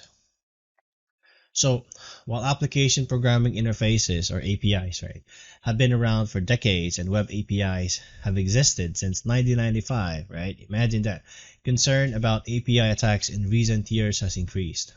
For good reason. Modern applications across today's mobile web and distributed environments that increasingly rely on smartphone apps aren't monolithically designed the way applications were in the past. Instead, they are modular, composed of individual services, and are expected to provide and get their value from the other services. APIs play a critical role in this by exposing application logic and making data available where it is needed. As a result, attackers have naturally looked to APIs for their own use and also found ways to exploit them. Almost since its founding, the Open Web Application Security Project, or OWASP, has annually published the OWASP Top 10 for web application security risks.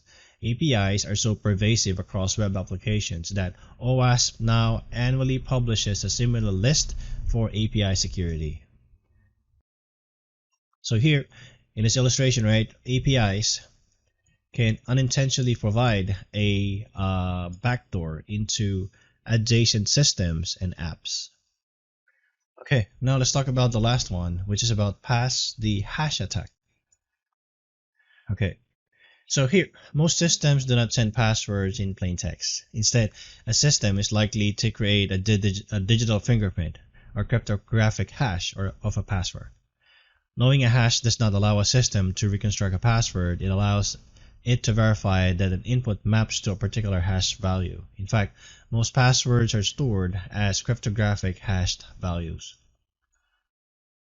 The current discussion provides a simplified example of hashing. Imagine that each letter of the alphabet corresponds to a number like A equals 1, B equals 2, right? Something like this. A equals 1, B equals 2, C equals 3,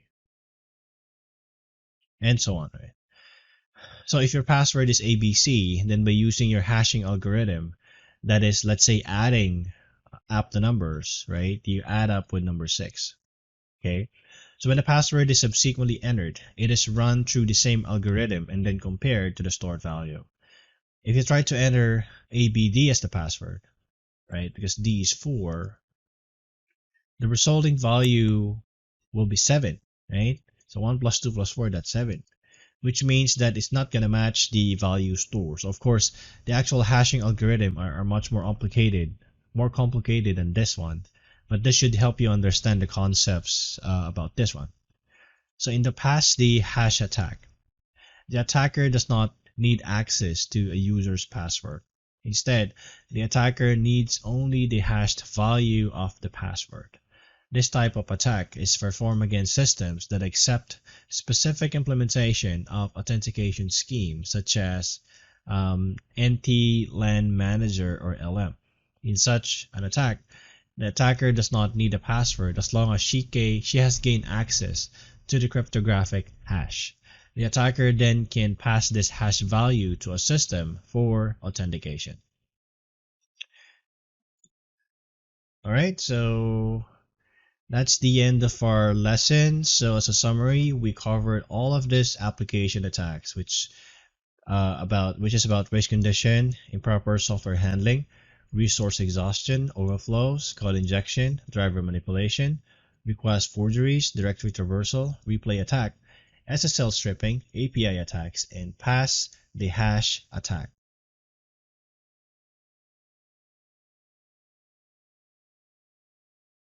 Hello, welcome to our CompTIA Security Plus course. In this lesson, we'll talk about different network attacks such as wireless attacks, on-path attacks, layer 2 attacks, DNS attacks, denial of service attacks, and malicious code and script execution. Many of the types of attacks that can assault a network and computer systems are geared towards specific system accounts, system services, or applications. The most damaging and obviously the most popular attacks by hackers involve disrupting the network itself, because the network is the infrastructure that allows all systems and devices to communicate. Disrupting those communication lines can be the most damaging attack a network can suffer. According to this illustration, malware sits on top of the list, followed by targeted attacks, followed by unknown attacks, then account hijacking, and so on. Knowing that 23.5% of the attacks are known is quite alarming, right? So being informed on the known attack vectors are crucial, as these unknown attacks can be a variant of what is already known or could be new ways to execute an attack. Wireless networks present unique security challenge, right?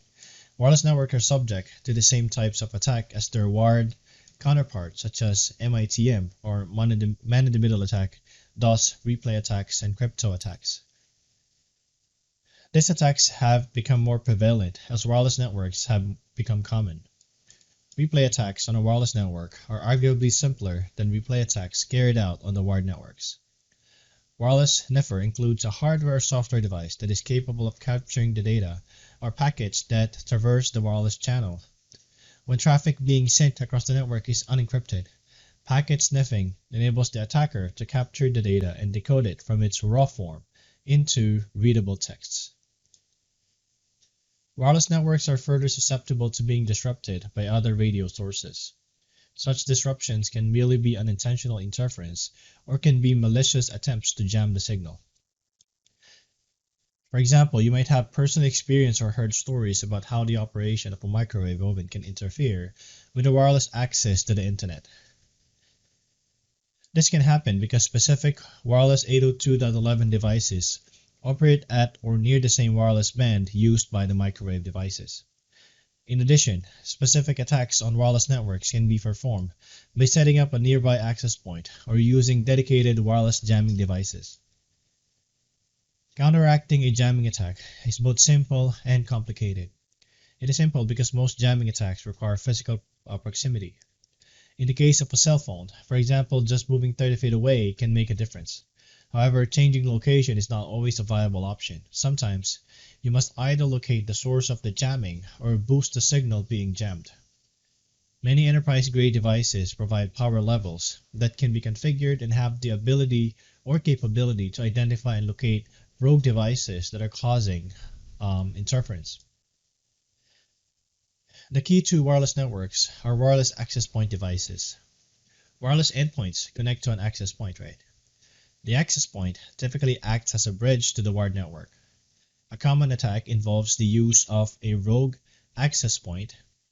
In such situation, an unauthorized wireless access point is set up.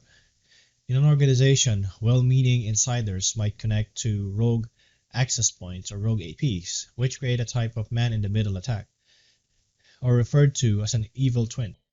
Because the client's request for connection is an omnidirectional open broadcast, it is possible for a hijacker to act as an access point to the client and to act as a client to the true network access point. This enables the hijacker to follow all data transactions and thus modify, insert, or delete packets at will. By implementing a rogue access point that has stronger signal strength than more remote permanent installation, an attacker can cause a wireless client to preferentially connect to its own stronger connection by using the wireless device's standard roaming handoff mechanism. Now let's talk about the second one, which is called the on-path attacks. The on-path attack, also known as the man-in-the-middle attack or MATM attack, takes place when an attacker intercepts traffic and then tricks the parties at both ends into believing that they are communicating with each other. This type of attack is possible because of the nature of the three-way TCP handshake process, which uses SYN and ACK packets. TCP is a connection-oriented protocol, and a three-way handshake takes place when establishing a connection and when closing a session. When establishing a session, the client sends a SYN request. The server sends an acknowledgement in synchronization to the client or SYN-ACK, and then the client sends an ACK, which is also referred to as SYN-ACK-ACK, to complete the connection. During this process, an attacker may initiate a man-in-the-middle attack. The attacker uses a program that appears to the client as the server and appears to the server as the client. An attacker may also choose to alter the data or eavesdrop and pass it along. This type of attack is common with the Telnet protocol and wireless technologies. It is also generally difficult to implement because of physical routing issues, TCP sequence numbers, and speed. Now, if an on-path attack is attempted on an internal network, physical access to the network is required. Be sure that access to wiring closets and switches is restricted. If possible, such an area should be locked. After you have secured the physical environment, be sure to protect the services and resources that allow a system to be inserted into a session. DNS can be compromised and used to redirect the initial request for service, providing an opportunity to execute a man-in-the-middle attack. You should restrict DNS access to read-only for everyone except the administrator. The best way to prevent these types of attacks is to use encryption, secure protocols, and methods for keeping track of the user's session or device. Now let's talk about Layer 2 attacks. Layer 2 is the data link layer of the Open Systems Interconnection or OSI model for computer networks. This is the layer responsible for transferring data between systems on a local network. Computers are often connected to a switch in a wiring closet. Switches operate at Layer 2 of the OSI model. Their packet forwarding decisions are based on the Media Access Control Addresses or MAC addresses. Switches allow LANs to be segmented, thus increasing the amount of bandwidth that goes to each device. Each segment is a separate collision domain, but all segments are in the same broadcast domain. Now, as you consider Network attacks at layer 2, right? Keep in mind that the OSI model allows each layer to work without having to be considered with the others. However, lower layers can affect the layers above them. Thus, if the physical layer is hacked, layer 2 will suffer, and if layer 2 is hacked, the network layer or layer 3 is also going to be compromised, and so on and so forth. Now, let me give you some examples of layer 2 attacks. The first one is MAC spoofing. So, spoofing is a method of providing false identification information to gain unauthorized access. Spoofing a MAC address, called MAC spoofing, involves changing the built-in MAC address of the network device, which is hard-coded and assigned to its network interface from the factory. In some circumstances, this address can be changed, but most attacks simply mask or spoof the address to something else. Some networks might control access via this address, right? An attacker, which is able to spoof this address, could then gain access.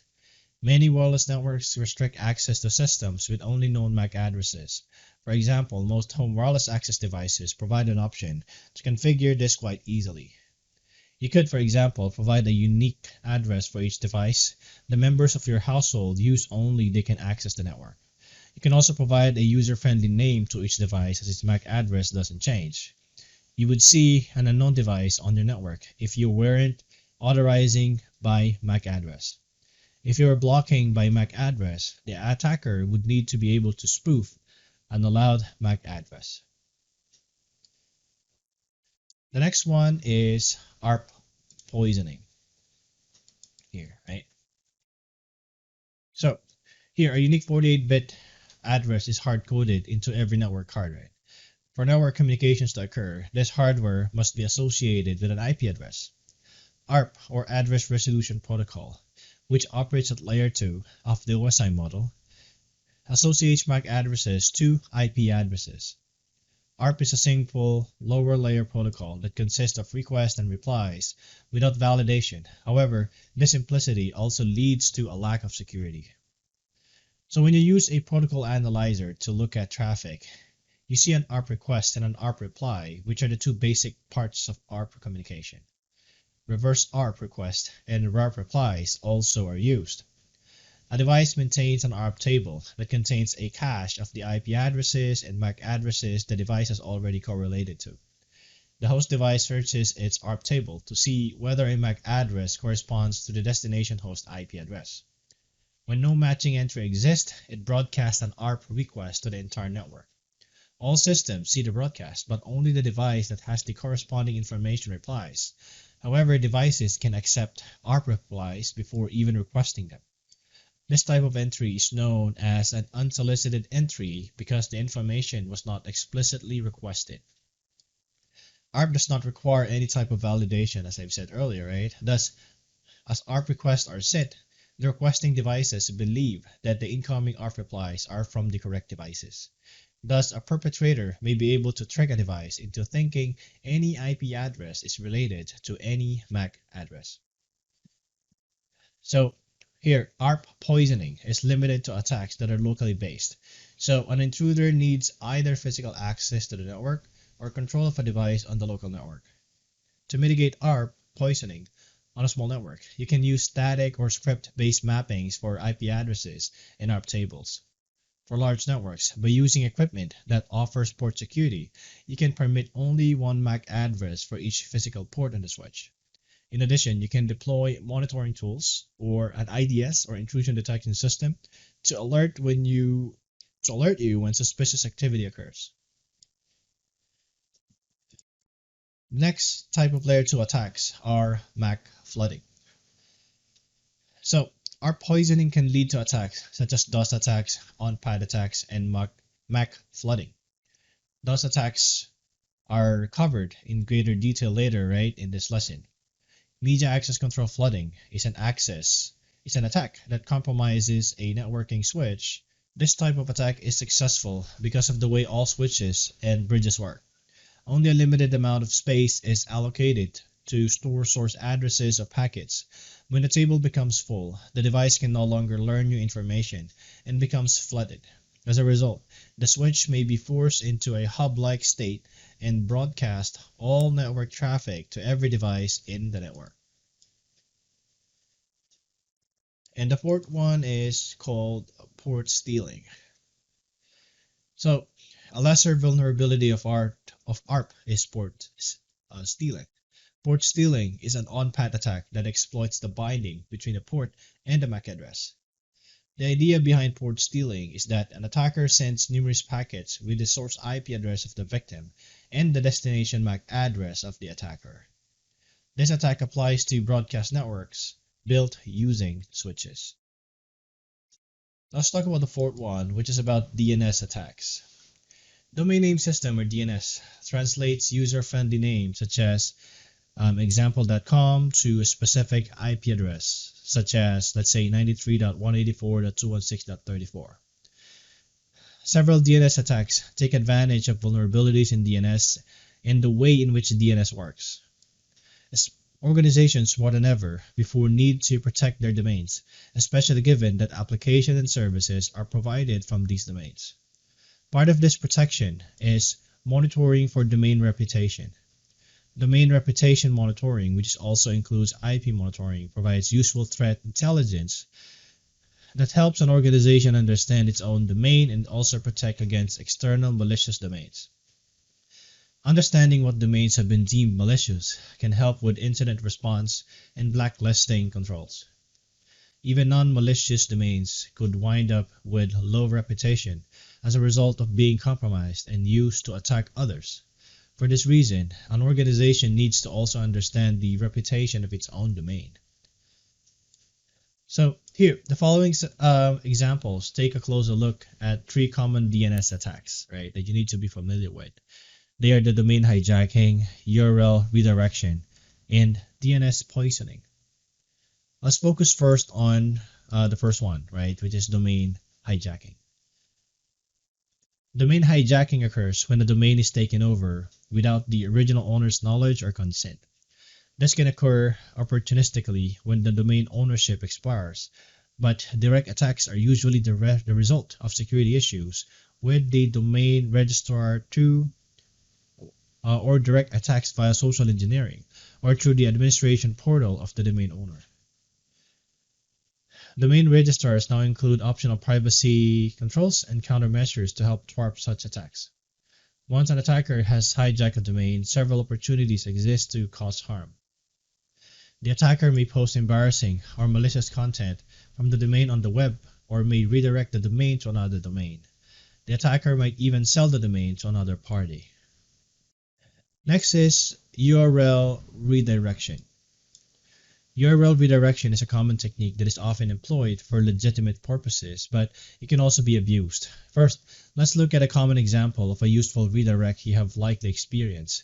Imagine that you're logged in to your bank and you create a bookmark for the page where you can transfer money.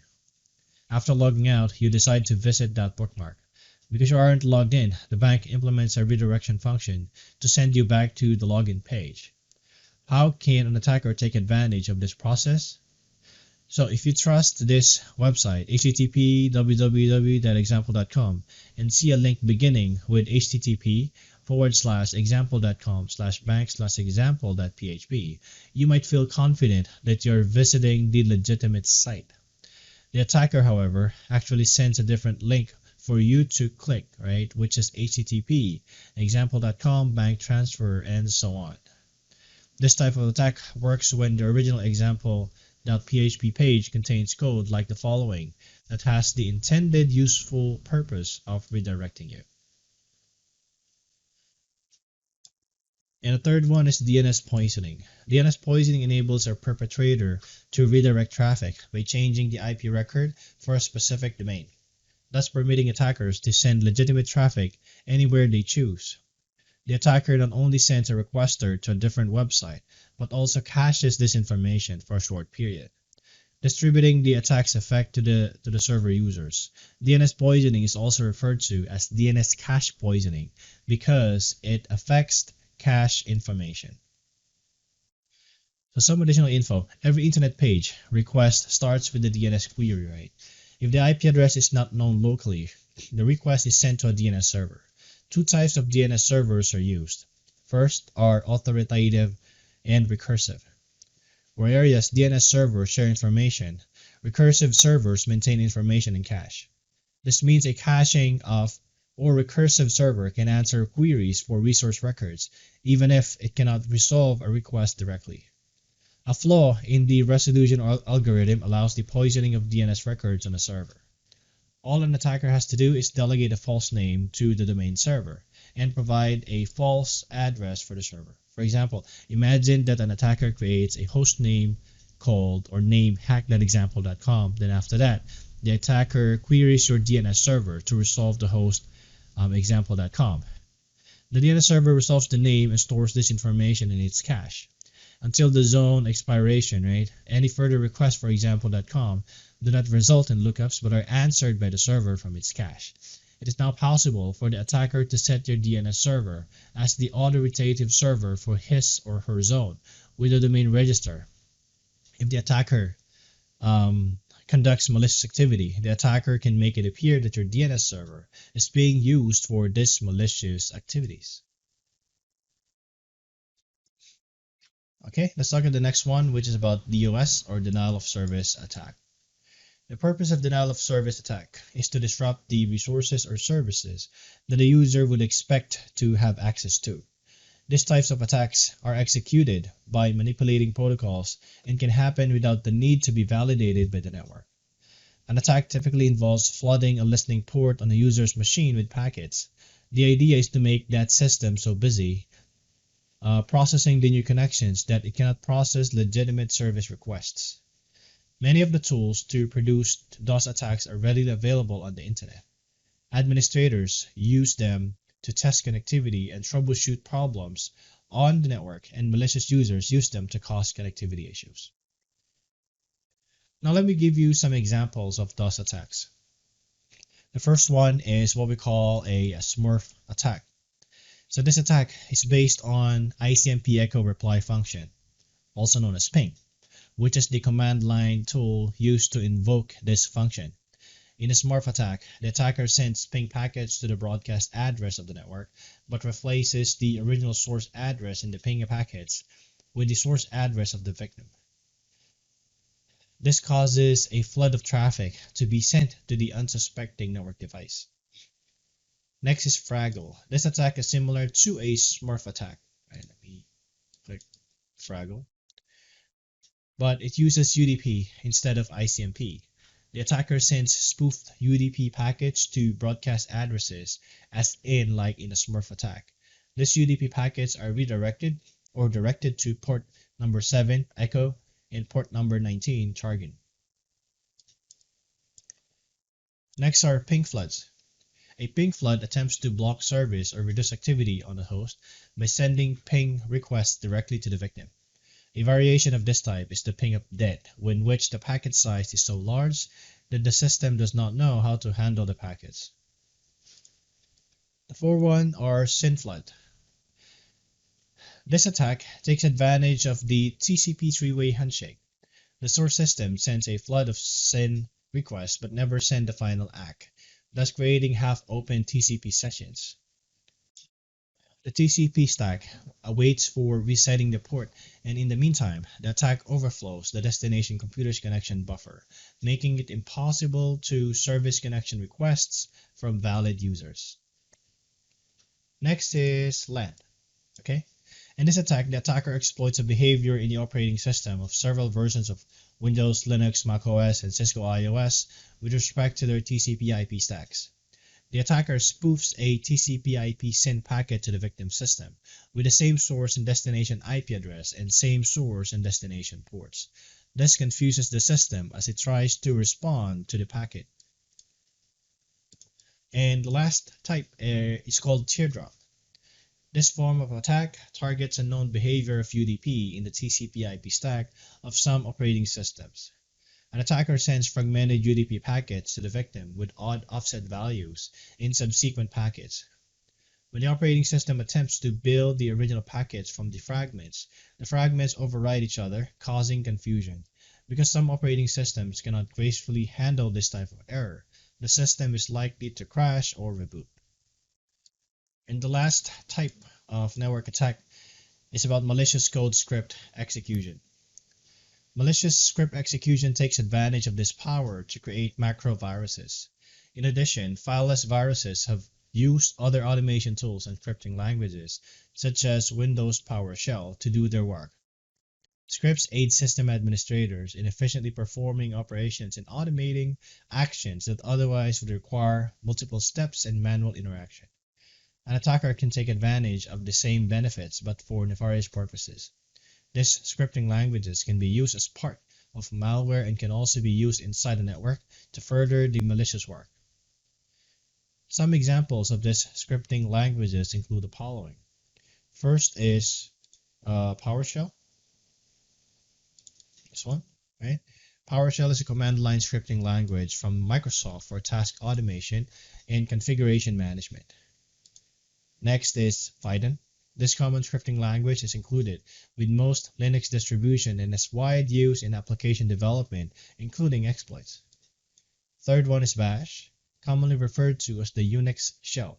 Bash is the environment and command line language for many versions of Apple macOS and most Linux distributions. And the last one is Visual Basic for Application, or VBA. It is based on the Visual Basic programming language from Microsoft. VBA helps drive specific events or actions. Microsoft macros for Office documents are written or recorded using VBA. Alright, so that's the end of the lesson. Just to give you a summary. We covered the following, right? We spoke about wireless attacks, on-path attacks, or man-in-the-middle attacks, layer 2 attacks, DNS attacks, denial of service attack or DOS attacks, and lastly is about malicious code and script execution.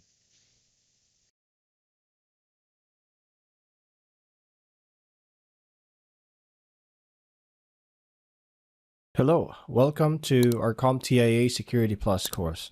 In this lesson, we're going to talk about IOC, or Indicators of Compromise. And here we're going to talk about the IOCs in terms of malware attacks, physical attacks, network attacks, application, cryptographic, password attacks, and some common indicators. So before we go to the specific, let's talk what an IOC is, right? So an indicator of compromise, or IOC, is a piece of digital evidence that suggests an information security system may have been compromised. Think of IOCs as clues that signal potential security incidents similar to fingerprints at a crime scene. These indicators can come in various forms, such as unusual outbound network traffic, anomalies in user account behavior, suspicious file changes, or known malicious IP addresses and URLs. IOCs play a crucial role in cybersecurity as they help organizations detect and respond to threats more swiftly and effectively. When a security system identifies an IOC, it's a signal to IT professionals to investigate further. This proactive approach is vital for preventing further damage or data breaches. Now, to effectively use IOCs, cybersecurity teams rely on various tools and processes to collect, analyze, and manage these indicators. This involves continuously updating their knowledge base with the latest threat intelligence to ensure they can recognize new and evolving threats. The key to effectively using IOCs is speed and accuracy.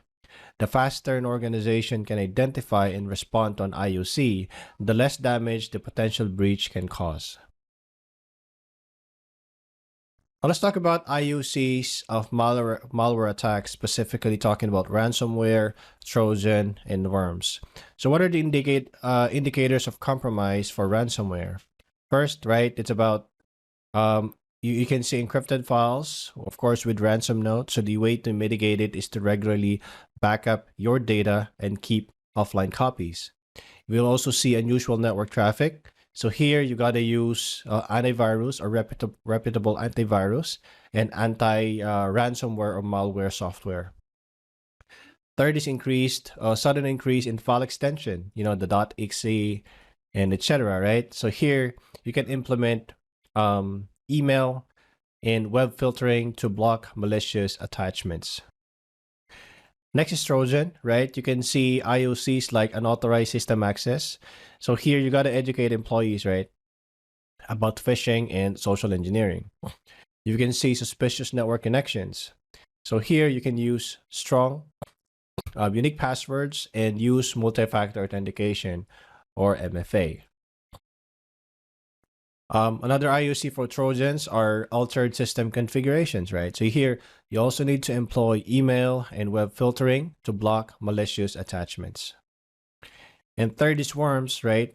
So common IOCs, replicating processes, right? If you look at the task manager in Windows, you see some processes that are being replicated that could be an indicator of worms. So here you need to implement network segmentation to contain the infection.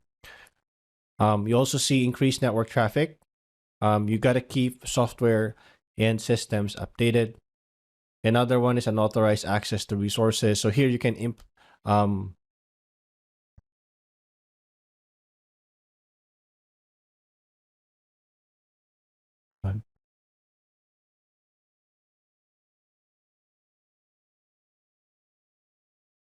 so here you can use a strong intrusion detection systems and prevention systems. Okay. Next one is spyware, right? You can see unauthorized data collection. So here you just need to do a regular scanning of the system. You can also experience and explain system slowdown, right? So here you gotta ensure that the users are educated in social engineering, ensuring that they don't open any links, right, that is not familiar to them. You see altered browser settings, so you need to use reputable anti-spyware and adware removal tools. Next is bloatware. So you will experience decreased system performance. So to mitigate that, you gotta avoid downloading software from untrusted sources. You can see excessive ads and pop-ups. So here you gotta use reputable application stores for downloads, right? And unwanted software installation, right? So here you gotta be very cautious when accepting bundled software during installations, right? So this is very common when you're actually installing a software that you just downloaded somewhere. There's going to be some softwares bundled to it. And last one is virus, right? You can see replicating. It's actually replicating and spreading. So you need to employ email and web filtering because this is the typical ingress points of viruses. Unauthorized data access. So you got to regularly scan for and remove viruses. And suspicious file modification. So here you got to keep the software and systems updated as well, right? That's for the malware attacks. Stop 6. Then let's move on to the next one. Keyloggers. You will see suspicious keystrokes being recorded. So you can use an anti-keylogger software or security suites, unusual network activity. Here you got to ensure you educate the users about phishing and social engineering. And you will notice altered system settings. To mitigate it, ensure you have the right tools to monitor and review the system logs. Logic bump. You can see unexplained system outages, right? Of course, you got to implement strict access control for critical systems.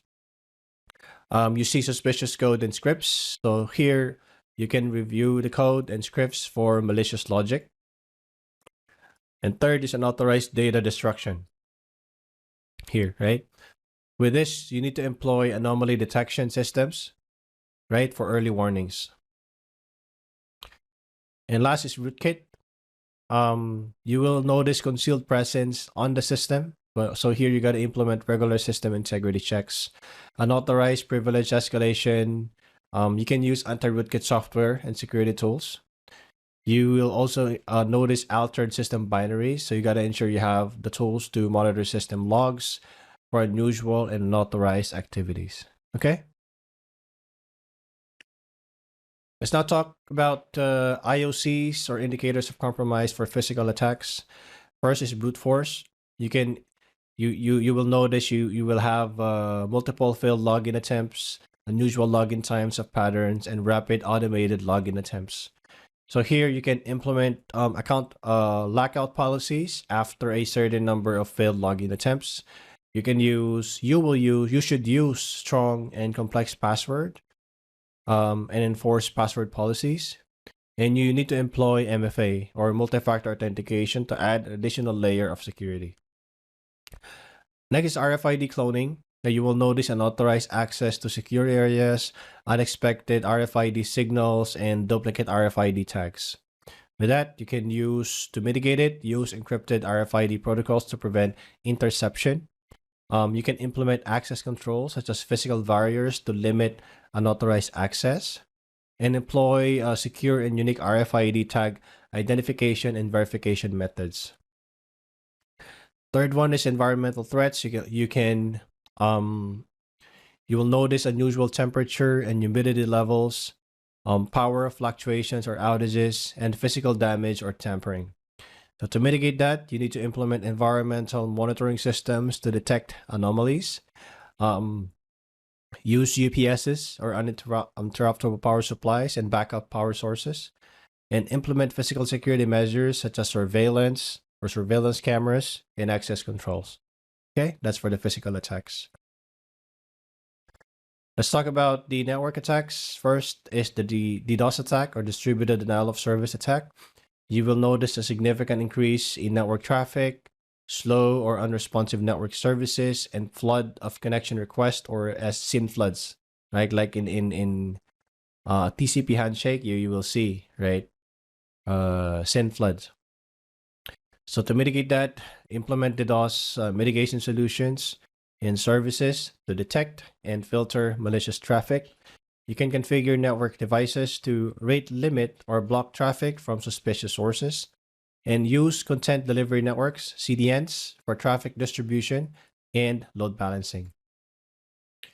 Next is DNS attacks. Here you will notice frequent DNS resolution failures, unexpected redirection to malicious websites, and unauthorized zone transfers or DNS poisoning. To mitigate that, you need to implement DNS filtering and monitoring to detect and block malicious DNS queries. You can employ DNS security, right? DNSSEC to authenticate DNS responses. And third, you can harden the DNS servers and keep them up to date with security patches.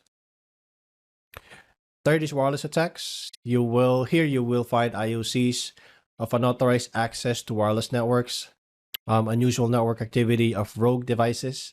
When you say rogue devices, right, like a rogue AP, that's an access point that somebody brought into the network, which is not really part of the infra or not being managed by the infra. So that's called a rogue device or rogue access point. Next is the frequent disconnections or network disruptions. To mitigate that, you need to implement strong encryption protocols like WPA3 and use strong, unique Wi-Fi passwords. You need to enable wireless intrusion detection systems or WIDS or WIPs as well, right? To mitigate this, and segment the wireless network to limit access to sensitive resources.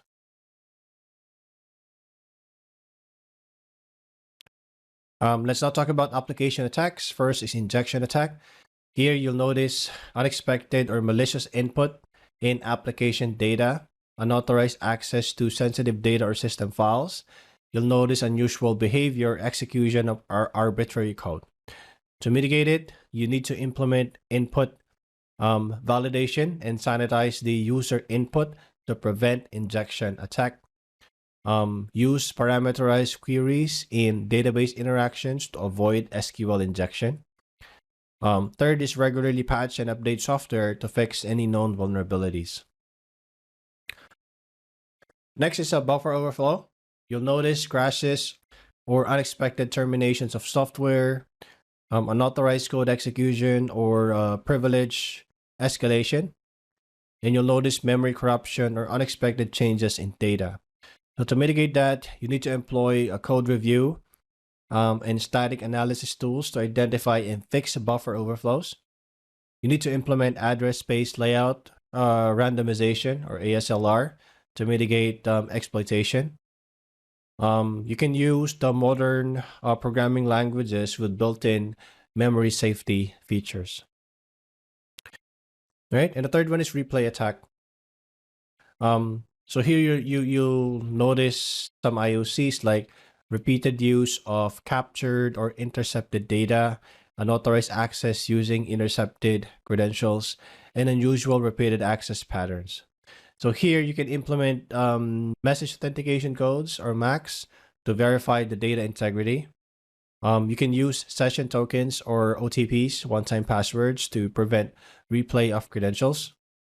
And third is employ timestamps and nonces, right? So here you can employ it to detect and reject replayed messages. Another next way, right, of types of IOCs for application attacks, you have privilege escalation. So here you can see unauthorized access to higher level privileges, unusual or unauthorized system configuration, and suspicious changes in user roles or permission, right? This is very important. So to mitigate that, you get to implement the principle of least privilege, POLP, to restrict user and system privileges. Regularly audit and monitor system logs for suspicious activities, and you need to patch and update software to address known vulnerabilities. Next is forgery. So here you'll notice the unverified and untampered digital signatures, unexpected discrepancies in document content, and unauthorized creation of fake documents. To mitigate that, you need to use strong cryptographic digital signatures for authentication. You also need to educate users about recognizing and reporting suspicious documents. And you need to employ document verification tools and techniques. The third or the last one is directory traversal. So here, you will notice unauthorized access to sensitive files or data, unexpected file reads or writes, suspicious manipulation of file. Okay, now to mitigate that, you need to implement input validation and sanitize the user inputs to prevent directory traversal. You can use access controls and file system permissions to restrict the directory access. And third is you can employ security measures like WAFs or web application firewalls to detect and block traversal attempts. Okay. All right, now let's talk about cryptographic attacks. First is downgrade attack. You'll notice unexpected protocol or cipher suite downgrades, weaker encryption or security parameters in use, suspicious changes in cryptographic key negotiation. To mitigate that, you can use modern and secure encryption protocols and cipher suites. You need to implement strict certificate validation and pinning to prevent man-in-the-middle attack. And you need to regularly update and patch software to address vulnerabilities. Next is collision attacks. Here you'll notice hash collisions or identical hash values, unexpected data corruption or inconsistencies, unusual patterns in data integrity and verification. To mitigate it, you can use the cryptographic hash functions that are collision resistant, such as SHA-256. You can employ salting and additional hashing iterations to mitigate collision attacks. And you can also monitor and audit the use of cryptographic hash functions for anomalies. Birthday attack. So here you'll notice multiple occurrences of identical hash outputs, unexpected errors, or vulnerabilities in cryptographic systems. You can also see increased processing time for hash functions. To mitigate it, you need to increase the size of the hash output to reduce the likelihood of collisions. You need to use secure random number generators for cryptographic operations. And you need to implement rate limiting and monitoring for repeated cryptographic operations.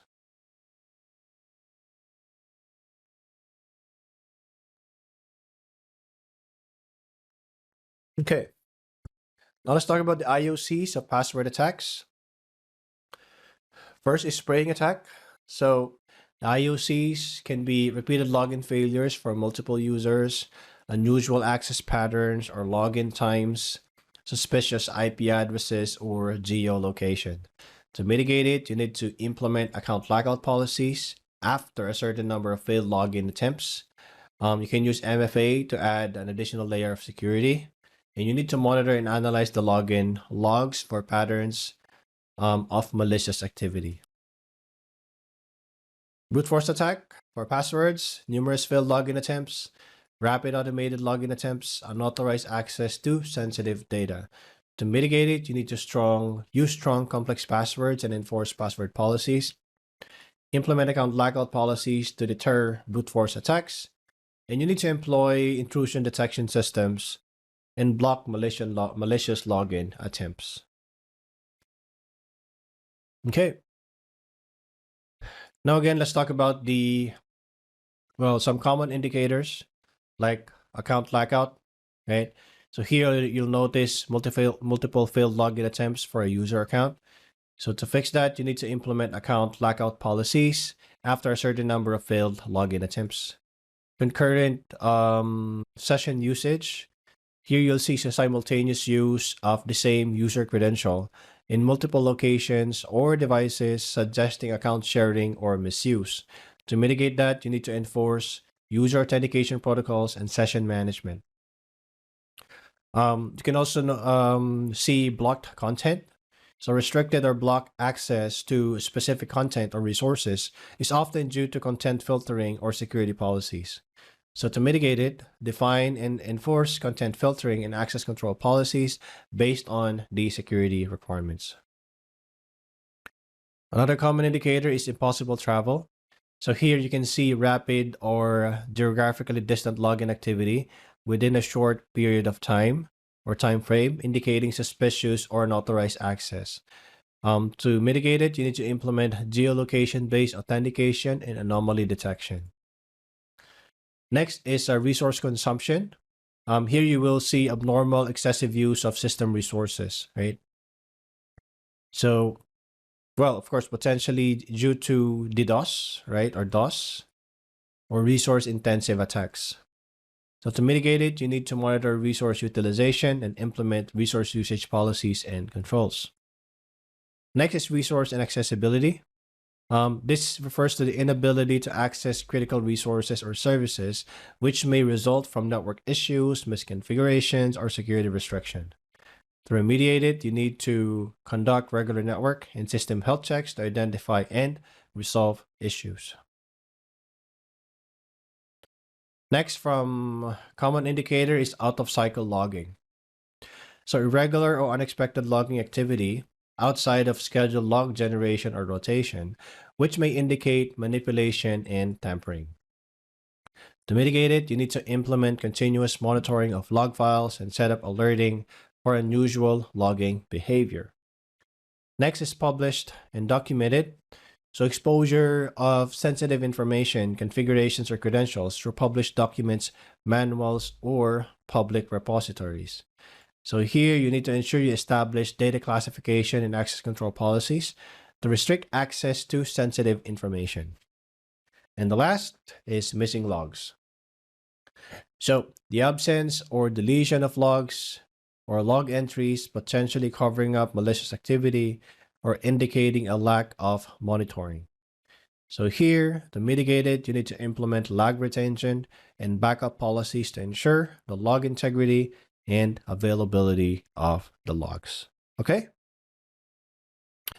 All right, that's the end of the lesson. Here we spoke about or described what an IOC is, or indicators of compromise. We talked about examples of IOCs from malware attacks, physical, network, application, cryptographic attacks, password attacks, and some common indicators and how to mitigate them. All right, that's it. Thank you very much for watching the video.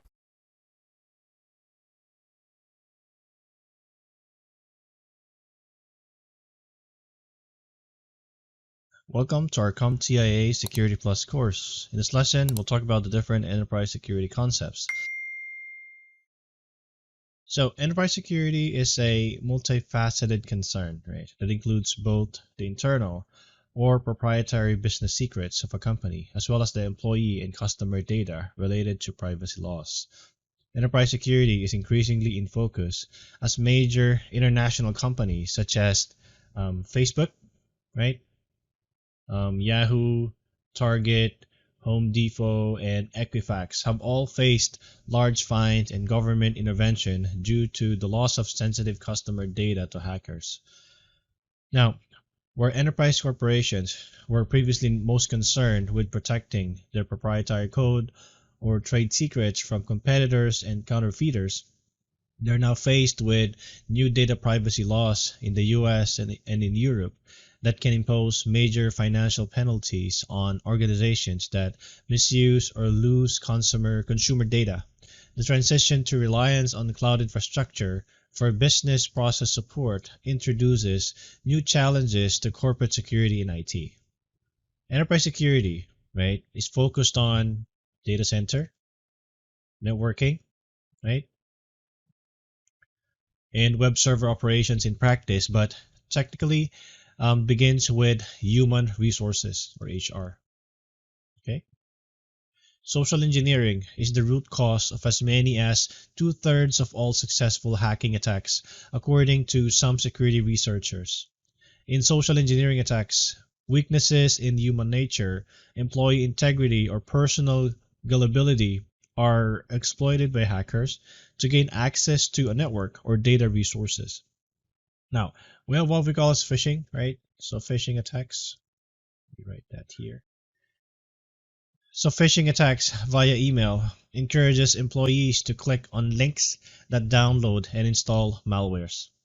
There's another one called vishing or voice phishing, right?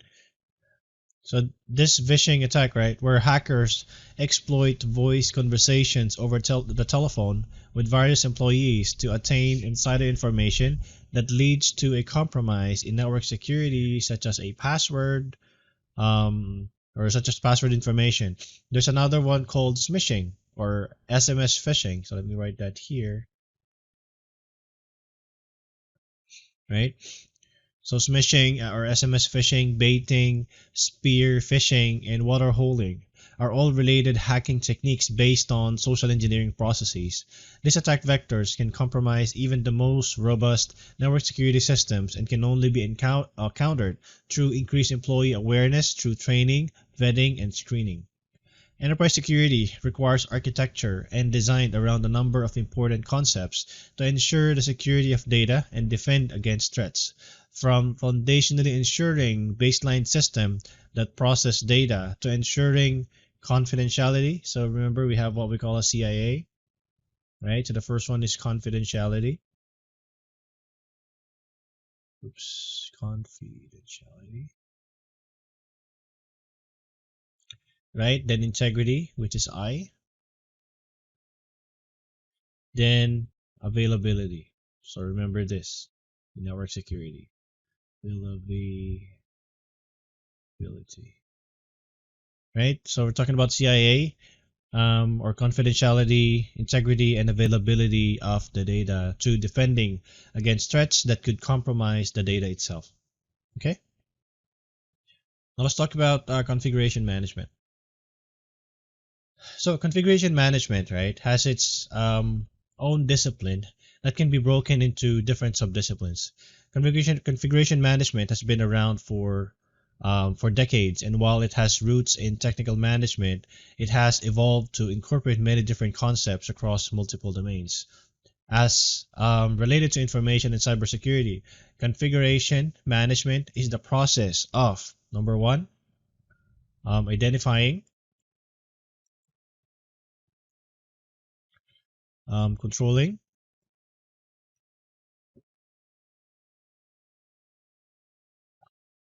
and auditing the deployment and changes made to an established baseline. There's actually some benefits, right, that include the ability to do things more efficiently and effectively while providing strong security controls and best practices. So the examples and benefits are realized in the following processes, like provisioning of new systems, replicating environments, recovering from disasters, onboarding and training employees, ensuring stability through change management, and ensuring hardened and secure systems. It is important to understand how configuration management contributes to secure configuration. A baseline configuration is based on a component, right, or a system, and includes the configurations and settings that are set as the foundation for all similar systems. This way, for example, when like a Windows desktop is deployed to a user, the Windows desktop deployed to another user is set up the same way based on a well-documented baseline configuration. While having the baseline configuration may seem unnecessary for just two systems, you can imagine how useful it is in an organization with thousands or tens of thousands of systems. Now, without such configurations and the proper management of this configuration, an organization would be more susceptible to errors, right? Errors, malfunctions, functions, and security breaches, right? So we know this. Further, ongoing management and support of these systems can be quite overwhelming. So it is therefore important to understand that the configuration management process as well as the baseline and standards must be well documented. So consider, for example, the following, right? So first is the baseline configuration. A baseline configuration should be documented such that another person could easily replicate the configuration, much like like following a recipe. This standardization also helps in facilitating audit activities. Next are diagrams. So diagrams are particularly important for networks and interconnected complex systems. Examples include network maps, right, cabling, wiring diagrams, and application configuration and connection. Third are standard naming conventions. So an agreed upon method of naming assets is valuable for everyday management and especially in the event of an emergency. For example, a computer could be named Therese SF Sales, right? Something like that to indicate a computer assigned to Therese out of San Francisco in the sales division. So computer names can indicate a number of physical properties including building number, room number, and floor, or logical properties such as the owner, the cost center, or the function such as email or web. And the fourth one is the IP schema or the Internet Protocol schema. As components and systems are added to IP-based networks, each is usually assigned an IP address. A small organization, for example, might design or designate systems by type according to the last octet of the IP address. So when we say about last octet, right? If we have like 10.1.1.x, X is the last octet, right? So we can designate based on that. Okay, so let's say maybe the 10.1.1 is the gateway. If it's 10.10 to 20, this could be for printers, right? And so on. We can assign, the other ranges for the users themselves. Okay.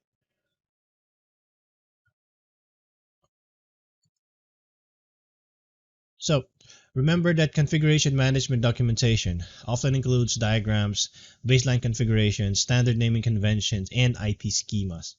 So here, security baseline configuration can be built atop baseline configuration in a layered approach, right? Like this. Or multiple baseline configurations can be created. For example, a different approach might be taken for the computer of a regular user and that of a power user. While most baseline configuration include hardened standards, a security baseline configuration can be more specific to the role of the specific system. An Active Directory or AD domain controller, for example, may not need a web server component installed on it, and the web server will likely be configured very differently from a database server. Now, let's talk about creating a hardened operating system, right? So here, it's actually a large part of making sure that the systems have secure configuration.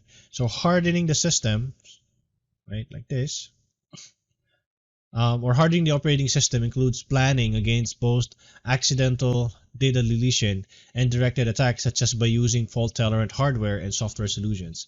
In addition, an organization must implement an effective system for file level security, including encrypted file support and secured file system selection that allows the proper level of access control.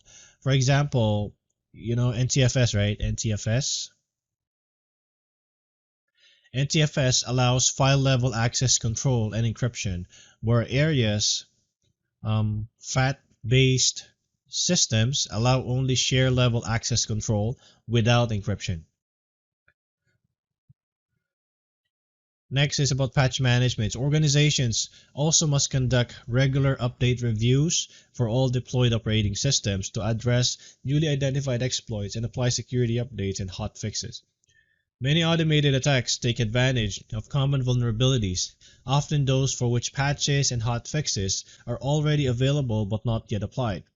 Failure to update the applications on a regular basis or perform regular auditing can result in an insecure solution that gives an attacker access to additional resources throughout an organization's network. Now, operating system hardening includes configuring log files and auditing, changing default administrator account names and default password, and instituting account lockout and password policies to guarantee strong passwords that can resist brute force attacks. File-level security and access control mechanisms can be used to isolate access attempts in the operating system environment.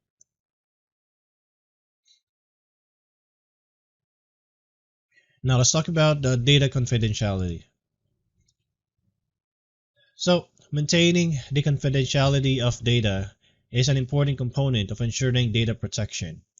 Confidentiality, right, is about protecting data and ensuring privacy so that only those who should be authorized to view data are allowed to do so. Data protection involves preventing theft or disclosure of data, both intentional and unintentional. Most enterprises implement a variety of tools to provide for data confidentiality. These lessons cover these technologies and tools, including data loss prevention, cloud access security brokers, data obfuscation techniques, rights management, hardware security models, and encrypted traffic management.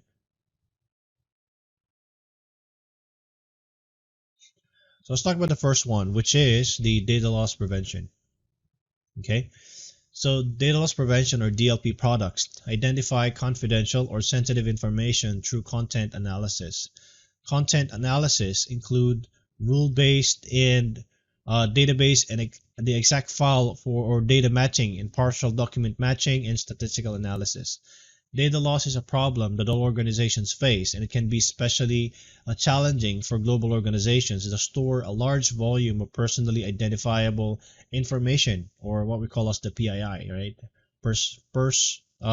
Personally identifiable information, right, in different legal jurisdictions. Privacy issues differ by country, by region, and by state. Naturally, organizations implement data loss prevention tools as a way to prevent data loss. Data loss prevention is a way of detecting and preventing confidential data from being exfiltrated physically or logically from an organization by accident or on purpose. DLP systems are basically designed to detect and prevent unauthorized use and transmission of confidential information based on one of the three states of data, which is at rest, in transit, or in processing. DLP systems offer a way to enforce data security policies by providing centralized management for detecting and preventing the unauthorized use and transmission of data that the organization deemed confidential.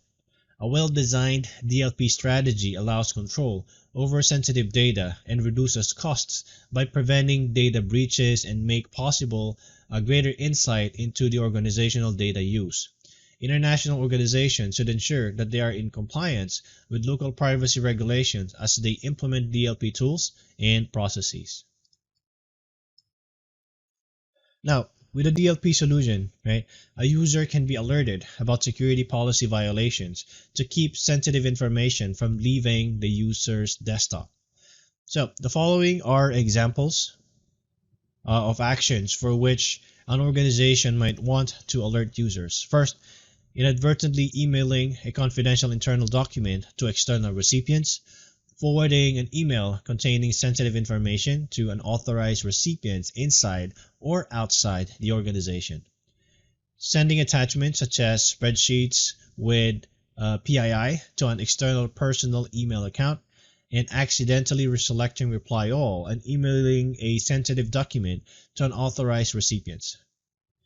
So additionally, right, USB flash drives and other portable storage devices are pervasive in the workplace and pose a real threat.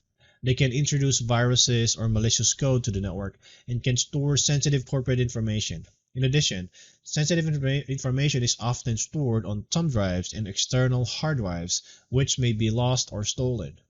DLP solutions allow policies for USB blocking, such as policies for blocking and copying of any network information to removal media or for blocking the use of unapproved USB devices. Now let's talk about cloud access security brokers. In recent years, many organizations or large organizations have embraced cloud services and began storing data in the cloud. DLP solutions have expanded from email and local devices to include corporate data stored in the cloud. So here, an organization must know, right, how the cloud is being utilized before making decisions on a DLP solution. So here are the questions, right? What files are being shared outside the organization? What files contain sensitive data? And what abnormal events indicate threat or a compromise? So here, CSPs or cloud service providers have introduced a variety of cloud storage services such as Google Drive and Dropbox and represents new usage modes for how we interact with data. For example, cloud storage enables collaboration and typically makes it possible to share data with a simple link. Cloud access security brokers have introduced innovative ways to gain visibility and control of these services. One of the primary use cases for CASB or Cloud Access Security Brokers is DLP for cloud applications and services such as Office 365, right? Salesforce, Google Suite, Dropbox, and Box. Okay, so I'm sure you're quite familiar with all of these solutions. Now, different DLP policies apply for different cloud services. Some are general cloud policies, such as a general policy for device access control.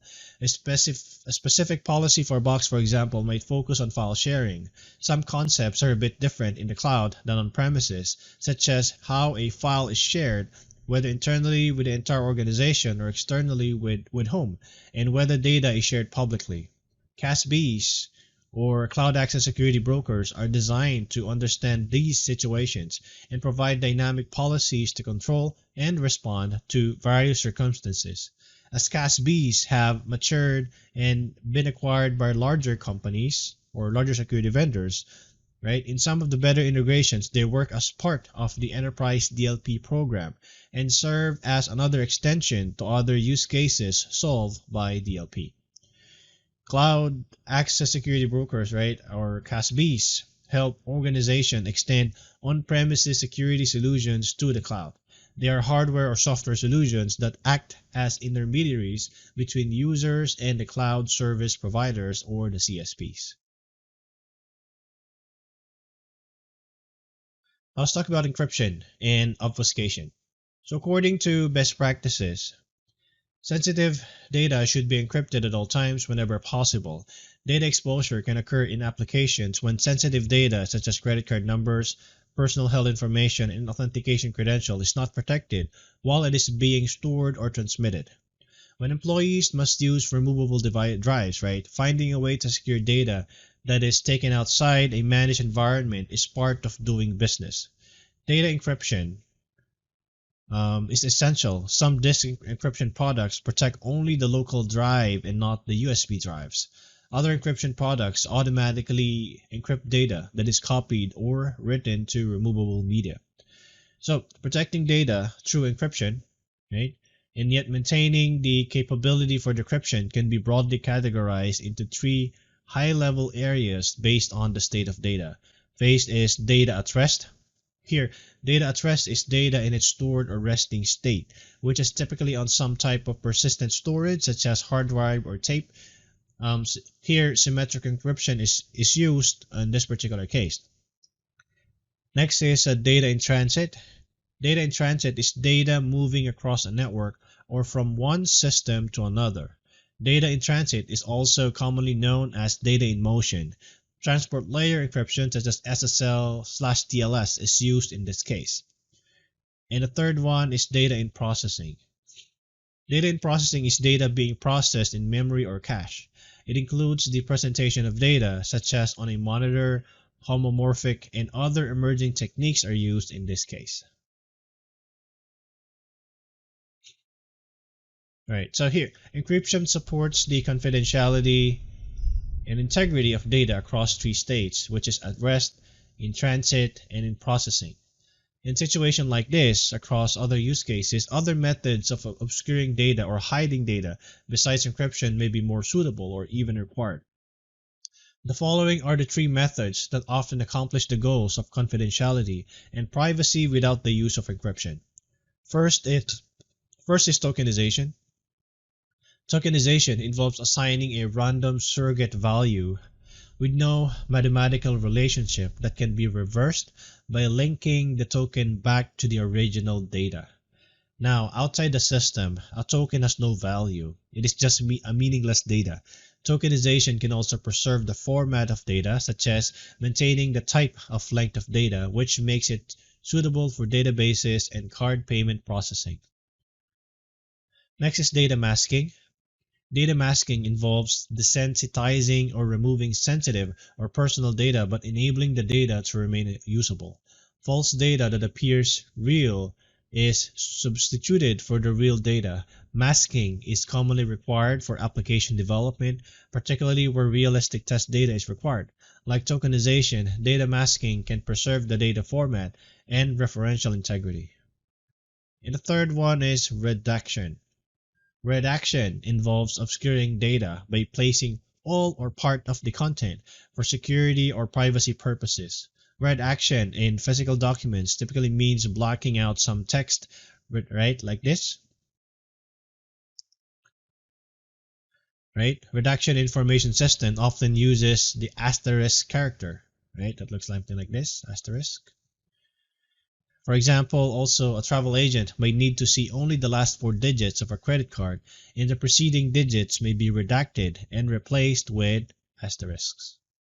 Okay, that's redaction. So this figure, right, provides an example of applying encryption along with tokenization, masking, and redaction to credit card information. Right, so as you will see, neither type nor length is preserved, and the data is of no use without first being decrypted. Without the tokenization values, you can see that both type and length are maintained, and the tokens can be alphanumeric or alphabetic or numeric. In addition, a tokenized value can also be alphanumeric. A token value can include the prefix such as, right, have to assure the viewer that it is a token surrogate value. Tokens are also useful in credit card applications such as check to ensure validity of a valid card number.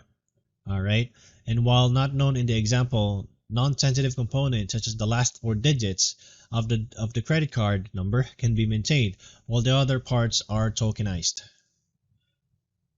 Now the redacted value, right, as you see here, we'll cover this, right, provide only the required data. For example, on a credit card receipt, you are likely to see a series of asterisks with only the last 4 digits of your credit card number. It looks like this. The last 4 digits are enough to allow the store personnel to do their jobs, and the redaction maintains your security and privacy, as the 4 digits are not enough to reverse the data back to the original data. Then finally, the mask values generally only need to seem realistic. In this example, an application being developed using credit card information doesn't necessarily need real data, and it certainly does not need data that has any requirement to ever be reversed. Note, however, that the masked credit card value in this example does not include the first 6 digits of the credit card. This is a non-sensitive component known as the bank identification number, or BIN. Bank identification number, which the application may require to adequately test a related function. While the mask values look Similar to token values, consider the potential differences based on the options described. Also remember that masked values cannot and should not ever have a reason to be reversed. The token value is mathematically not reversible and has no value outside this system to which it can be securely looked up or mapped back to the original number. Now let's talk about rights management. Rights management can include digital rights management or DRM and information rights management.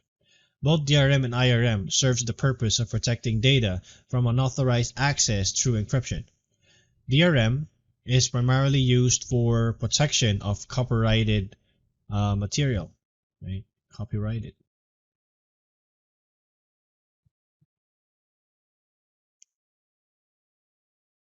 An early use of DRM technology was with CDs and DVDs.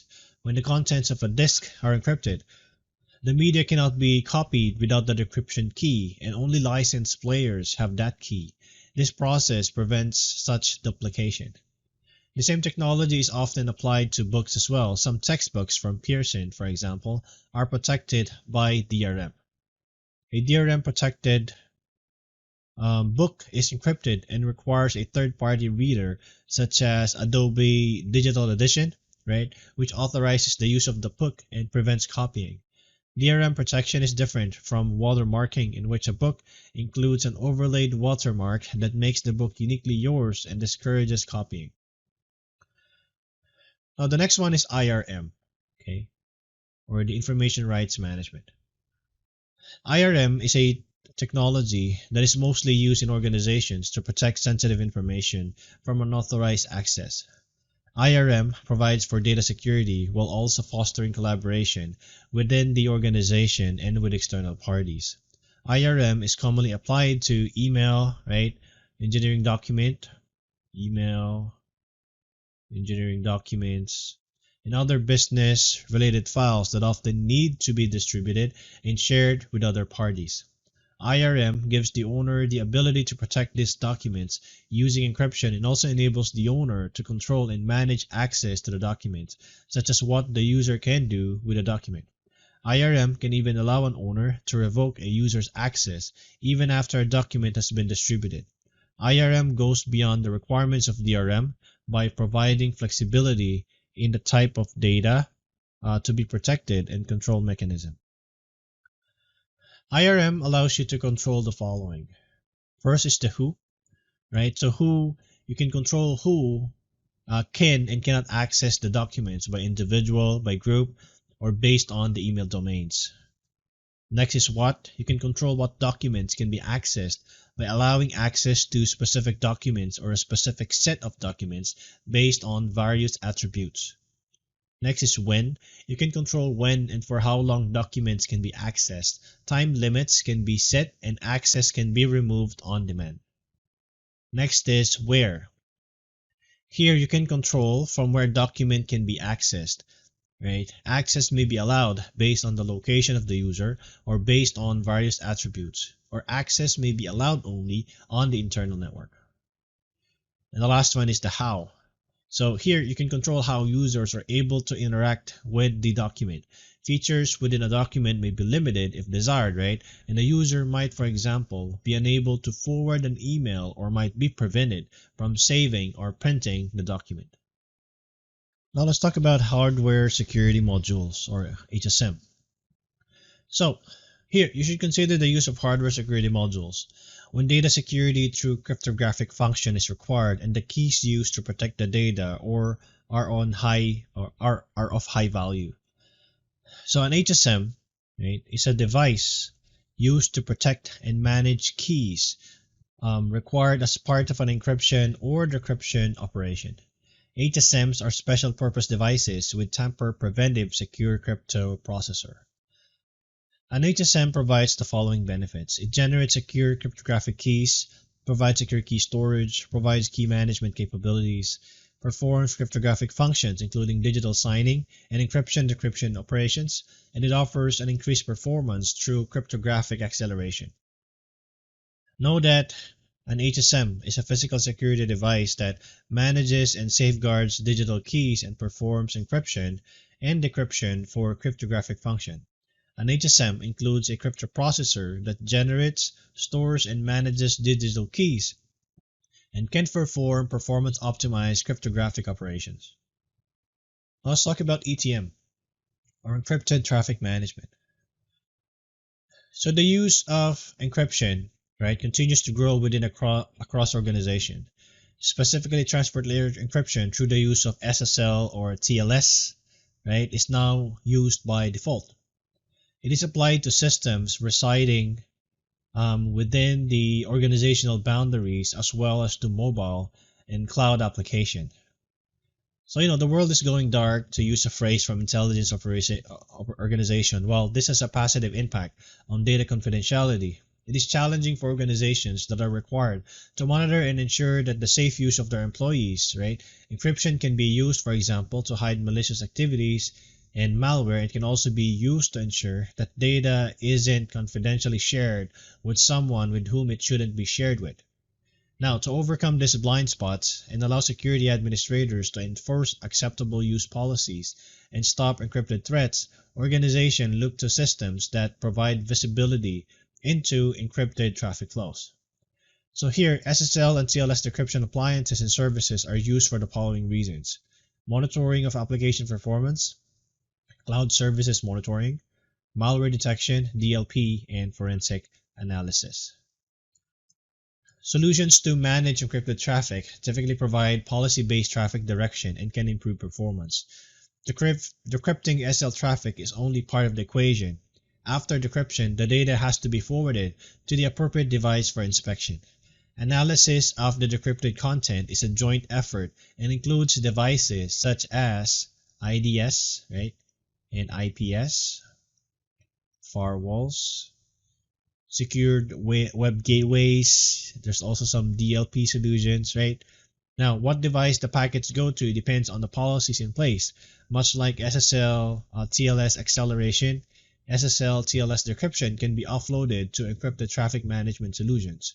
Further, network devices or systems beyond just DLP might require access to the decrypted traffic, and decrypted traffic can be forwarded to the appropriate device based on the policies. Now let's talk about data integrity. So maintaining the integrity of data is an important part of ensuring data protection. The previous lesson have shown many of the ways in which confidentiality can be applied to data, but what happens where the integrity of the document is critical? For example, a military commander might want to use the confidentiality of a message that says "attack at dawn." Protecting the integrity of that message is also critical. Imagine if the message were manipulated in transit to instead read "attack at noon," right, instead of "attack at dawn." In fact, in many use cases, only data integrity and not confidentiality may be needed. Data integrity is provided through a cryptographic method known as what? Hashing, right? Which is a cryptographic checksum, or through file integrity monitoring or FIM solutions that employ hashing. Hashing with data integrity works much as it works in protecting passwords. Essentially, an algorithm is applied to a file to derive a checksum, and the checksum outputs a simple block of data. If the original file or image is modified, even slightly, a different checksum is produced. In this example, the MD5 checksum of a Cisco router software is provided by Cisco, right, in the Cisco portal. So when you get to use the software, you need to verify the MD5 checksum, as shown here, from the device itself to check its integrity. If the checksum, right, here the checksum, is the same, then the file is unchanged during transit. However, if it is different, then the software image is tampered or changed. You can see that hashing is instrumental to ensuring the integrity of data within an organization. It has many applications, from documents to email communication to maintaining the integrity of system files. With system files, for example, hashing would reveal if a critical system file was subverted by a malware. Now let's talk about data availability. So in addition to confidentiality and integrity, availability is the final core piece of data protection. Ensuring availability starts with analysis of business impacts and strong planning. Controls are required to ensure adequate response and recovery for organization in case of breaches and disasters. For example, it is important to provide regular backups, right? Of key information, including user file and email storage, database stores, event logs, and security details such as user logons, passwords, and group membership assignments. A regular backup process helps ensure that the loss of data through accidents or directed attacks does not severely impair an organization. In addition, an organization needs to plan detailed system restoration procedures, particularly in complex, clustered, virtualized, and hybrid environment. This planning should explain why general or specific configuration details, such as those discussed earlier in this lesson, that might be required to restore access and ensure data availability. Now, contingency planning, right, as shown here, to recover systems and data is needed in case of personal loss or lack of availability. A contingency plan should address, for example, the procedures to follow when a disgruntled employee changes an administrative password before leaving. Another contingency plan might consider what to do when backups are unrecoverable. More and more application programming interfaces or APIs are being made available across organizations and for use with external integrations to enable data flows across disparate systems and traditional boundaries. As a result, it is important to ensure confidentiality, integrity, and availability of these APIs. Let's talk about the API confidentiality. APIs, especially those accessing sensitive information, need to be protected using strong transport layer encryption. Controls should be in place to enforce appropriate authentication and access-based controls depending on the intended use. Next is API integrity. Protections to ensure the integrity of data should be in place and based on an authorized alteration to the data via the API. And the third one is API availability. APIs can incur downtime and suffer from performance impacts, and they should be monitored to ensure proper function and availability. Now let's talk about site resiliency. In the event of a massive disaster or emergency, it might be necessary to operate at alternate site location. Cloud infrastructure in recent years has helped tremendously with regards to site resiliency.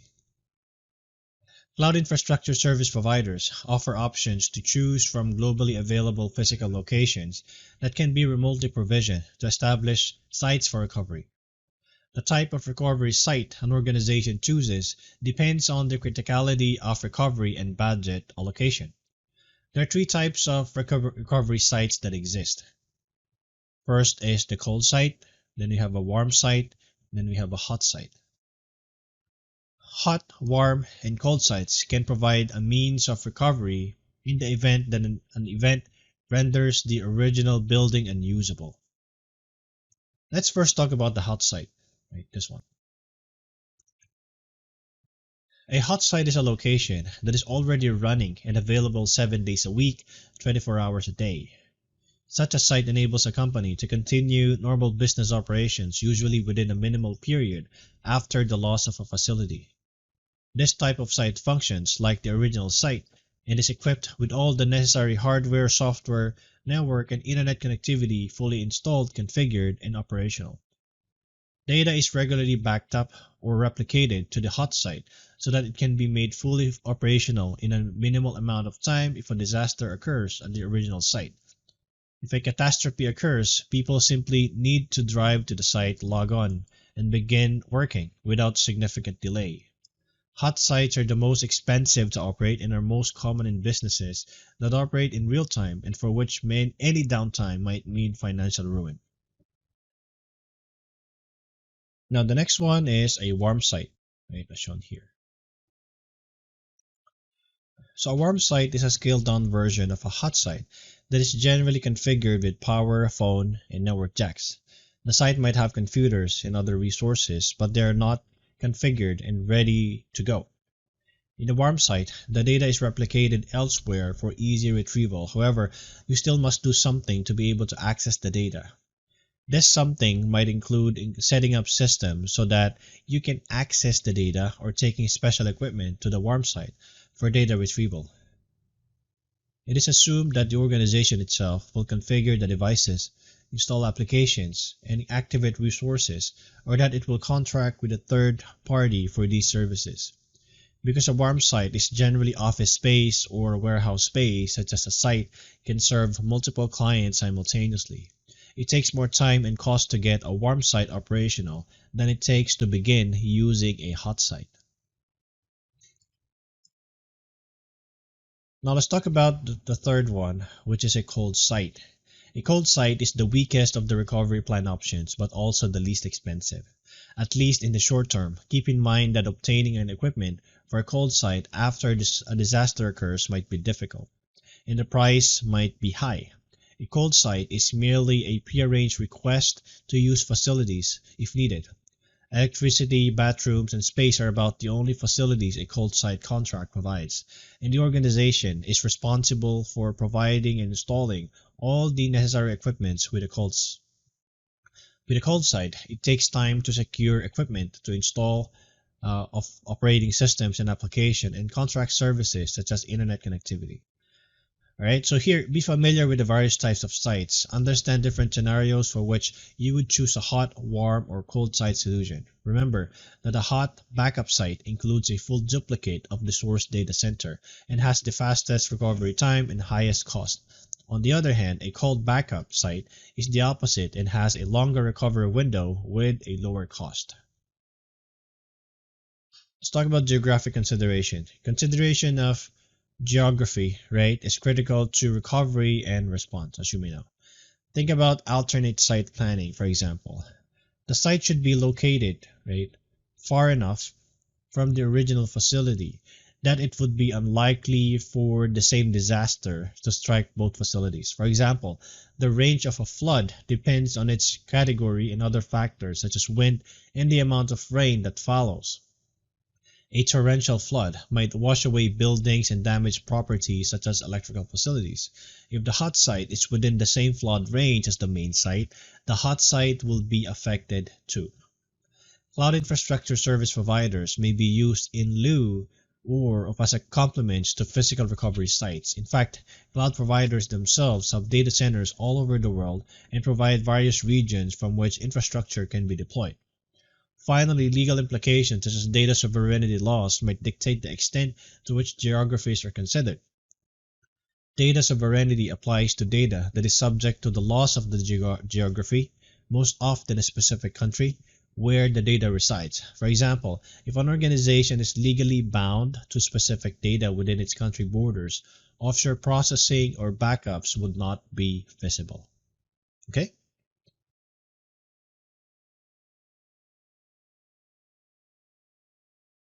Welcome to our CompTIA Security Plus course. In this lesson, we're going to talk about what virtualization is, what are the differences between on-premises and off-premises infrastructure, and we're going to talk about the different cloud models.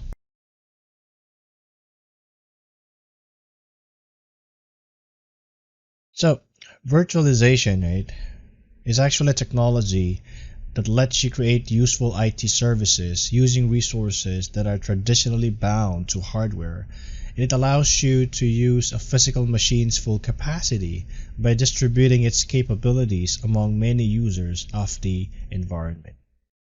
Right?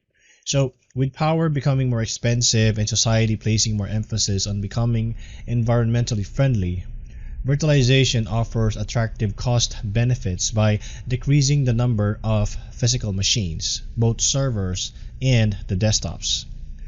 On the client side, the capability to run multiple operating environments enables a machine to support applications and services for an operating environment other than the primary environment. Currently, many implementations of virtual environments are available to run on just about everything from servers and routers to USB thumb drives. Right, so the security concern, right, of virtual environment begin on the guest operating system. If a virtual machine is compromised, an intruder can gain control of all other guest operating system. In addition, because hardware is shared, just like this one, right? This is shared. Most virtual machines run with very high privileges. Therefore, an intruder who compromises a virtual machine may be able to compromise the host machine too. Just as with regular host installed environments, vulnerabilities also come into play with virtualization. Virtual machine environments needs to be patched, right? Just like host environments. And they are susceptible to the same issues, then you should be cognizant of sharing files among guest and host operating systems. While this capability provides for ease of use between the two systems, it also makes obtaining data from an attacker's point of view easier as well should one of the systems be compromised. Now, an important component of virtualization is what we call as a hypervisor. So a hypervisor is a software or hardware layer program that permits the use of many instances of an operating system or instances of different operating systems on the same machine that are independent of each other. So in this lesson, we're going to talk about the different virtualization methods. So there are actually two. First is the type 1 and the type 2. Let's talk about the type 1 hypervisor first. So, a type 1 native hypervisor or a bare metal hypervisor is a software that runs directly on a hardware platform. The guest operating system runs at the second level above the hardware. This hardware-bound virtual machine emulators rely on the real underlying CPU to execute non-sensitive instruction at native speed. In hardware virtualization, a guest operating system, right, is run under the control of a host system, where the guest has been ported to a virtual architecture that is almost like the hardware it is actually running on. The guest OS is not aware that it is being virtualized and requires no modification. The hypervisor translates all the operating system instructions on the fly and caches the results for future use. The user-level instructions run unmodified at native speed.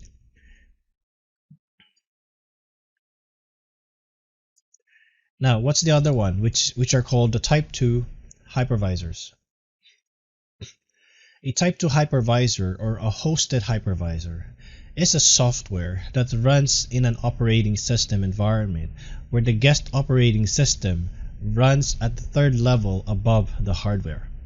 A Type 2 hypervisor runs as an application or a shell on another operating system that is already running. Operating systems running on the hypervisor are then called guest or virtual operating system. This type of virtual machine consists entirely of software and contains no hardware components. Thus, the host can boot to completion and launch any number of applications as usual, right? And with one of them being the virtual machine emulator. That emulator set up CPU-specific control structures and uses CPU instruction to place the operating system into a virtualized state. So there's what we call as VMM. Okay, so remember we have VMM, or what we call as a virtual machine monitor that provides a layer of software between the operating system and the hardware of a machine to create the illusion of one or more virtual machines on a single physical platform. A virtual machine entirely encapsulates the state of the guest operating system running inside it. Because virtual machines consist entirely of software and contain no hardware components, VMs offer distinct advantages over physical hardware. Now, as you will see here, this figure shows the difference, right, between Type 1 hypervisor and a Type 2 hypervisor. The distinction between the Type 1 and Type 2 hypervisors has to do with whether an underlying operating system is present. So here, for the Type 1, it runs directly on the hardware, right, as you see it, with VM resources provided by the hypervisor. So, as an example of Type 1 hypervisors are VMware ESXi and Citrix Send Server. Now, for the Type 2, it runs on on a host operating system to provide virtualization services. So examples of these are VirtualBox, right, and Microsoft Virtual PC, right, and these are called Type 2 hypervisors. Now we have a product in Microsoft, right, we call Hyper-V, right? It's a standalone or integrated Windows servers. These are considered Type 1 hypervisors as well. Type 2 hypervisors tend to have better hardware compatibility because they used software-based virtualization. Now let's talk about containers and microservices. So for years, virtual machines have been used to allow a single server to run multiple operating systems and applications that are isolated from each other. As a result, organizations don't need to fire off a new physical server every time they need to run an application or import an application. Unlike a virtual machine, a container consists of only the application and its dependencies. Then, the containers, which are virtualized runtimes, can be piled on top of a single operating system. Whereas a virtual machine uses a hypervisor, right, as you see here, for hardware emulation. A container uses an engine, here, for operating system emulation, such as what we call as Docker. You write it here, Docker. So, developers can therefore easily move containers around and can have the confidence that their application or service will run, regardless of where it is deployed. Specialized software such as Kubernetes, so if you heard about K8 or Kubernetes,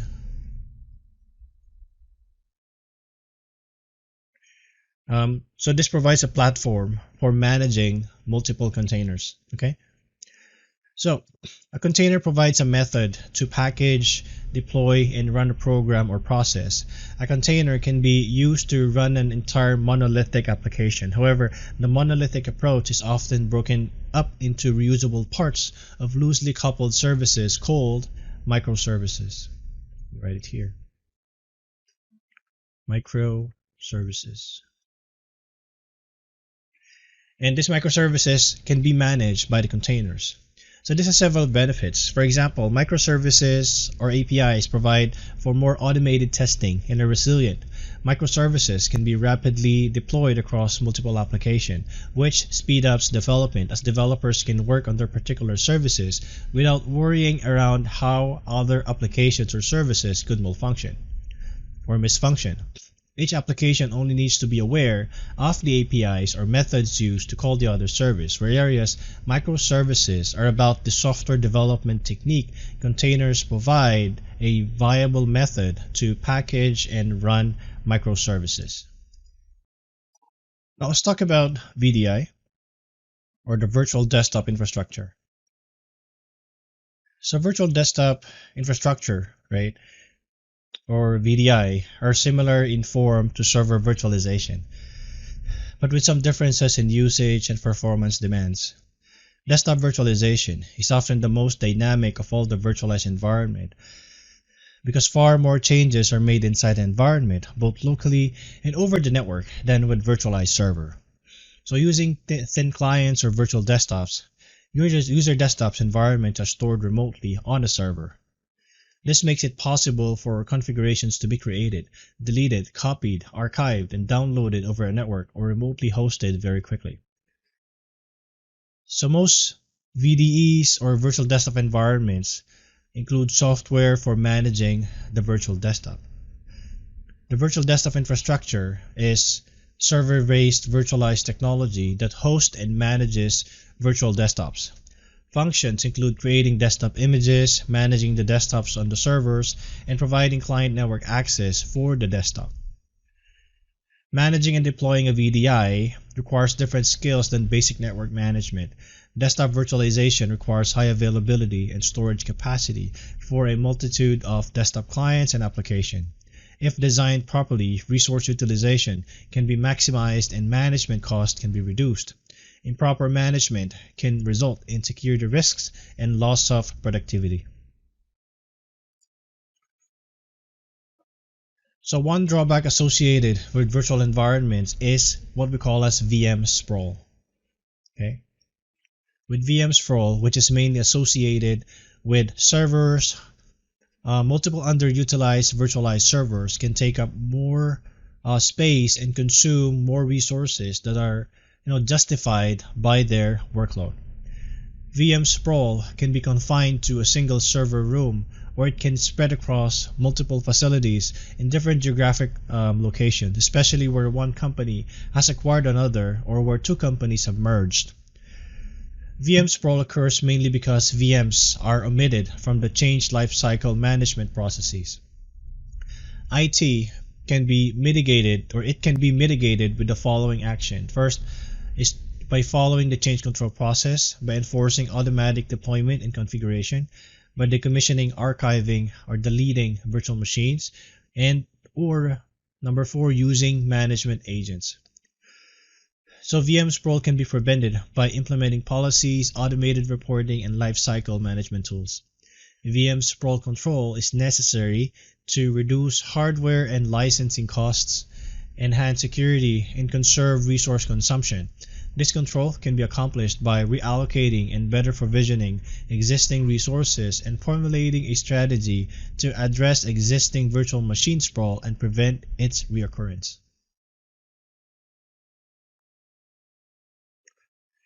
Now let's talk about what we call as VM escape protection.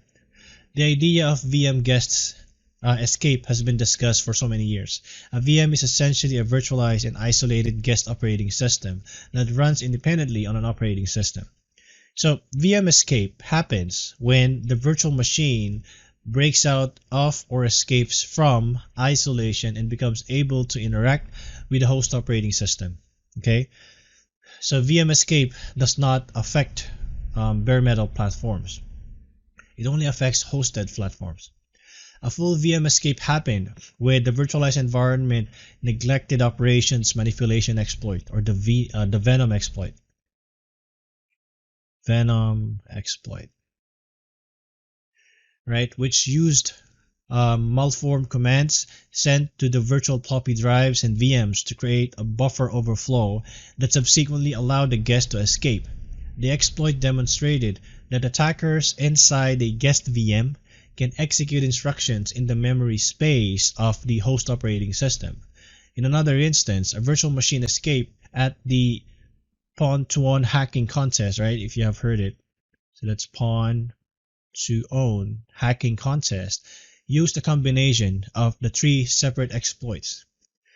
So the most obvious ways to prevent VM escapes are to keep up to date on the VM CVEs, or the common vulnerability exposures, and immediately apply patches, and to contact cloud service providers to inquire about patching affected products.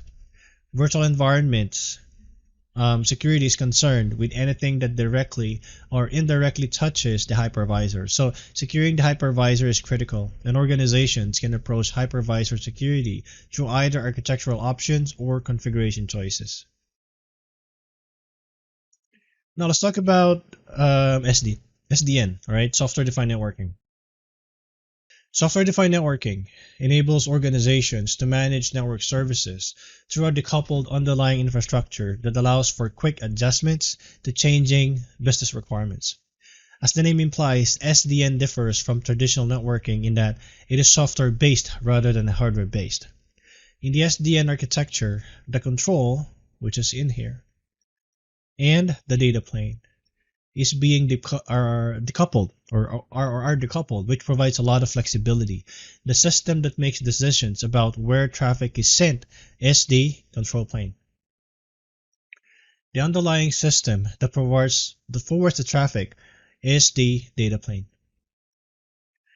Separating the control of the network from the elements involved in forwarding the packets provides a more complete view of the network.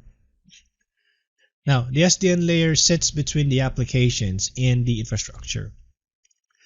The network appears as one logical switch to applications because all network intelligence is centralized in a software-based SDN controller. Here, right? Network devices do not need to understand a multitude of protocol standards because instructions come from the SDN controllers. With SDN, instead of configuring an array of devices in various locations, an administrator can instead configure the SDN layer. SDN encompasses multiple types of network technologies, making it possible to build highly scalable, adaptable, and flexible networks that can easily handle changing business requirements. SDN architecture supports APIs, right? APIs that allow common network services and policy management to be specifically tailored to meet the changing business objectives of the organization. An SDN approach fosters network virtualization, enabling IT staff to manage their servers, applications, storage, and networks with a common approach and toolset. Whether in a carrier environment or an enterprise data center in campus, SDN adoption can improve network manageability, scalability, and agility. Additional tooling can be paired with SDN to provide for the visualization of operations. In particular, this visualization combined with the capability to dynamically respond to events is known as what we call as SDV, right? Or the software defined visibility. Okay. Now let's talk about the infrastructure as a code. Infrastructure as a code, right? Also known as a programmable infrastructure, enables infrastructure configurations to be incorporated into application code. IAC enables DevOps teams to test applications in production-like environment from the beginning of the development lifecycle. Validation and testing can then prevent common deployment issues. DevOps is a set of practices that combine software development or dev and information technology operations with the goal of shortening the system's development lifecycle and providing continuous delivery with high software quality. Automation frameworks such as Chef, right? If you heard it, Chef and Puppet, along with tools such as Ansible and Docker,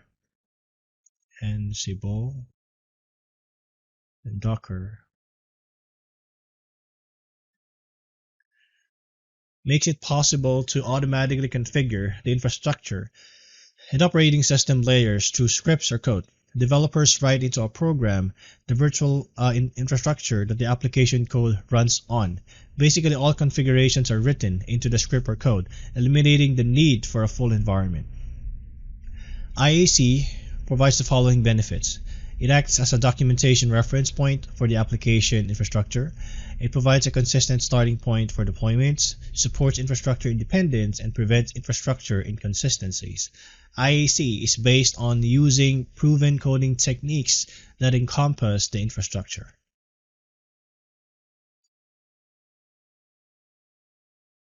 Now let's talk about the comparison, right, between on-premises and off-premises infrastructure. So here, network, right? So we have network,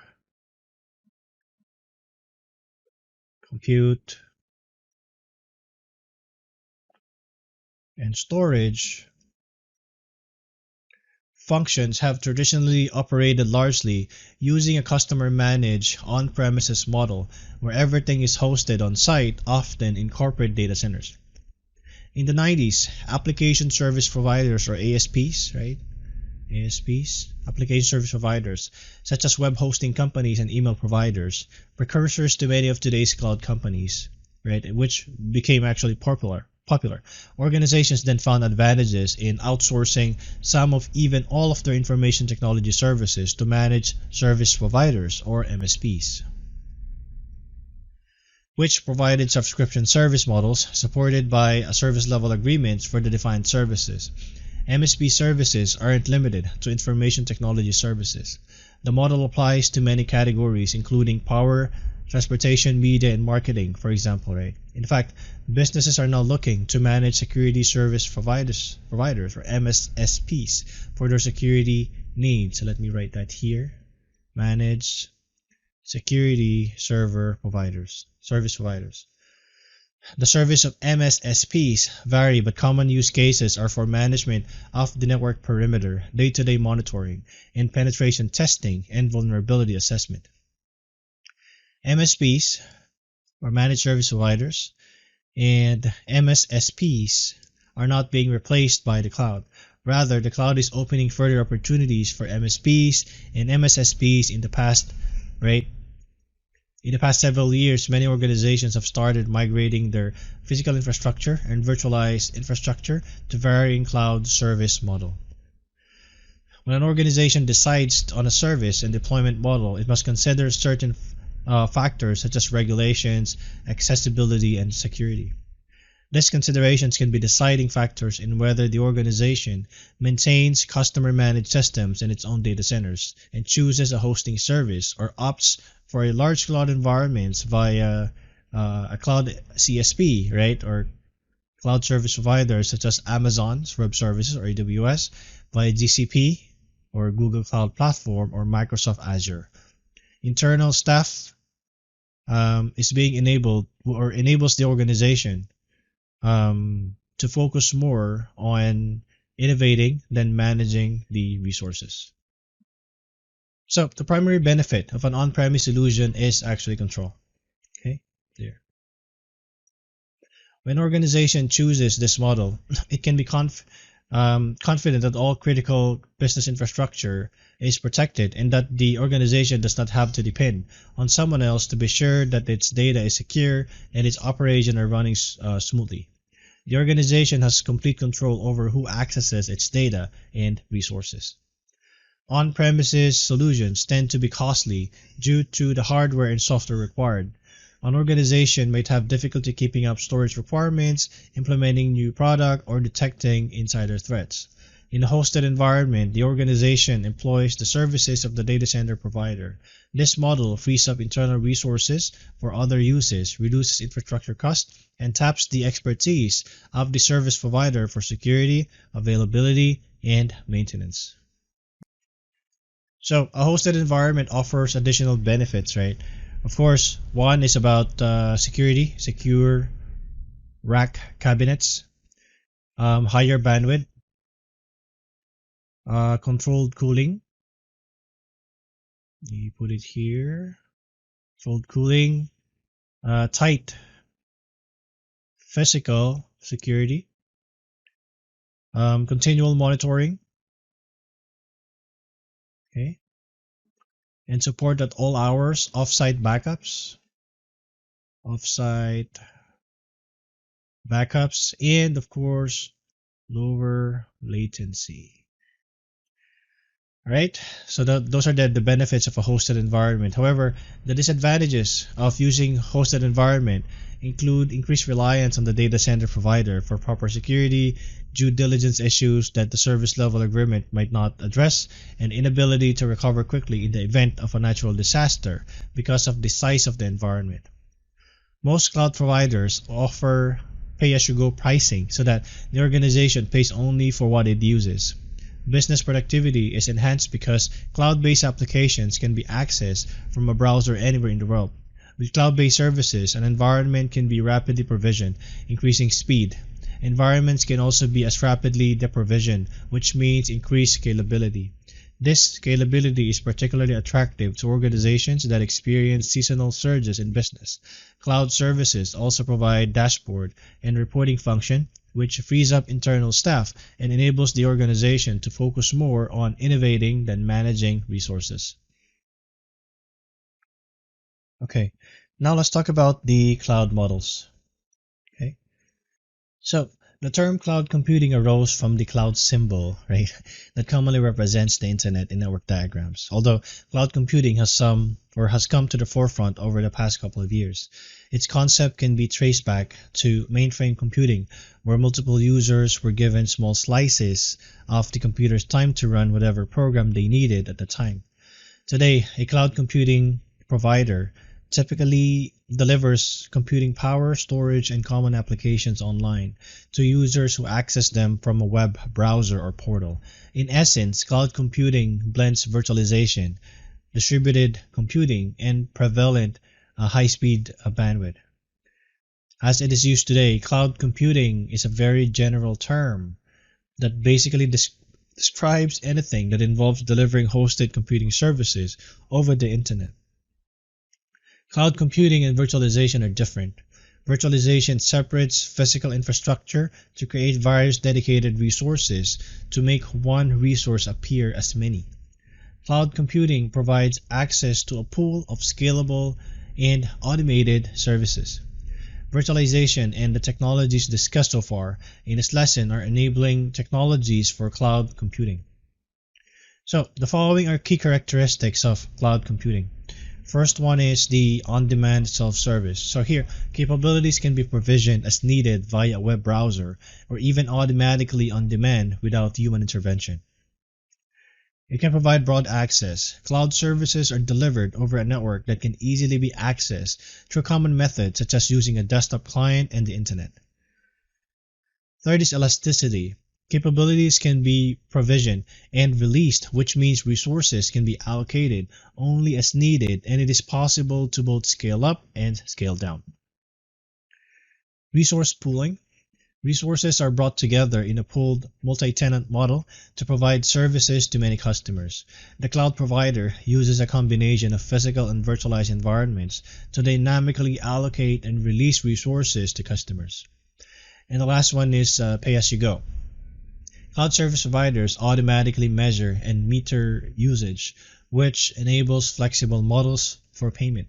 For example, in the pay-as-you-go model, an organization is charged only for its actual usage or the time of its subscription. Now let's talk about service model. So cloud computing, right, has a layered architecture of cloud infrastructure that uses both deployment and service models. The three cloud service models are well-recognized models, like infrastructure as a service or IaaS, platform as a service or PaaS, right, and software as a service or SaaS. One of the most important things to understand about security in the cloud is that it depends on the shared responsibility between the consumer and the cloud service provider. Top-tier providers have invested a lot in providing strong security controls. However, the customer is not free of responsibility. It is important to understand that what a provider is responsible for and what your company is responsible for.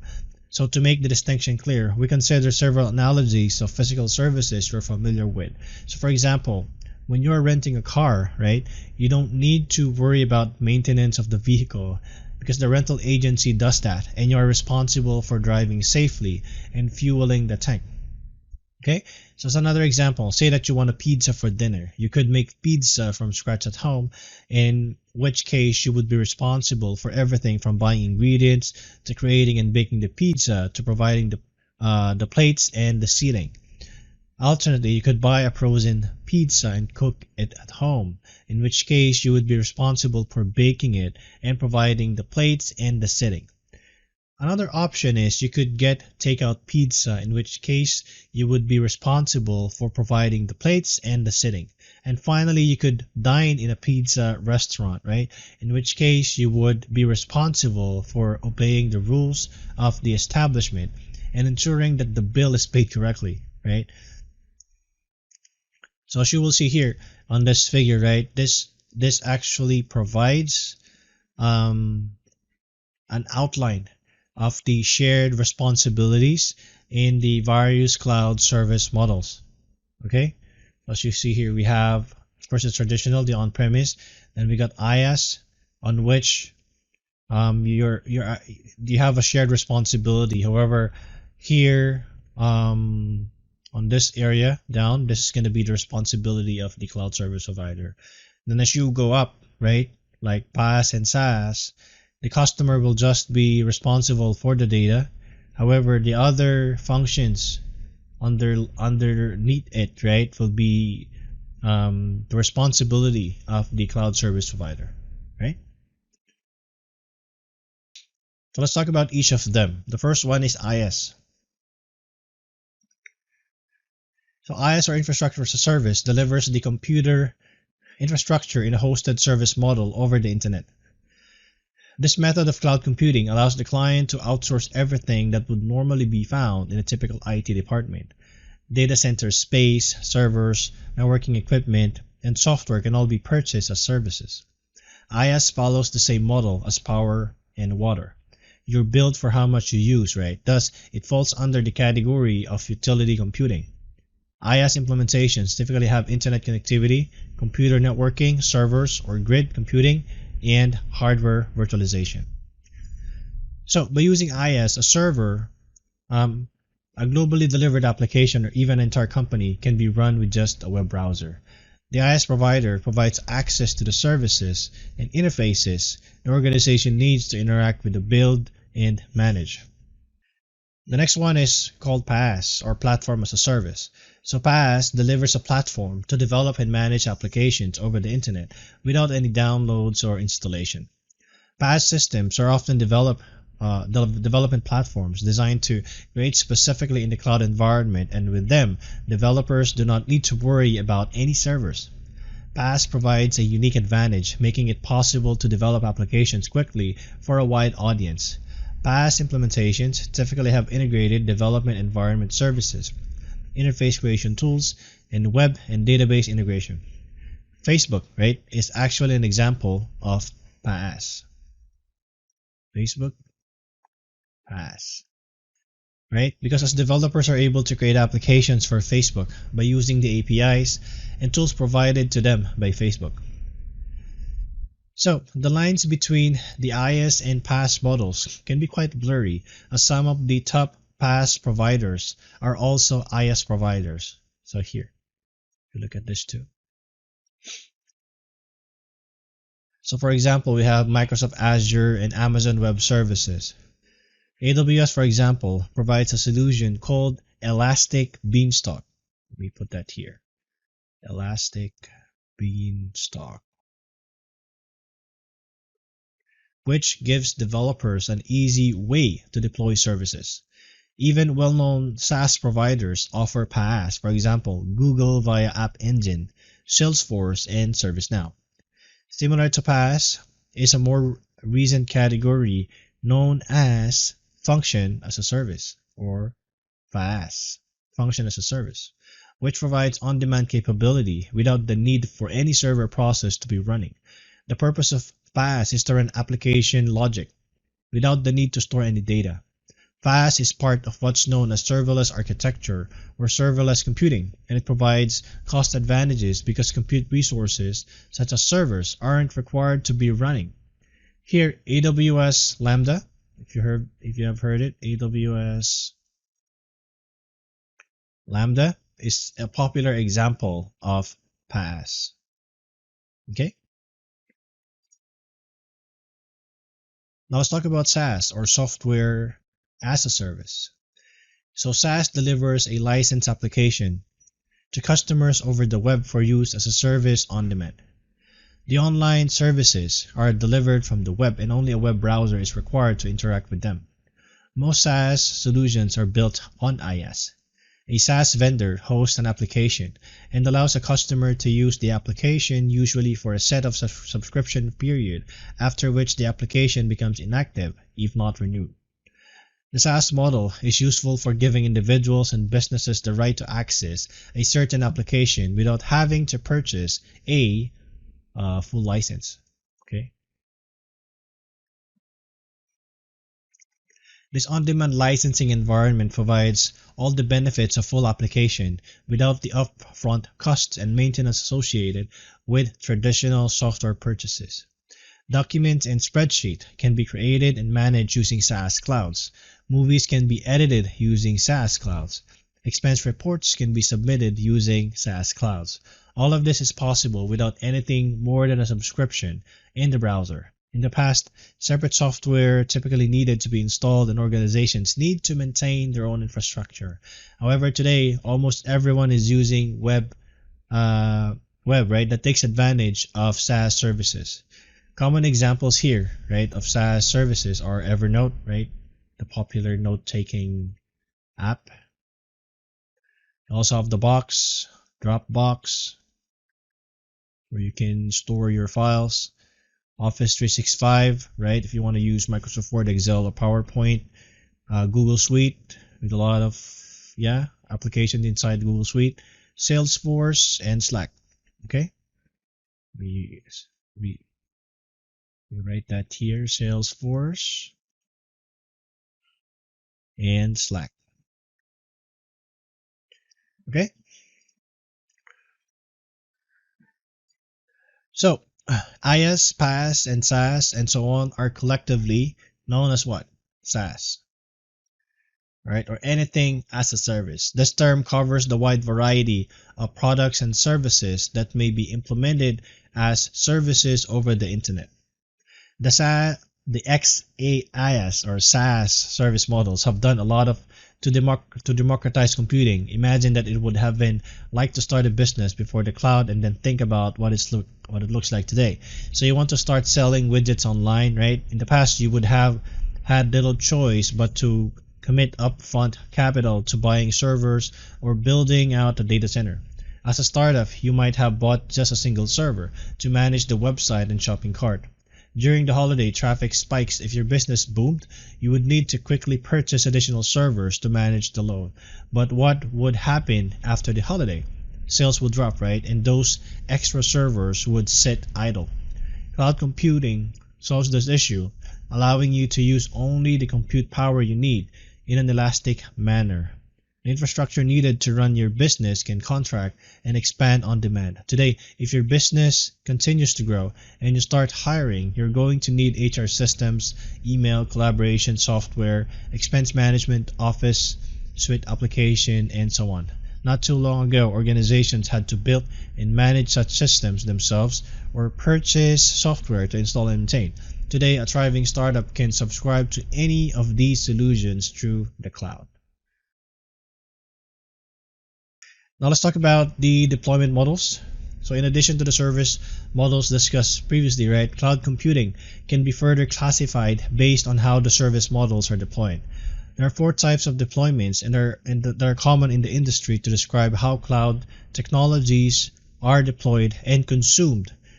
These are private, public, hybrid, and community cloud. So what are the differences? Let's talk about the private cloud first. A private cloud is a hosted infrastructure on a private platform. It is sometimes referred to as an internal, corporate, or enterprise cloud. Because it is hosted on a private platform, this type of cloud affords organizations more control over the infrastructure and is usually restricted to organizational employees and business partners. A private cloud offers the capability to add applications and services on demand, much like public clouds. The advantages of using private cloud design includes better control over organizational data and higher levels of security and customization, right, due to flexibility in design specification, better performance, and easier access to compliance data. Now, the disadvantages of a private cloud includes building capacity limitations and higher costs of infrastructure, maintenance, and administration. A private cloud is the best choice for an organization that needs strict control of business-critical data or highly regulated businesses such as financial institutions. Now let's talk about the next one, which is the public cloud. So, a public cloud is an environment in which the services and infrastructure are hosted at the service provider's offsite facility and can be accessed over the internet for a monthly or yearly usage fee. Many organizations share the main infrastructure, but their data is logically separated from that of the other organization. This is referred to as multi-tenancy.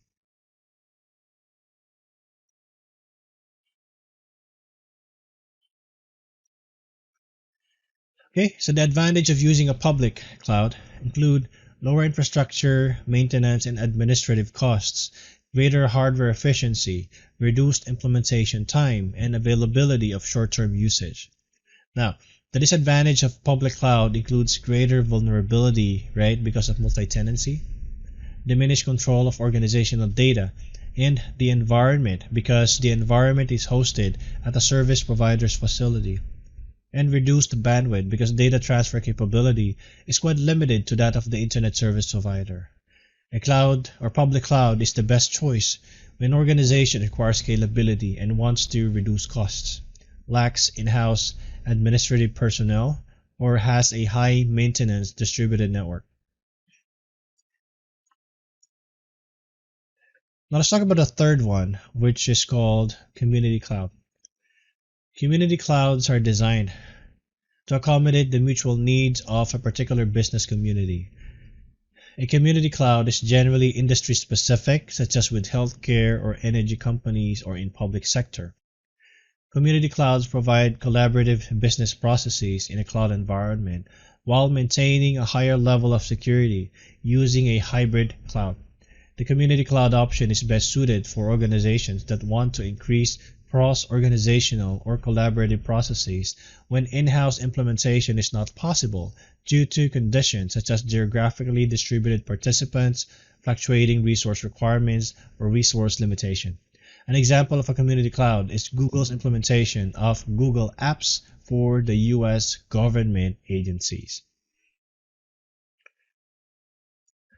Then let's talk about the fourth one, right, which is the hybrid cloud.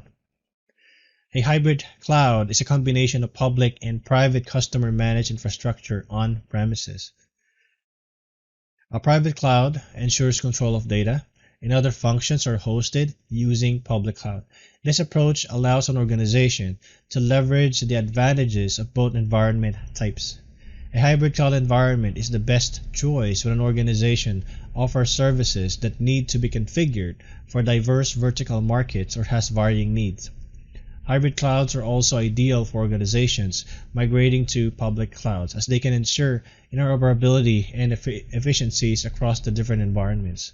The hybrid approach is easily enabled by connecting through gateway services.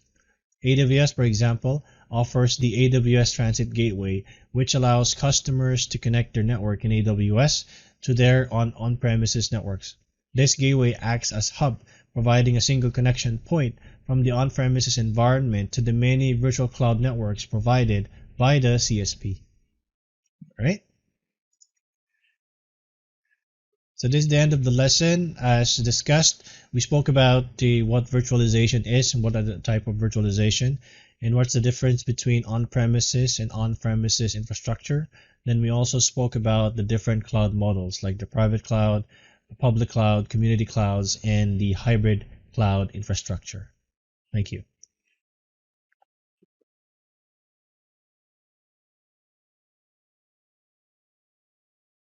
Hello, welcome to our CompTIA Security Plus course.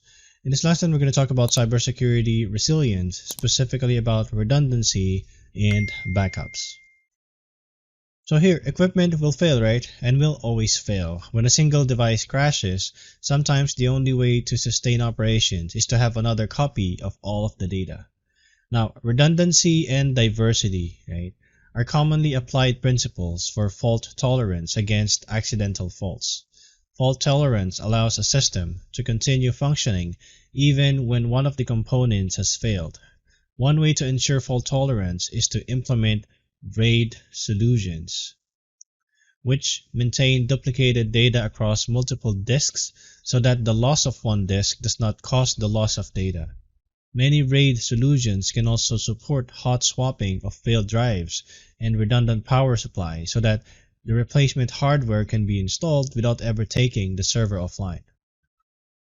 Diversity refers to having multiple versions of software packages in which redundant software versions are different. Redundancy is replication of a component in identical copies to compensate for random hardware failures. Multiple versions are used to protect against software failures. Maintaining multiple diverse versions will hopefully cover any individual software faults. Redundancy and diversity should be designed into critical facilities and applications. Like for example, SAN, right, or Storage Area Network, are used to provide servers accessibility to storage devices in disks that contain critical data. To ensure redundancy, the data on a SAN is duplicated using SAN-to-SAN replication. Unlike with backup, this occurs as changes were made. If one SAN fails, the other is available to provide the data. VM replication provides the same function for virtual machines. When replication occurs, the VM replicas are updated. In the event of a disaster, the VM can simply be powered on. In disaster recovery planning, you might need to consider redundant connections between branches or sites. Internally, for total redundancy, you might need 2 network cards and computers connected to different switches. With redundant connections, all devices are connected right, to each other more than once to create fault tolerance. Then a single device or cable failure does not affect performance because the devices are connected by more than one means. This extra hardware and cabling makes this a relatively expensive solution. This type of topology can also be found in enterprise-wide networks, with routers connected to other routers for fault tolerance. Now, almost everything in IT depends primarily on electricity, right? Power is like critical for redundancy. Without power, it might not matter what other steps you have taken. So when it comes to providing for power redundancy, the following are key considerations. The first one is dual supply. So here, computers and networking equipment contain power supply units or PSUs, which provide power conversion to properly power the equipment. Dual PSUs or redundant power supplies are common for servers and enterprise networking equipment. Each provides half the power that's needed, and if one fails, the other takes over at 100%. Right? So that's dual supply. Next is UPS. UPS, or uninterruptible power supply, is used to protect electronic equipment and provides immediate emergency power in case of a failure. A UPS typically stores energy via battery and serves as a short-term solution to power down equipment properly, like for example in small and home offices, or until emergency generators kick in for large organizations. Next are generators. When power fails and the needs are beyond what a UPS can provide, generators can provide power. Generators range from the gasoline-powered versions, like homeowners are familiar with, to fuel-powered room-sized generator capable of delivering massive amounts of electricity to power entire data centers. Next is a managed PDU, right? So for a home office user, a managed power distribution unit or PDU is much like a power strip. For data centers, however, PDUs distribute power to the critical equipment. Many PDUs come with advanced functions to improve the power quality and provide load balancing as well as remote monitoring. So remember that the key options for power redundancy include UPSs, generators, dual supplies, and managed PDUs. Along with the power equipment loss, telephone and internet communications might be out of service for a while when disaster strikes. Organizations must consider this factor when formulating a disaster recovery plan. Relying on a single internet connection for critical business functions could prove disastrous to your business.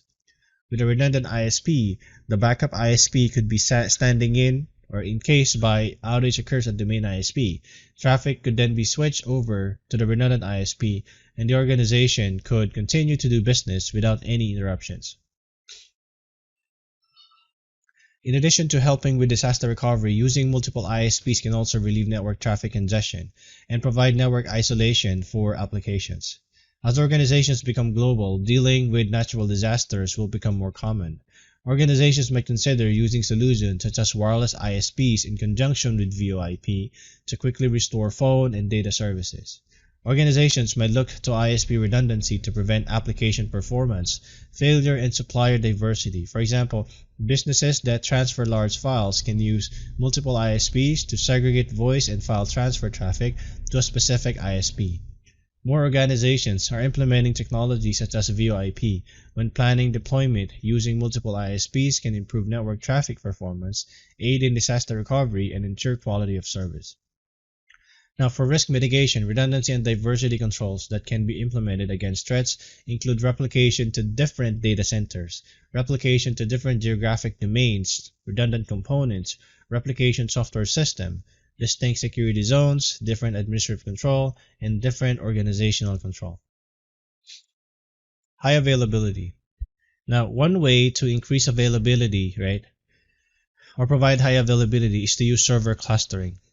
A server cluster, right, like looks like this, is the combination of two or more servers that appear as one.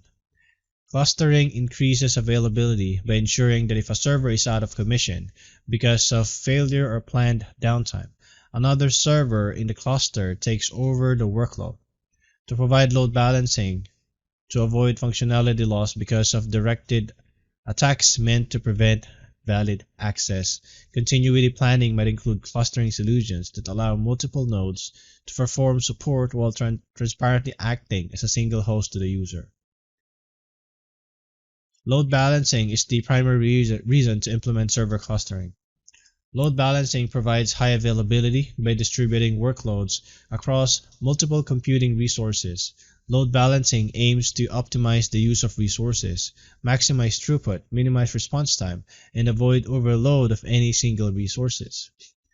Load balancing is especially useful when traffic volume is very high and it prevents one server from being overloaded while another sits idle. Load balancing can be implemented with hardware, software, or a combination of both, and typically load balancing occurs in organizations with high website traffic as well as in cloud-based environments.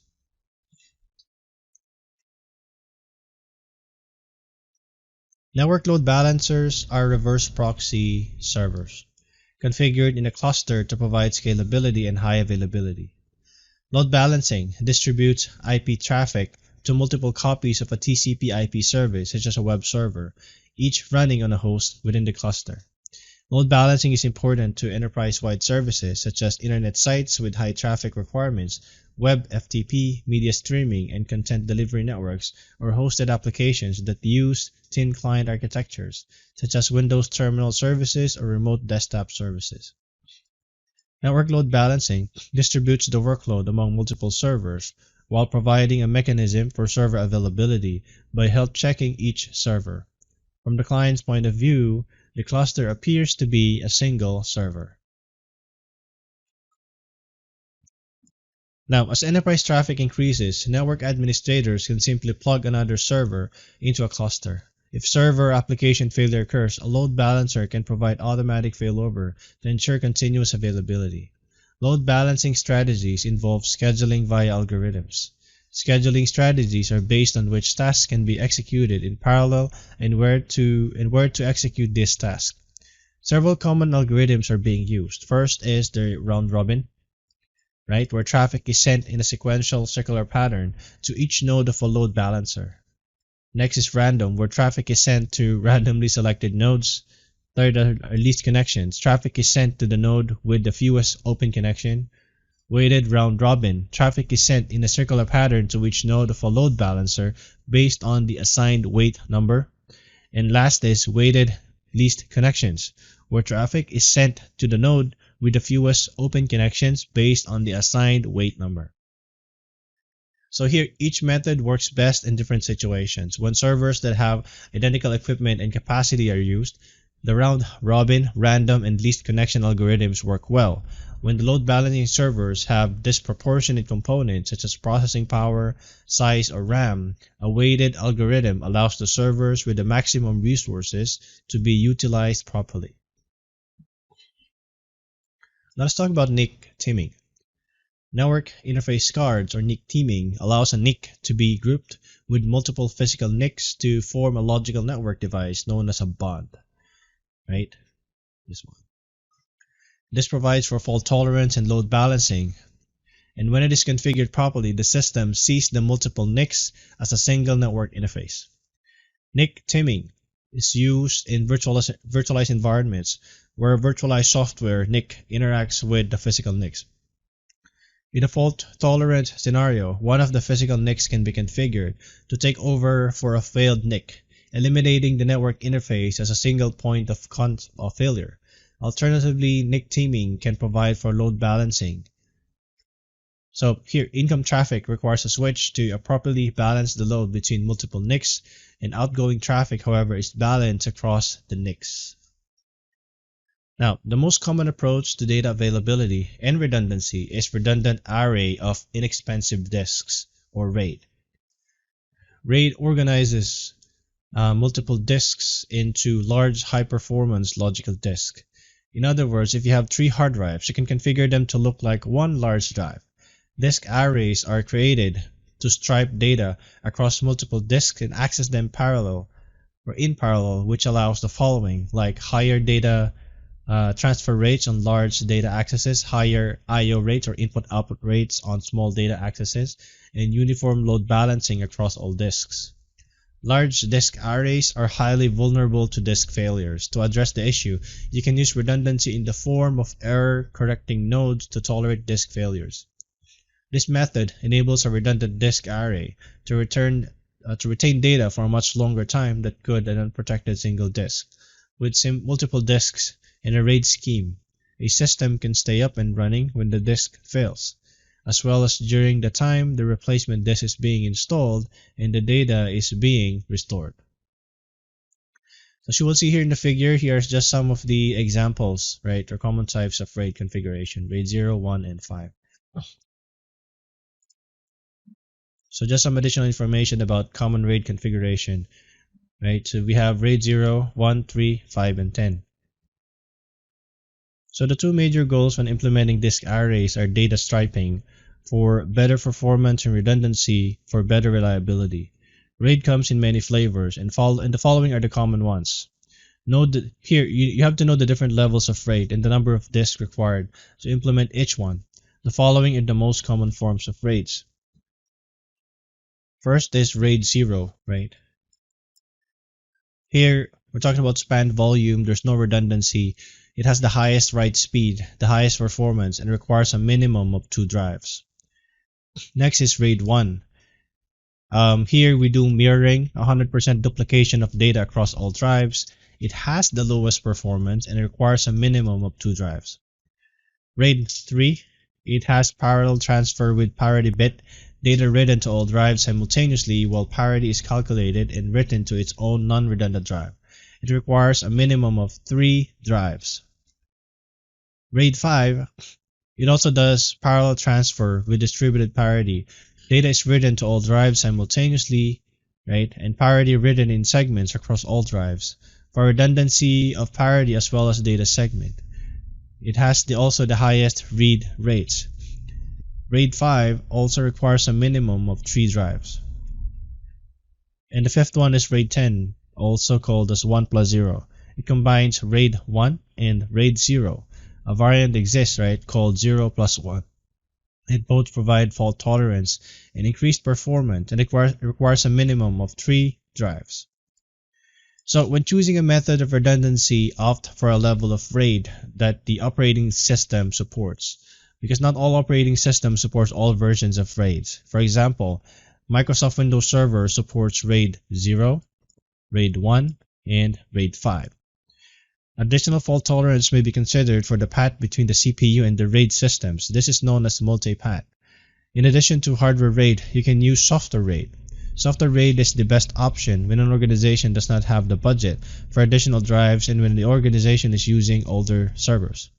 Software RAID can provide more flexibility, but it requires more CPU cycles and power, and it operates on a partition by partition basis and tends to be slightly more complicated than hardware RAID. Another point to remember is that even if you set up a server for redundancy, you must still back up your data. RAID does not protect you from multiple disk failures. Regular backups enable you to recover from data loss that results from errors unrelated to disk failure, such as human hardware and software errors. Now let's talk about backups. Right, data can be backed up on any media, right? Cloud backups are common, even for desktop environments. Many organizations choose to back up data to a cloud environment using one of the many services available. Cloud services offer continuous backup options so that you can easily recover your files without losing the data associated with normal backup procedures and without having offsite storage that is not immediately available. Enterprise solutions have options for protecting physical and virtual environments that include software, appliance, and offsite replication. In addition to the cloud, organizations typically rely on various media. Tape traditionally has provided a viable long-term archival option. Other options include disks, network-attached storage, or NAS and SANs. The backup procedures in use can also affect what is recovered following a disaster. Disaster recovery should identify the type and regularity of the backup process. Now, the following types of backups are being used, right? First is the full backup, differential backup, incremental backup, and copies and snapshots. So when choosing a backup strategy, a company should consider the following factors, like how often will data need to be restored? As a matter of convenience, if files are restored regularly, a full backup might be chosen because it can be done with one tape. Next question is how quickly does the data need to be restored? So if large amounts of data are backed up, the incremental backup method might work best. The third question is how long does the data need to be kept before it is overwritten? In a development arena where data is constantly changing, a differential backup method might be the best choice. Some additional concepts. Snapshots and copies are appropriate for certain use cases, but should not be considered as formal backup options, especially for transactional programs. When backups are complete, they must clearly marked or labeled so that they can be properly safeguarded. In addition to these backup strategies, organizations employ tape rotation and retention policies.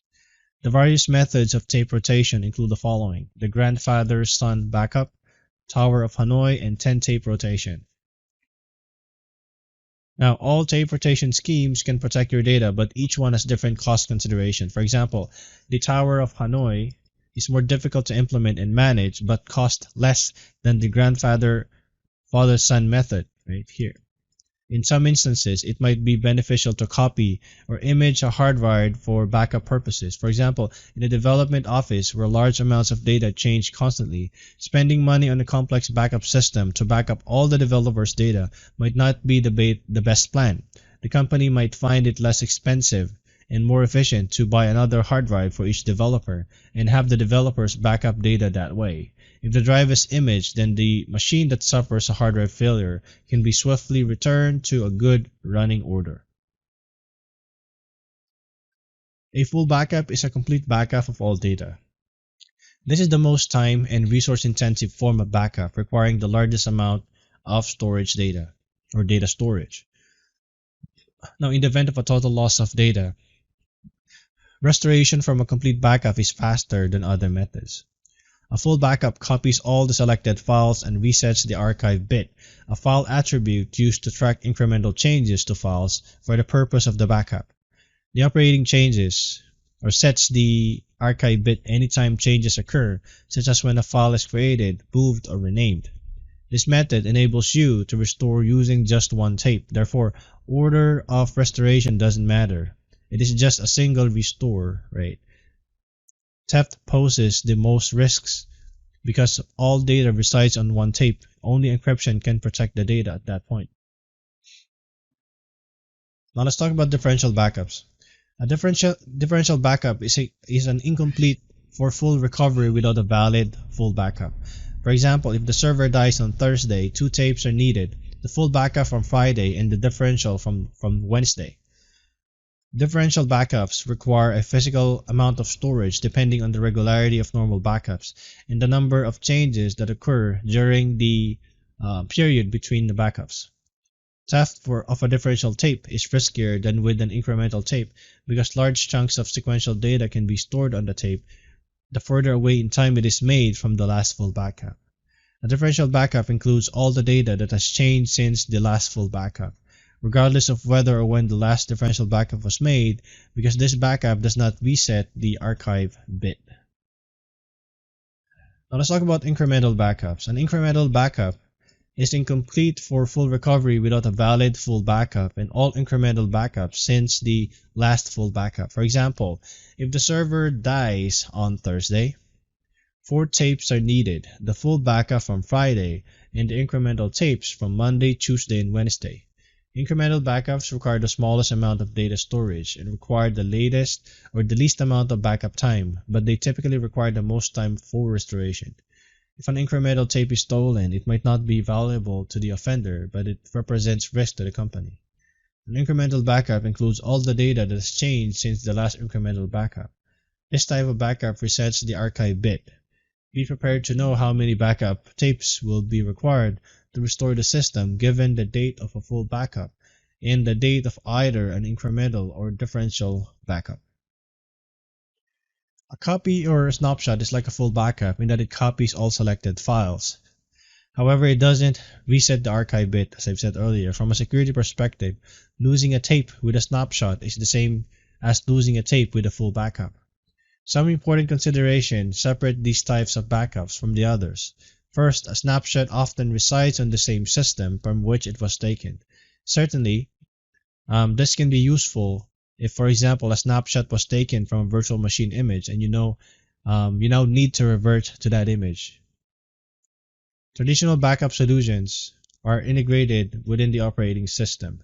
It is important for such a solution to be able to interact with other transactional applications, such as databases, where data might be processing and residing only in memory. Therefore, a copy is only a very specific point-in-time capture at a storage level and thus might not be enough to perform a restoration.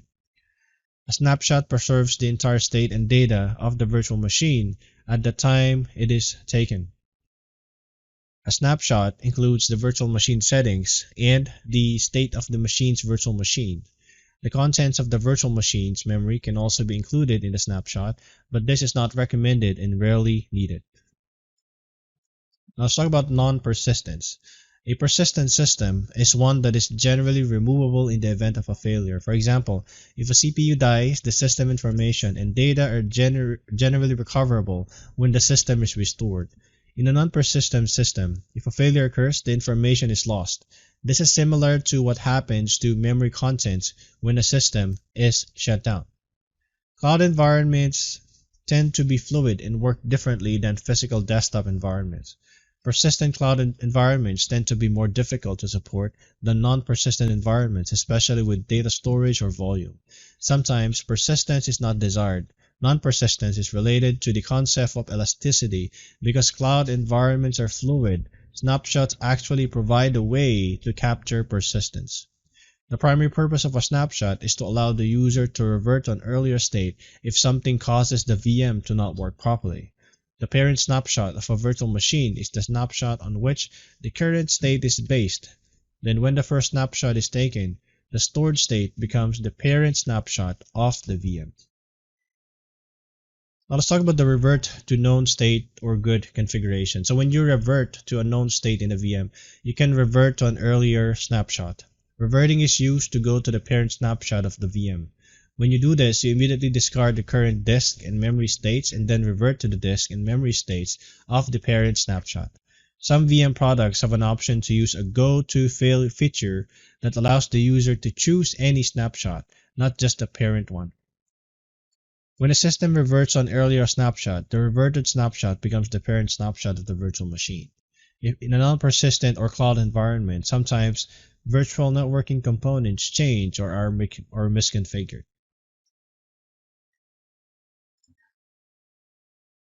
Live boot media. Live boot media is considered non-persistent because actions that occur between reboots do not persist. With live boot media, system RAM acts as a disk. When the media is removed and the system reboots, the RAM is clear. Live boot keeps the original media configuration. USB drives can be created with persistent storage through a persistent overlay file. Although there is some room of persistence, it has limitations and might not work with all OS distribution. A safe VM, such as a virtual disk, can be booted using a CD-ROM, USB, or other similar storage device.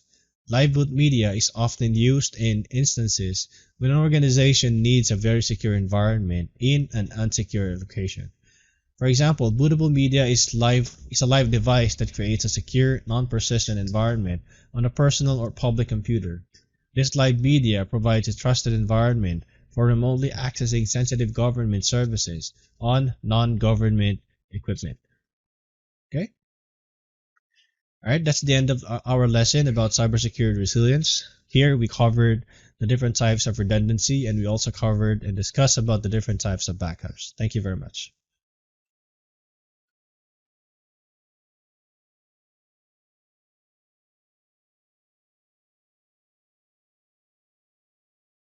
Welcome to CompTIA Security Plus.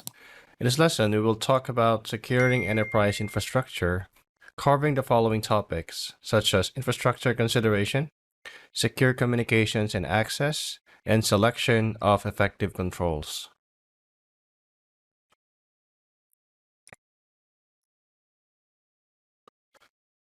Securing an enterprise infrastructure is a complex task that requires a strategic approach to various components and considerations. Here's how you can apply security principles to secure enterprise infrastructure, covering the mentioned subtopics such as device placements, security zones, attack surface reduction, connectivity, failure modes, and device attributes. First is device placement. Here, one of the important parts is strategic positioning. So the placement of security devices is critical for effective network protection. For instance, firewalls are best positioned at the network perimeter to monitor and control incoming and outgoing traffic, and this serves as the first line of defense against external threats. Next are IDS and IPSs, or intrusion detection system and intrusion prevention systems.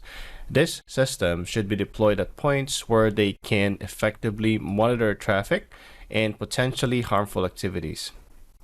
Positioning an IDS/IPS between network segments allows for the detection and prevention of internal threats such as lateral movement by attackers within the network. Third is data exit and entry points. So for security devices, right, it should also be placed at points where data centers or exits the network, such as email servers and cloud interfaces. This helps in monitoring data leakage and ensuring that sensitive information is not being transmitted inappropriately.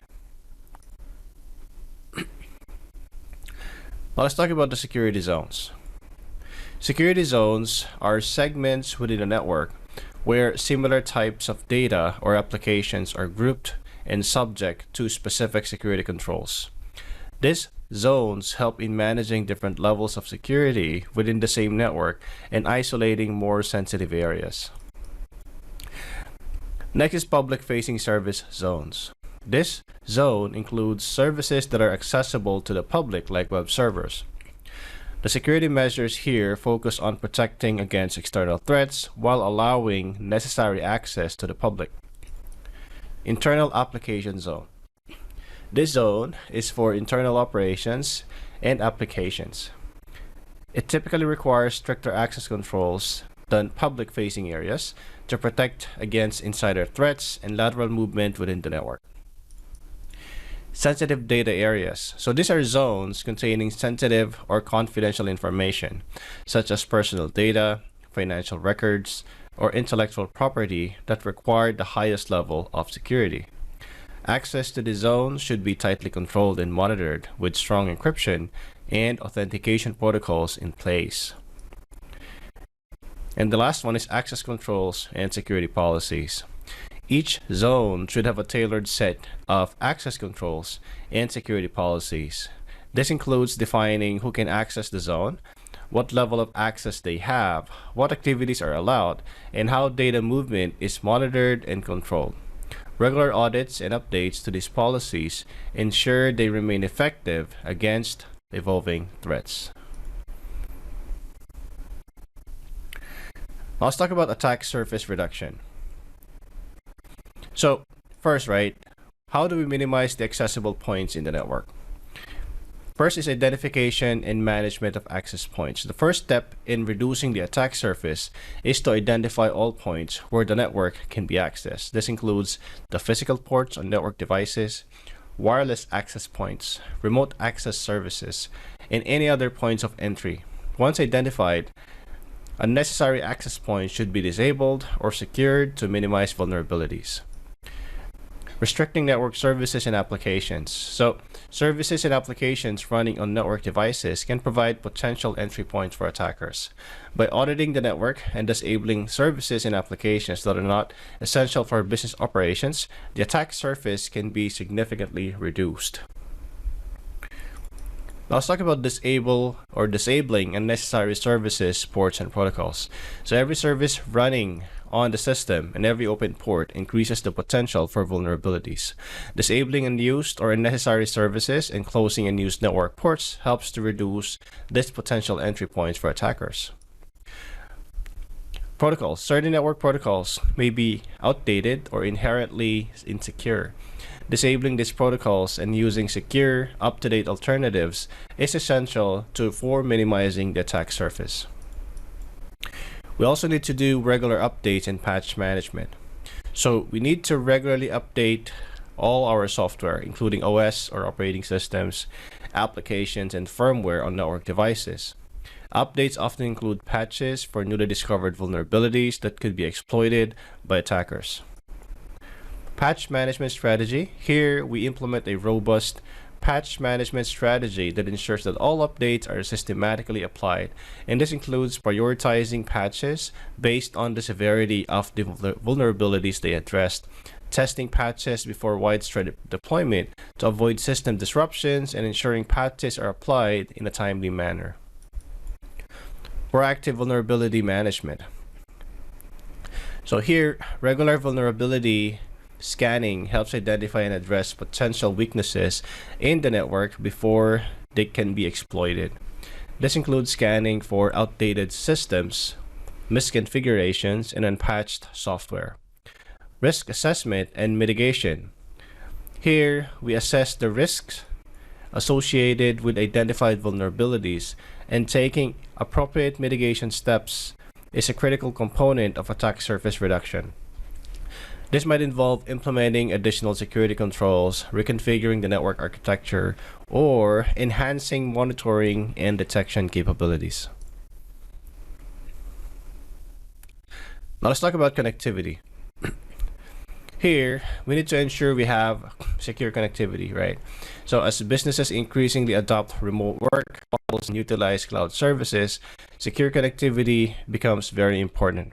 And this involves creating a secure communication channel over which data can travel safely across different network environments, including the public and private networks. So for us to do that, we actually have a lot of options, right? First is we used encrypted connection through the use of VPNs and SSL and TLS. We can also implement a robust authentication mechanism like multi-factor authentication or MFA, which actually adds an additional layer of security by requiring users to provide 2 or more verification factors to gain access to resources.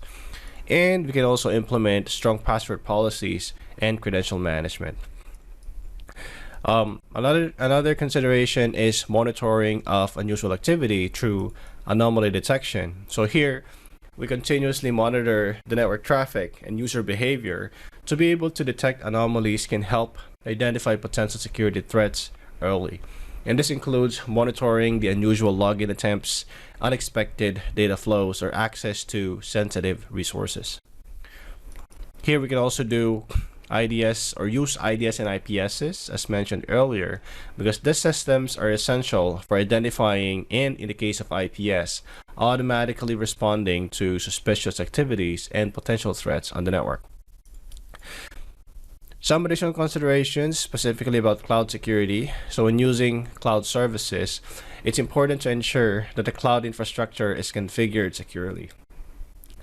This involves understanding the shared responsibility model in cloud security, where the cloud provider is responsible for securing the infrastructure and the client is responsible for securing their data within the cloud. Another one is remote access policies and procedures. Here, we establish clear policies and procedures for remote access, which is very important. And this includes defining acceptable use policies or AUPs, secure connection protocols, and access controls based on the principle of least privilege.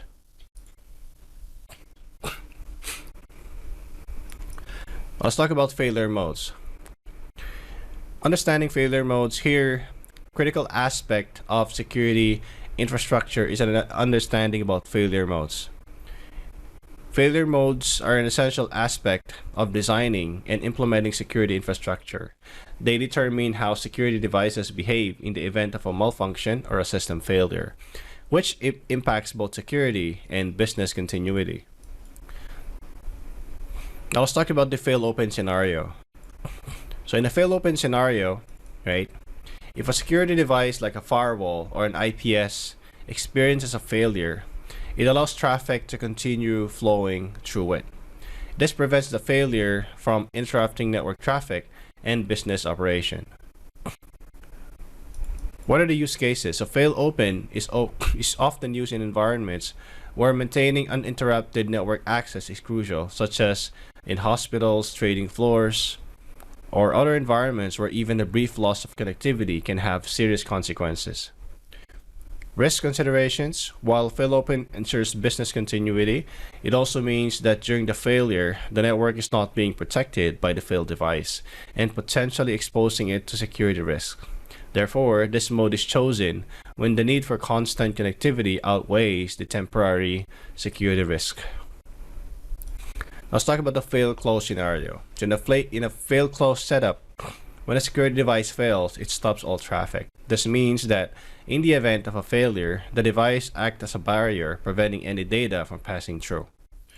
Now, what are the use cases? Fail-close is typically used in high-security environments where the integrity and confidentiality of data are more critical than uninterrupted service.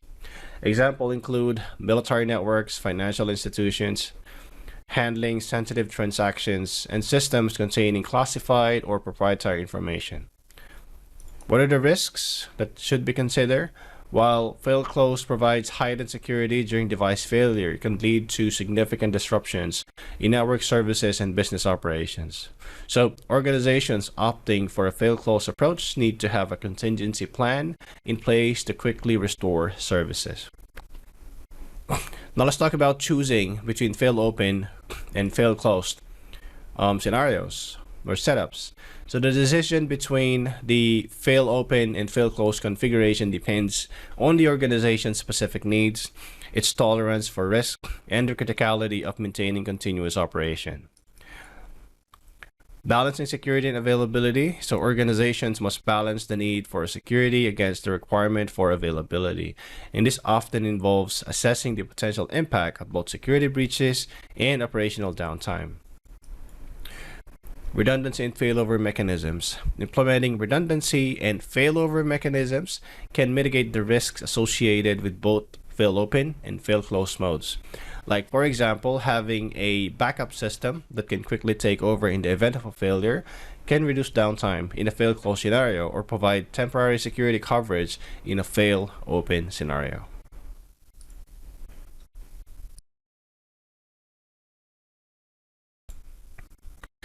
Now let's talk about the device attributes. The first topic is about active versus passive device. Active devices or active security devices such as firewalls and IPSs play a proactive role in network security. They have the capability to block, redirect, or modify network traffic based on the predefined security policies.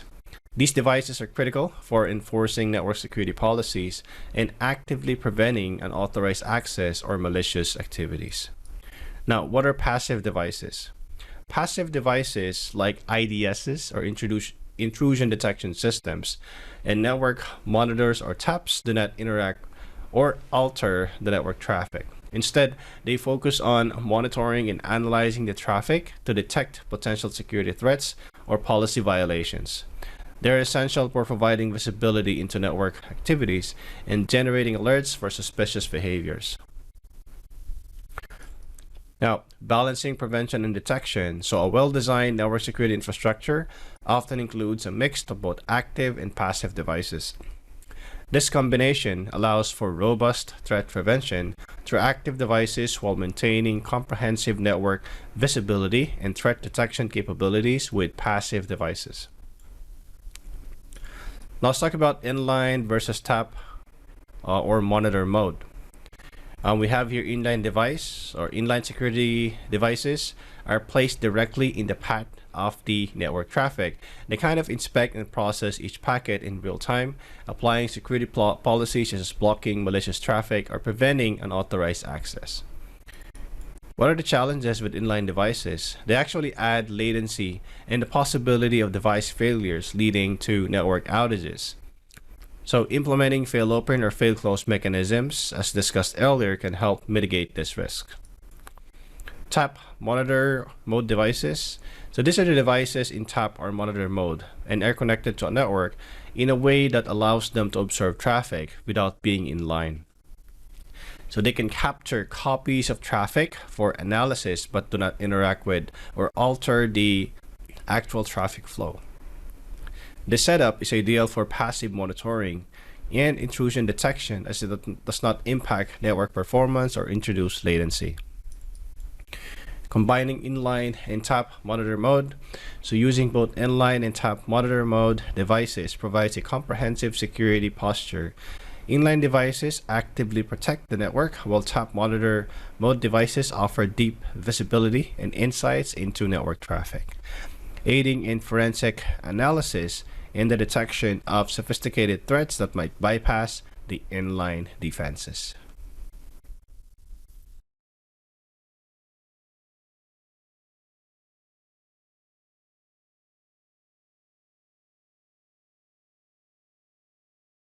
Now, let's talk about network appliances.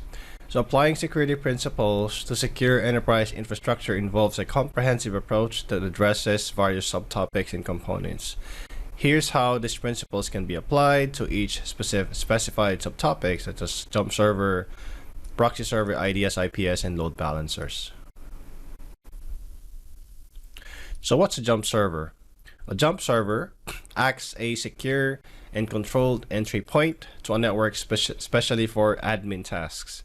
It's a critical part of a layered defense strategy, serving as a single access point for administrators, which can significantly reduce the attack surface.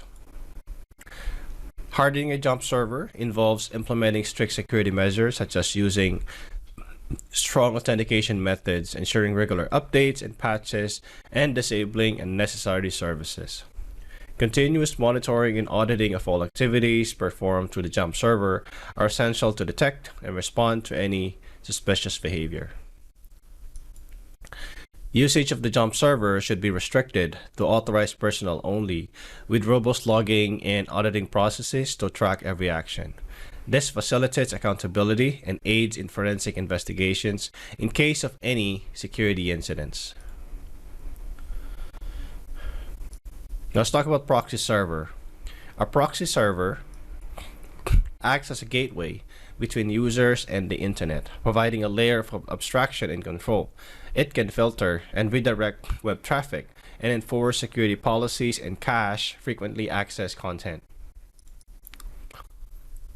Securely configured proxy servers can block access to malicious websites and filter out unwanted content, such as ads or harmful scripts. This adds a protective barrier against web-based threats like phishing and malware. Proxy servers can enhance network performance by caching popular content, reducing bandwidth usage, and improving access speeds. They also help maintain user privacy by masking IP addresses and other identifying information. Talk about IDS IPSs.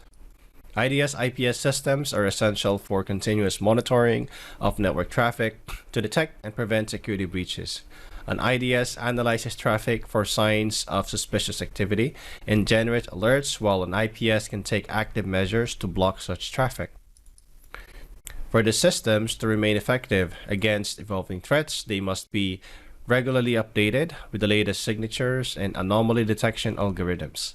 Customizing the rules and the policies to fit the specific network environment is crucial to minimize false positives and false negatives. IDS IPS systems are most effective when used as part of a multi-layered security strategy, complementing other security measures such as firewalls and endpoint protection. Next is load balancers. Load balancers distribute incoming network or application traffic across multiple servers, ensuring that no single server becomes a bottleneck or point of failure. This enhances the availability and reliability of web applications and services. Beyond traffic management, load balancers can provide security benefits as well. They can help mitigate DDoS attacks or distributed denial of service attacks by distributing traffic evenly across servers, preventing overload on a single resource. Load balancers can handle SSL termination, where they decrypt incoming SSL traffic and send it to the backend servers as plain text. This offloads processing from the servers and centralizes encryption and decryption, simplifying certificate management and enhancing the performance. Let's talk about sensors. So network sensors, right, are vital tools for the detection of potential security threats and breaches. They continuously monitor network traffic and system activities, identifying anomalies, suspicious patterns, or behaviors that deviate in the norm. Sensors are integral components of IDS and IPSs, and they gather data on network traffic and system activities, which these systems then analyze to identify potential threats. Sensors can analyze both inbound and outbound traffic, offering insights into the nature and volume of data flowing through the network. This is important for identifying unusual traffic patterns that may indicate a cyber attack, such as a DDoS attack or unauthorized data infiltration. Advanced sensors can perform DPI, or Deep Packet Inspection, to analyze the content of network packets and not just the header information. This level of scrutiny helps in detecting sophisticated threats that might be hidden within legitimate-looking traffic. System performance. So sensors track various system performance metrics such as CPU usage, memory usage, disk activity, and network bandwidth utilization. Spikes or irregularities in these metrics can be indicative of security incidents such as malware infection or a compromised system. By establishing baseline performance metrics, sensors can effectively identify deviations that may signify potential security issues and enabling proactive responses to threats. Security relevant metrics analysis. So here we're talking about log analysis. Network sensors can often collect and analyze logs from various devices across the network, and these logs are a rich source of information and can reveal details about security events, user activity, system errors, and compliance with security policies. Some sensors are designed to monitor environmental factors like temperature, humidity, or even physical access to server rooms. These factors can be important for both physical security and the health of the IT infrastructure. Now let's talk about integration with security systems and response protocols. The data collected by sensors is often integrated into centralized security, information, and event management, or SIEM systems. This allows for comprehensive monitoring and analysis, facilitating timely and coordinated responses to identified threats. In some cases, the findings of network sensors can trigger automated security responses, such as isolating a compromised system from the network and alerting security personnel, or activating additional security measures.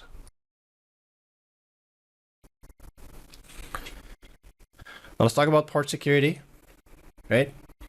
802.1x for network access control.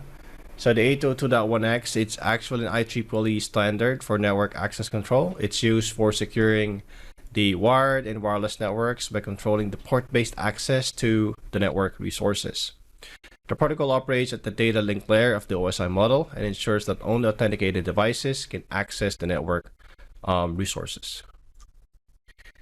In the 802.1x enabled network, devices or the clients must authenticate through a central authentication server like Radius before gaining access to the network. This process involves three key components such as the supplicant or the client device, the authenticator, which is the network switch or WAP, wireless access points, and the authentication server. 802.1x can also dynamically assign VLANs and apply access control lists or ACLs based on users or device credential. And this allows for greater granularity in network access control, segmenting the network access based on roles, departments, or other criteria.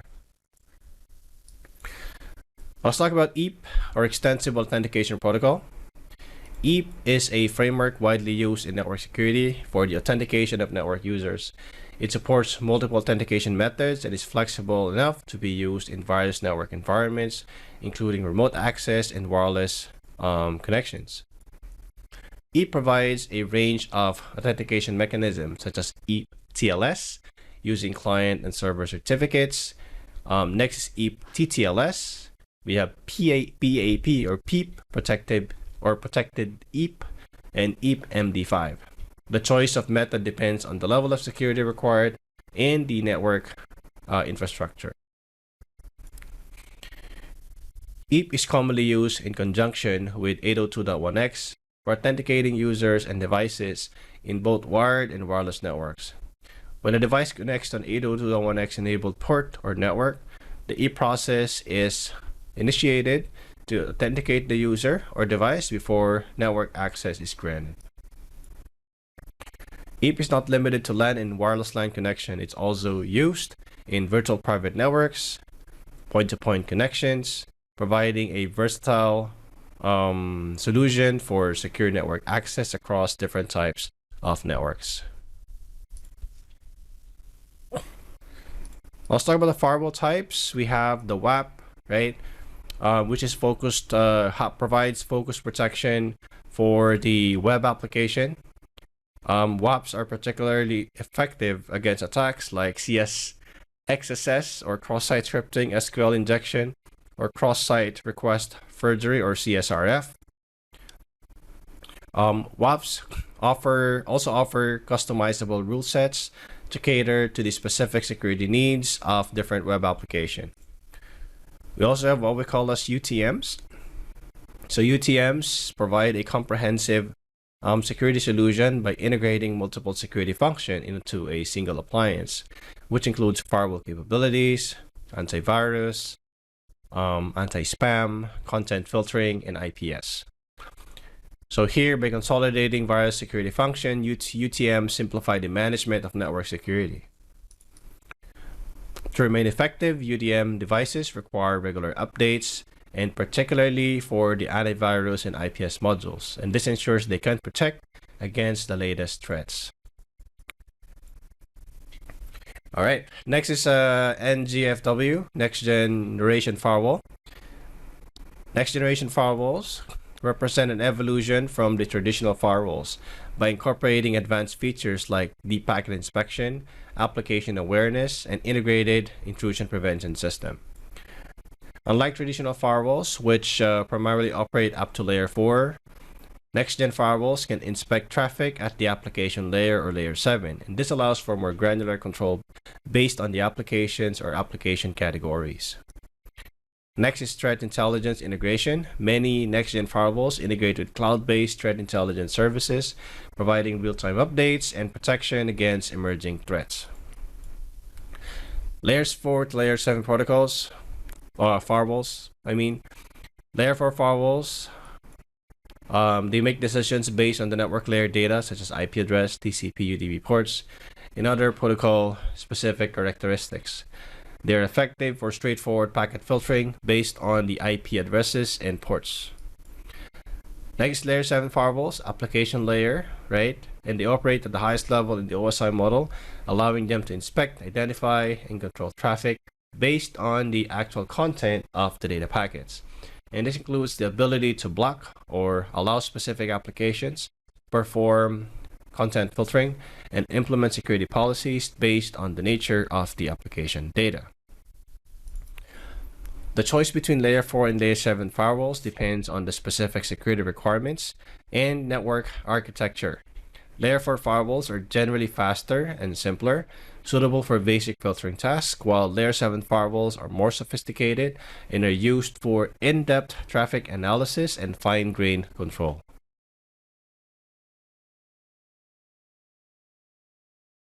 So in the scenario of securing enterprise infrastructure, applying security principles to each of the subtopics involves a strategic combination of technologies and best practices. So here we cover the following, such as VPNs, virtual private networks. Here we create a secure and encrypted connection over a less secure network, which typically is the internet, right? Utilizing VPNs ensures data transmitted between remote users and the company network is encrypted and secure from eavesdropping or interception. Next is remote access. Secure remote access involves not only VPNs but also robust authentication methods. Implementing MFA ensures that only authorized users can access the network. Additionally, network access can be limited based on user roles and requirements. Next is tunneling. Right here, we can use tunneling or implement tunneling using TLS, or the Transport Layer Security, TLS, or IPsec tunneling. SD-WAN, software-defined WAN. It enhances security of wide area networks by introducing centralized control and visibility, and it allows for the creation of secure and dynamic connections between sites, improved network traffic management, and integrated security features. And lastly is SASE, right? Or Secure Access Services Edge, which combines network security functions with wide area networking capabilities. It supports secure and fast cloud adoption by delivering both network and security services from a unified cloud-native platform. This approach simplifies WAN management and provides consistent security across an organization's entire network.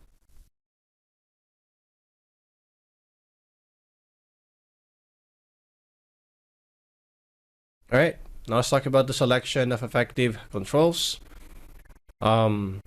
First is risk assessment and the tailored security controls. So conducting a comprehensive risk assessment is the first step in developing an effective security strategy.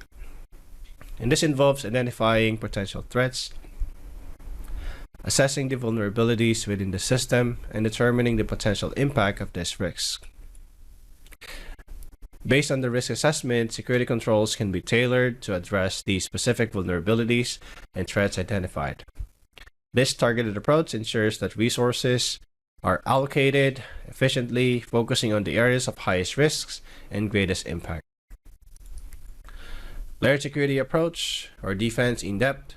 A layered security approach involves implementing multiple security measures at different levels within the IT infrastructure. This includes perimeter defenses like firewalls, network security measures such as intrusion detection systems, and application security controls and endpoint protection. Next is mitigating a range of threats. So by having various layers of security, an organization can protect itself from a wide range of threats, from external attacks to internal threats and even accidental breaches. Next is continuous monitoring and adaptation.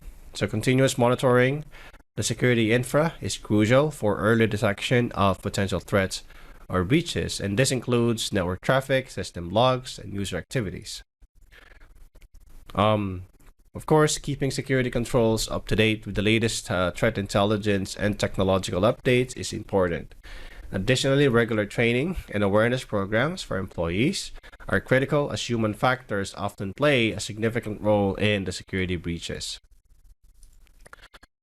Next is compliance and industry best practices. So compliance with relevant laws, regulations, and industry standards is crucial. Standards such as ISO 27001, NIST frameworks, or GDPR provides guidelines and best practices for implementing effective security measures. Regularly benchmarking against industry standards and best practices helps in identifying areas for improvement and ensures that the security posture is aligned with evolving regulatory landscape. And the last one is scalability and flexibility. So here, security controls should be scalable and flexible to adapt to the changing business environment. This is particularly important in today's dynamic technological landscape where new threats emerge rapidly. Cloud-based security solutions offer scalability and flexibility, allowing organizations to adjust their security posture as their needs evolve. These solutions can be particularly beneficial for accommodating remote work and expanding digital footprints and managing fluctuating demands. Okay? That's the end of the lesson. Here we spoke about infrastructure consideration, secure communications and access, and selection of effective controls. Thank you very much for watching the video.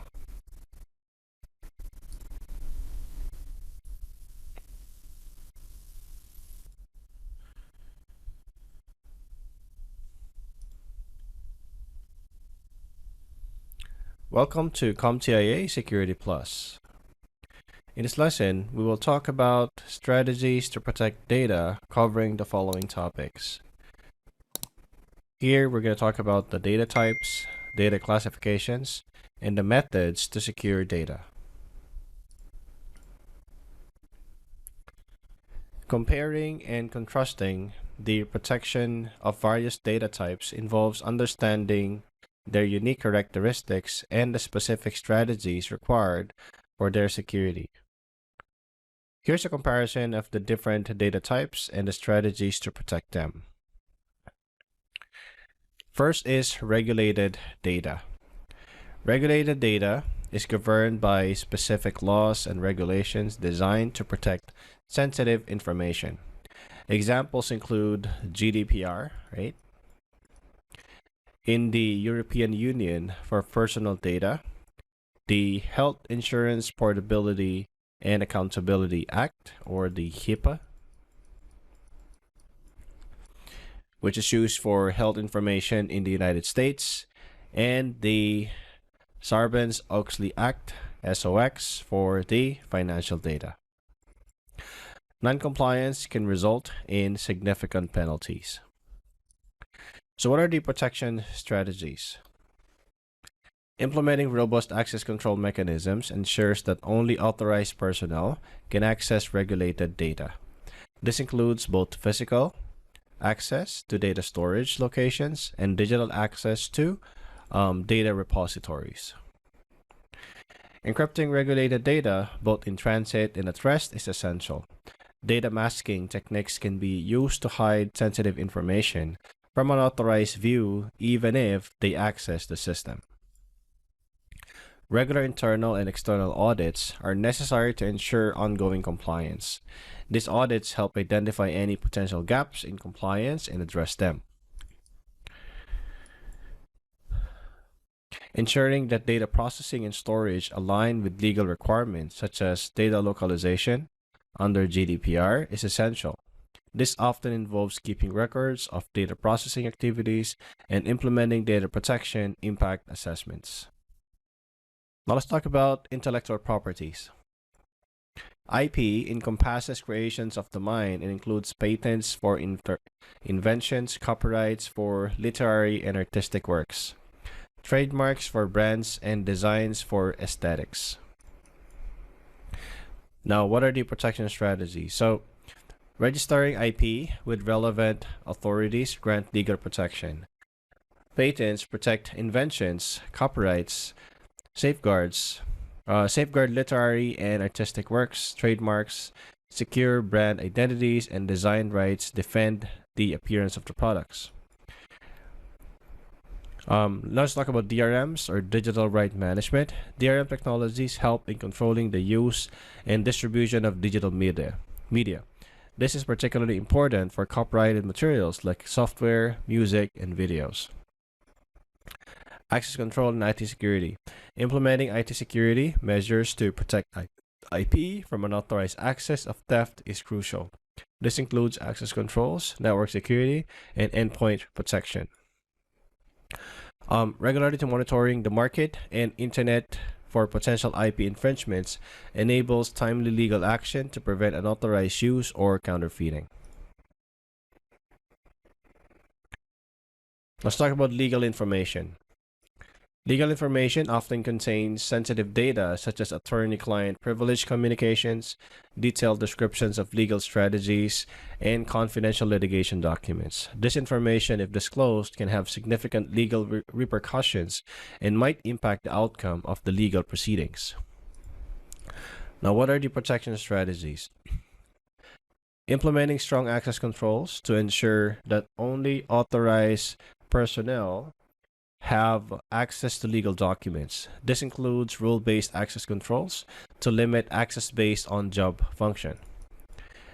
Encrypting legal documents both in transit and at rest is vital to protect the confidentiality of the information. Regularly train legal staff on data handling best practices and the importance of maintaining confidentiality. Establish clear policies for handling and sharing legal information. Use secure encrypted communication channels for sharing legal information, especially when communicating with clients or outside counsel. Have a robust incident response plan in place to address any potential data breaches quickly and minimize their impact. Next is financial information. Financial information includes sensitive data like bank account details, investment records, payroll information, and accounting records.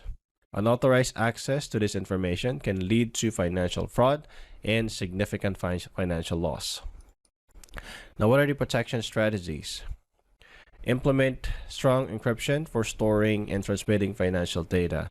Ensure that transaction processing systems are secure and comply with industry standards. Use MFA or multi-factor authentication to add an additional layer of security for accessing financial systems and data. Adhere to financial regulations such as the PCI DSS, right? PCI DSS, or the Payment Card Industry Data Security Standard for handling payment card information. Conduct regular audits of financial systems and monitoring for unusual activities to detect and prevent fraudulent transactions.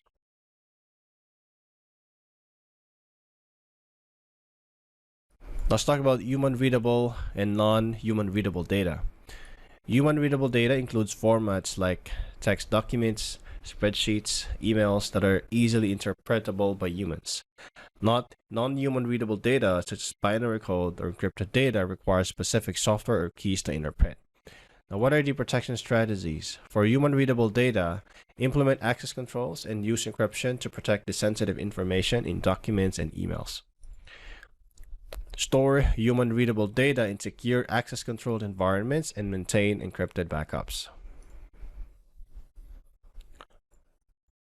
Now, what are the protection strategies for non-human readable data? For encrypted data, ensure that encryption keys are securely managed and stored. Key management practices should include regular rotation and limited access. Use specialized security measures to protect machine-readable data, such as network segmentation to protect databases and secure coding practices of software. So, this table provides a comparative overview of different data types and their respective requirements and strategies in terms of sensitivity level. Regulatory compliance, access controls, legal protection, encryption, and monitoring auditing. The specific needs and measures for each data type can vary significantly, highlighting the importance of the tailored approach to data protection. Here we have a couple of items that we will further discuss, like sensitivity level. Here, regulated, trade secret, and legal information are often the highest sensitivity, requiring stringent security measure. Regulated data has the additional requirement of compliance with specific laws, which may dictate specific security measures and reporting obligations. Access controls, while all data types benefit from robust access control, it's especially critical for trade secrets, legal, and financial information to prevent unauthorized access and leakage.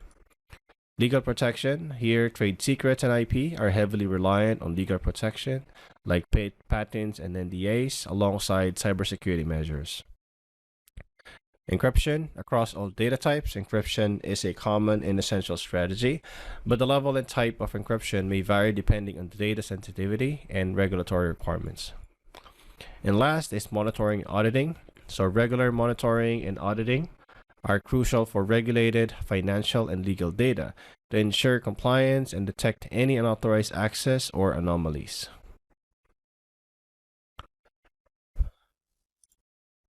Let's talk about data classifications, right? So comparing and contrasting different data classification involves understanding their specific requirements or characteristics and the corresponding strategies for protection. Here's a comparison of the various data classification for sensitive data that, if disclosed, could cause moderate harm to an individual organization. Examples include personal data, certain business information. Access controls, encryption, and employee training on handling sensitive data, is one of the key protection strategies for sensitive data. Regular audits are also needed to ensure compliance with the internal policies. Let's talk about confidential data. These are data that could cause significant harm or damage if disclosed. This often includes trade secrets, legal documents, and certain financial information.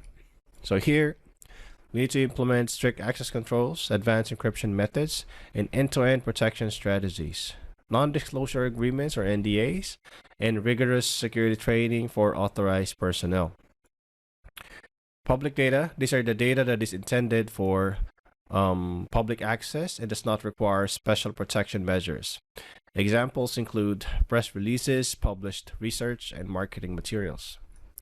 To protect it, basic security measures to ensure data integrity and availability. Protection against unauthorized modification rather than access. Next is restricted. Highly sensitive data, right? Is restricted to specific individuals or groups within the organization, and this might include high-level strategic documents or certain R&D information. So highly restricted access, often involving multi-factor authentication and stringent encryption, monitoring and logging access with regular reviews of access privileges. Next is private. So personal data that is private to individuals, and these are medical records, personal emails, or employee records. So as a protection strategy, we need to implement strong access controls and privacy measures in adherence to privacy laws and regulations like GDPR. We also need to implement employee training on privacy policies and secure data handling. Next is critical. Data that is essential for the operation of the organization, such as a system configuration, operational data, or key information. As a protection strategy, we need to prioritize prioritization and security and backup measures. We also need to implement robust disaster recovery and BCP or business continuity plans, continual monitoring for security threats, and regular security updates and vulnerability assessments. So in summary, while all aspects of data protection are interconnected, each has its specific focus areas and challenges. Data at rest, in transit, and in use are primarily about securing the data itself through technical means, while data sovereignty and geolocation involves navigating the complex landscape of international laws and regulation. So understanding the nuances of each aspect is crucial for developing the comprehensive and effective data protection strategy.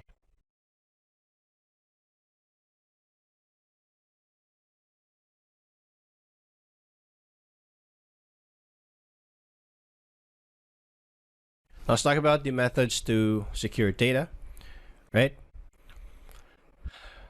So comparing and contrasting various methods to secure data involves understanding how each technique works and each specific applications in protecting data. Each method offers unique advantages and is suitable for different scenarios in data security. First one is the geographic restrictions. It involves restricting data access based on geographic location. It's often used to comply with data sovereignty laws or to reduce risk by limiting data exposure in certain regions. So contrasting it with encryption, right? Geographic restrictions control where data can be accessed, while encryption secures data regardless of its location.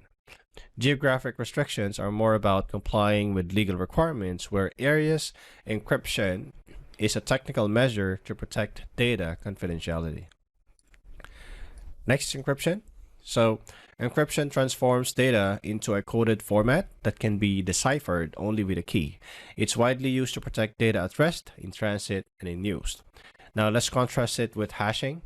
So while encryption, right, is reversible with the correct key, hashing is a one-way process. Encryption is ideal for protecting sensitive data that needs to be retrieved in its original form, whereas hashing is used for verifying data integrity or storing passwords securely. Next is hashing. So hashing converts data into fixed size hash values. which is typically a string of characters.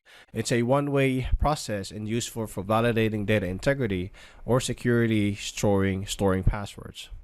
Now let's contrast it with masking. Hashing is irreversible and does not allow for the original data to be retrieved, which is different from masking, where the original data is still present but hidden under a mask. Hashing is used for integrity checks, while masking is for protecting sensitive data during processing or when viewed by unauthorized users. Let's talk about masking. So data masking hides specific data elements to protect sensitive information.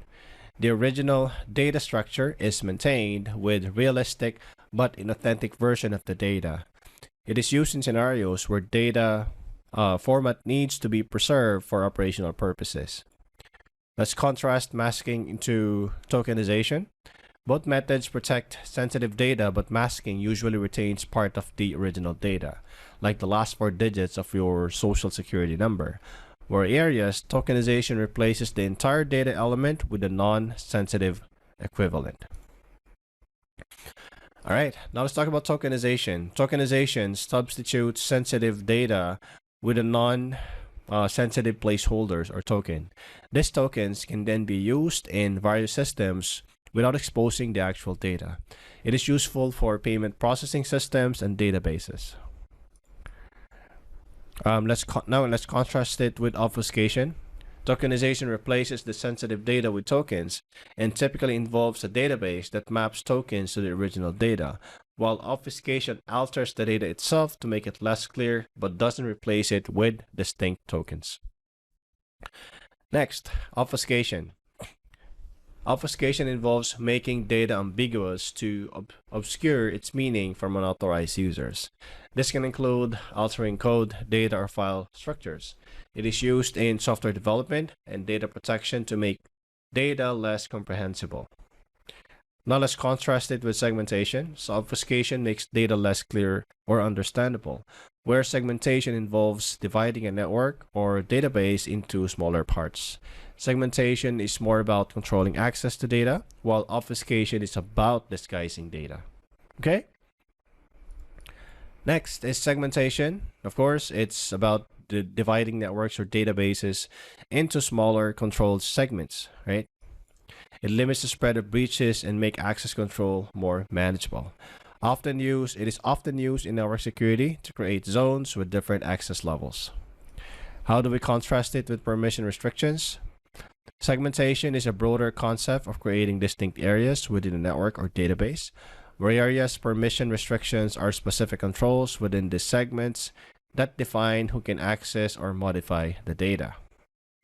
And lastly is the permission restrictions. This method involves setting up specific user permissions to control who can view, modify, or delete data. It's a fundamental aspect of access control in IT systems and crucial for ensuring data is only accessible to authorized personnel. Now, contrasting it with geographic restrictions, right? Permission restrictions are about who can access data based on their credentials or roles, whereas geographic restrictions are based on the physical or virtual location of the user. Both are access control strategies but operate on different criteria. Okay, so in summary, each data security method serves a specific purpose and has distinct characteristics. Geographic restrictions and permission restrictions are more about controlling access based on location or user credentials, whereas encryption, hashing, masking, tokenization, and obfuscation are technical methods to protect the data itself. Now, segmentation is a strategy to manage and mitigate risk within the networks or databases. So understanding the unique advantage and application of each method is key to implementing a comprehensive data protection strategy. Okay? That's the end of the lesson. And here we spoke about data types, data classifications, and the methods to secure data. Thank you very much for watching the video.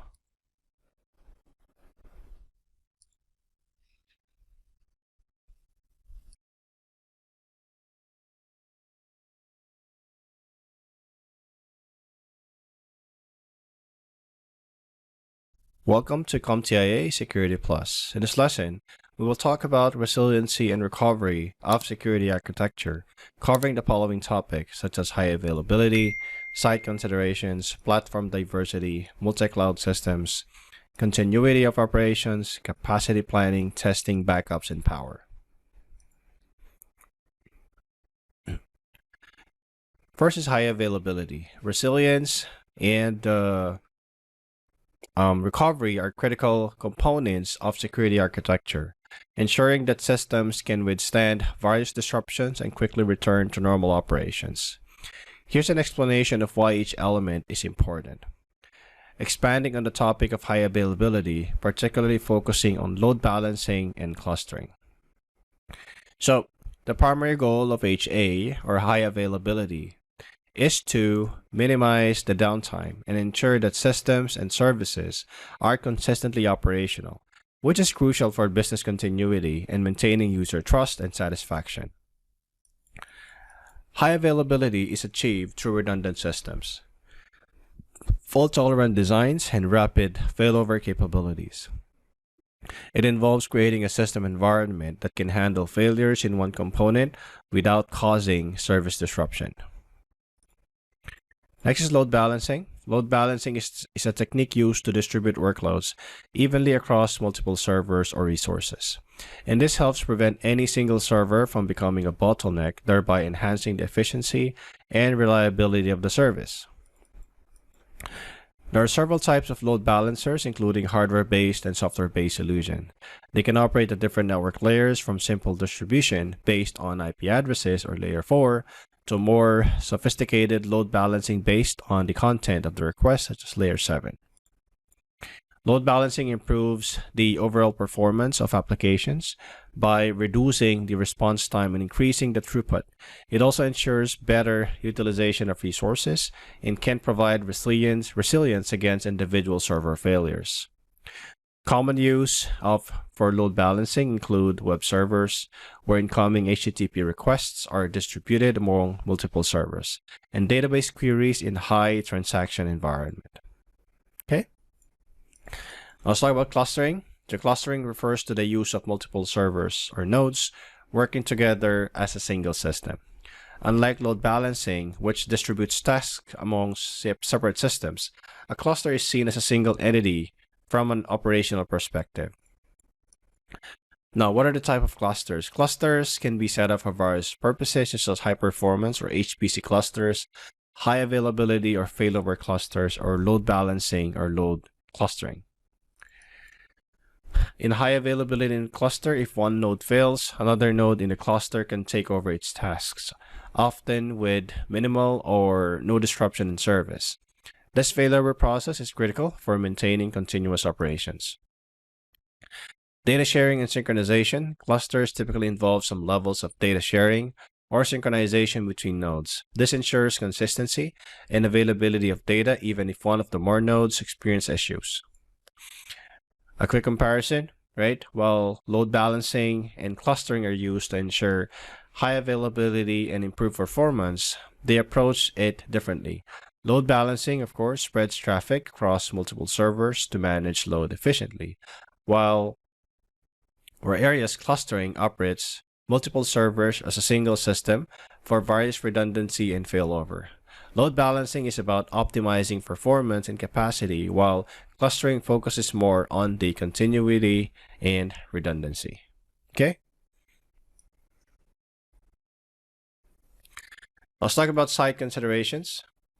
We have first topic is hot sites.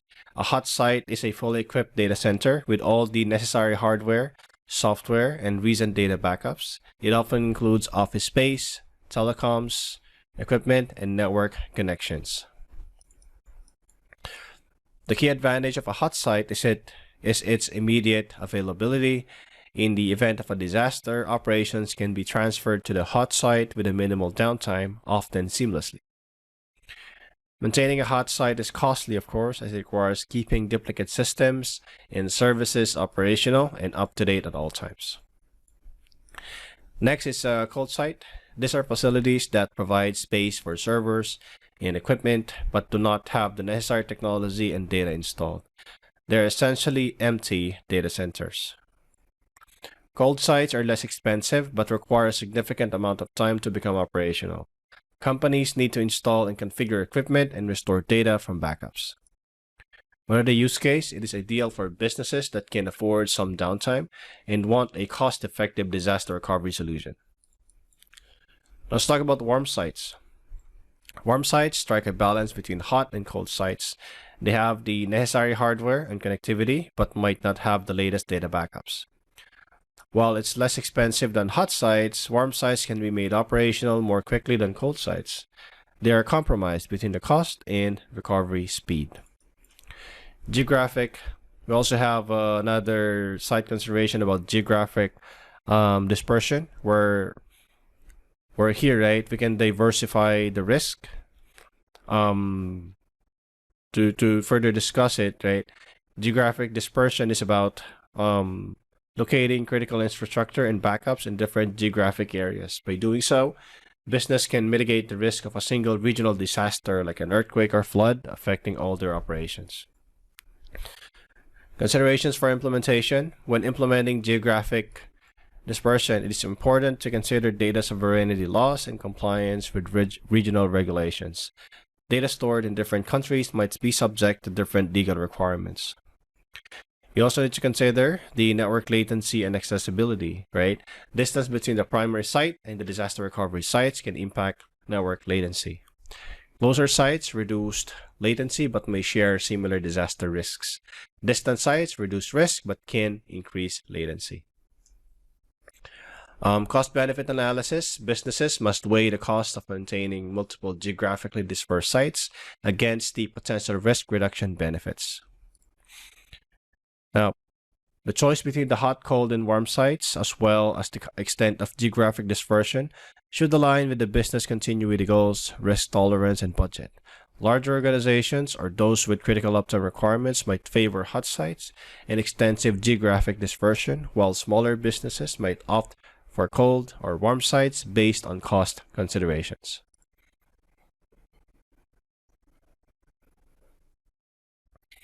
Now, expanding the topics of platform diversity, multi-cloud systems, and continuity operations, let's talk about this one first, platform diversity. So here, utilizing a variety of operating systems and software applications can safeguard against attacks that target specific platforms. For instance, if a vulnerability is discovered in one operating system, systems operating on different platforms may remain secure. Now, implementing different hardware solutions can protect against hardware-specific failures or vulnerabilities. This approach reduces the risk that a single hardware issue could incapacitate an entire network or system. The key advantage of platform diversity is in mitigating the risk of simultaneous failures across the system. It also complicates the task for attackers as they need to exploit multiple types of systems to achieve widespread impact. Now, while beneficial for security, platform diversity can introduce complexity in terms of management, integration, and staff training. Organizations need to balance the security advantages with these potential operational challenges. All right, now let's talk about multi-cloud systems. So by using multiple cloud providers, organizations can avoid dependence on a single provider, which can be a single point of failure. This redundancy ensures that if one cloud service experiences downtime, another one can take over. Now, different cloud providers may have different strengths and weaknesses in their security postures. Utilizing multiple providers can mitigate the risk of security vulnerabilities specific to a single provider. Multi-cloud environments also allow organizations to optimize cost and performance by leveraging the unique capabilities and pricing models of different cloud providers. Now let's talk about management complexity. Managing multi-cloud environments can be quite complex, requiring tools and skills to ensure seamless integration, consistent security policies, and efficient data transfer between different platforms. Let's talk about continuity of operations. Developing and maintaining a robust disaster recovery plan is essential for continuity of operations. This plan should detail how to maintain and restore business operations in the event of various disasters.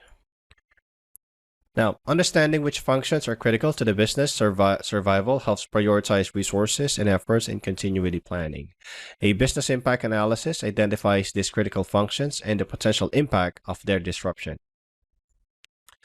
Now, continuity plans should be regularly tested and updated to ensure they remain effective and relevant. This testing can reveal weaknesses in the plan and provide opportunities for improvement. Employees should be trained on their roles in continuity plans, and effective communication channels should be established to ensure that all stakeholders are informed during and after the disaster. Let's talk about capacity planning. Here, we need to discuss a couple of aspects like people, technology, infra, and disaster recovery and redundancy. For people, the aspect of capacity planning focuses on ensuring that there are enough trained personnel available to handle increased workloads, particularly during peak times or in emergency situations. This includes not only IT staff, but also employees involved in critical business operations. Now, training and cross-training employees can help ensure that there's adequate coverage and expertise in times of need. Next, technology. Technological capacity planning involves ensuring that software and hardware resources are sufficient to handle current and projected workloads. This includes scaling server capacities, network bandwidth, and storage space. It also encompasses ensuring that software applications can handle increased traffic or processing demands without performance degradation. Next is infrastructure. Infrastructure capacity planning looks at the physical and foundational aspects of an organization's IT environment. This includes data center space, power supply, cooling systems, and the physical security measures. It's important to plan for scalable and flexible infrastructure that can adapt to changing business needs. And last, disaster recovery and redundancy as part of the capacity planning. Organizations should also consider redundancy in their systems and infrastructure to ensure business continuity. This might include having backup data centers or cloud-based solutions that can take over in case the primary infrastructure fails. Let's talk about testing, right? We have a couple of things to discuss. The first is tabletop exercises. So these exercises are essentially role-playing scenarios where team members verbally walk through how they would respond to a hypothetical emergency situation. It helps in identifying gaps in the response plan and in understanding the roles and responsibilities of different team members. Failover testing. This involves testing the ability of a system to seamlessly switch to a backup or redundant system in case of a failure. It's crucial for ensuring that failover mechanisms work correctly and that there is minimal service disruption during emergencies. Next is simulations. Simulations provide a more in-depth testing environment where the response to a specific scenario is tested in a controlled virtual environment. It allows for the assessment of the effectiveness of both technology and personnel in handling the simulated situation. And parallel processing. This type of testing involves running two systems simultaneously, the primary systems and the backup or secondary system, to test the capacity and effectiveness of both. It helps in determining if the secondary system can handle the full load in case the primary system goes down. Now, talking about backups, we have what we call as on-site and off-site backups. On-site backups provide quick access to data for recovery, which is important for operational efficiency. Then off-site backups, ideally in a geographically distant location, protect against local disasters like fires or floods. The combination of both ensures data safety in various disaster scenarios. Backup frequency. The frequency of backups should align with the criticality of the data and the organization's recovery objectives. Critical data might require continuous or hourly backups, while less critical data might be backed up daily or weekly. Encryption of backups. Encrypting backup data is crucial for protecting it from unauthorized access, especially for offsite or cloud backups. Encryption ensures that even if the physical media is compromised, the data remains secure. Next are snapshots. Snapshots are quick point-in-time captures of data. They are useful for recovery because they provide the recent state of the system that can be reverted to quickly in case of corruption or data loss. Recovery. The goal of backups is not just to preserve data, but to enable effective recovery. Recovery procedures should be tested regularly to ensure they work as intended. Replication. Next, right? Data replication involves copying data to another location, either on-site or off-site, in real time or near real time, and it provides a high level of data availability and fast recovery times. And last is journaling. Journaling involves keeping a log of changes to the data. In case of a system failure, the journal can be used to recover data to its most recent state, minimizing data loss. Okay. And last but not the least is power. First topic is about generators.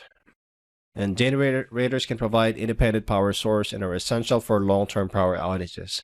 They can power critical infrastructure like data centers, ensuring continuous operations. Next is UPS. UPS systems provide immediate backup power in case of power outages, protecting against data loss and system damage due to sudden shutdowns. They're crucial for bridging the gap between a power outage and the generator activation. Types of UPS. There are different types of UPS systems such as offline standby, line interactive, and online double conversion, each offering varying levels of protection and efficiency. Now, in terms of maintenance and testing, of course, regular maintenance and testing of generators and UPS systems are crucial to ensure their reliability during power outage. In conclusion, backups and power solutions are foundational elements of a robust security architecture. Backups ensure that data can be recovered in case of a loss or corruption, while power solutions ensure that critical systems continue operating during power outages. Both require careful planning, regular testing, and maintenance to ensure they function effectively when needed.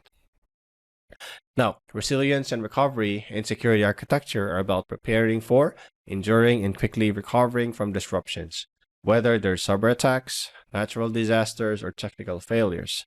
These elements work together to ensure the stability and continuity of operations, which is critical for any organization's long-term success and reliability. Right? Good. In this lesson, we spoke about high availability, site consideration, platform diversity, multi-cloud systems, continuity of operations, capacity planning, testing backups, and power. Right? Thank you very much for watching the video.